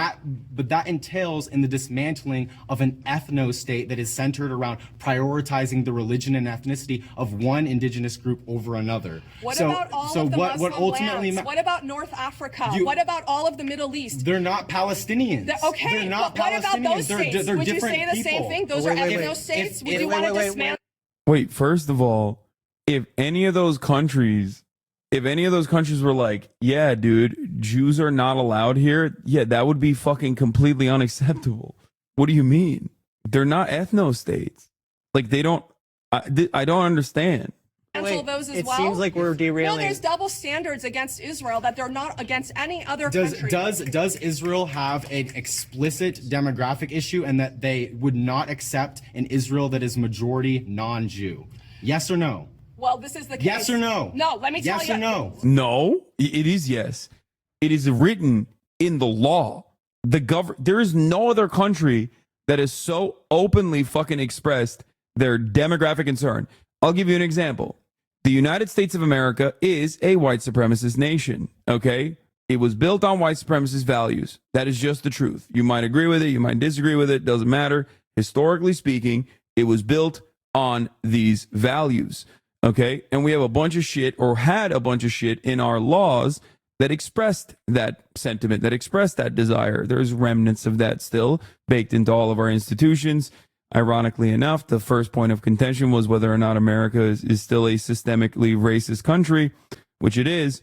But even in the United States of America, okay, even in the United States of America, we do not have, as far as I know, an explicit demographic concern that is codified in the law. Okay, Israel does have that. That's crazy. Israel has that. Now imagine if America was like, no, it has to be. Where is it codified? Okay, one immediate example I can give you is that occupied East Jerusalem has directly written in the fucking law that it has to have a 60% majority Jewish ownership. 60% of the occupied East Jerusalem area has to be Jewish. That is literally in the law. Israel itself openly, since I believe 2018, says that it is a Jewish nation state for Jews and Jews only. Okay, that Israel is a Jewish state for Jews. There are a litany of different complications that Palestinian citizens of Israel, 25%, that got citizenship in 1967, that used to live in a similar structure to how the West Bank Palestinians exist under military occupation until 1967. Once they were formally recognized as Israeli citizens, Palestinian citizens of Israel, they still had a litany of different legal complications. They were no longer being prosecuted under military courts in the way that West Bank Palestinians still are because they're under military occupation. They could now be prosecuted under civil courts, having like civil criminal courts. Having said that, for example, there's still issues with interfaith marriage. There's still issues with converting to Judaism for Palestinians. And beyond that, legally, Israeli Jews can kick out or deny a Palestinian, a non-Jewish Palestinian citizen of Israel from living in their communities to this day. Yeah, stream just got age restricted. What do you mean? In your time covering Palestinian emancipation, have you noticed a decline in the quality of defense of the Israeli government's actions? Because this is bad. Yes, but that's also because it's like more people are aware of how indefensible it is. Stop. There's no yes and no because this is nuanced and that's why we are here. You cannot give majority to a people that want you dead. Right. That is the end of your country. So the answer to that is yes, they have an explicit law. There's no law. Yes, there is no law. They do have a nation state law that they passed in 2019, and the Israel's own Supreme Court has actually declared that there's no such thing as the identity of being Israeli because it would undermine the Jewish identity and Jewish character of Israel. What is we as Americans, and I heard some of that sentiment before. Once again, I'll circle sort of back. And I never heard a response to any of the initial points I made. Yeah, but we don't have time. Just what are you trying to state? That the U.S. should not be supplying weapons and aid to a country explicitly violating international law. We know for a fact the occupation is against international law. The ICJ, which is the highest. Fact check. Wrong. In 2013, Israel's Supreme Court ruled against a group who wanted to put Israeli on their state-issued ID cards rather than Jewish. Americans and plenty of disagreement. I think that's very clear. Respect both of your passion, but it does sound like there could be some middle ground on one state solution with equal representation. I'll let you both take a swing at that. I'll take a swing at that. Knowing and coming from the Middle East and knowing what they teach children, the only way that there can be a one state, the only way that there can be peace in that region is when you stop teaching kids to hate. And the same thing we did in Nazi Germany with denazification and de-radicalization of the youth needs to happen to these innocent children in Gaza and the West Bank to teach them that their lives and their ability to thrive and their opportunity matters more than killing Jews. Yeah, I believe that the best and most effective way. Yeah, I agree. The Nazification needs to happen, just not in the way that she thinks. You know, bro, she's absolutely insane. Yeah, I'm done. I can't watch the rest of this. I'm done for the night. I'm tired. It's bumming me out. Jubilee, you've bested me again. Oh. Anyway, I love you guys. I will see you tomorrow once again for more wall-to-wall banger coverage of all things that are happening in the world. You skip my part. I'll get back to it maybe tomorrow. But peace from the Middle East, everybody. Peace in the Middle East. Good night. Sunny Los Angeles, California, says Hasan. The starlock to the starlock to the topic just begun. There he is again. Hasan is streaming. Hasan is streaming. There he is again. Hasan is streaming.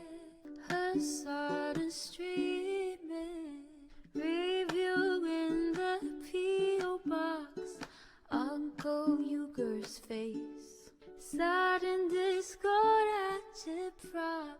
Great names take on break. Tiny Bernie Sanders, LGBTQ Air Force. The whole left at your fingertips, Ane at your door. H3 crowded debate, the Young Turks online show. 3 full fucking years of this, plenty more to go. 90-day fiance talks of champagne bourgeoisie. A Trump rally live reaction on mass riot at DC. There he is again, Hasan is streaming.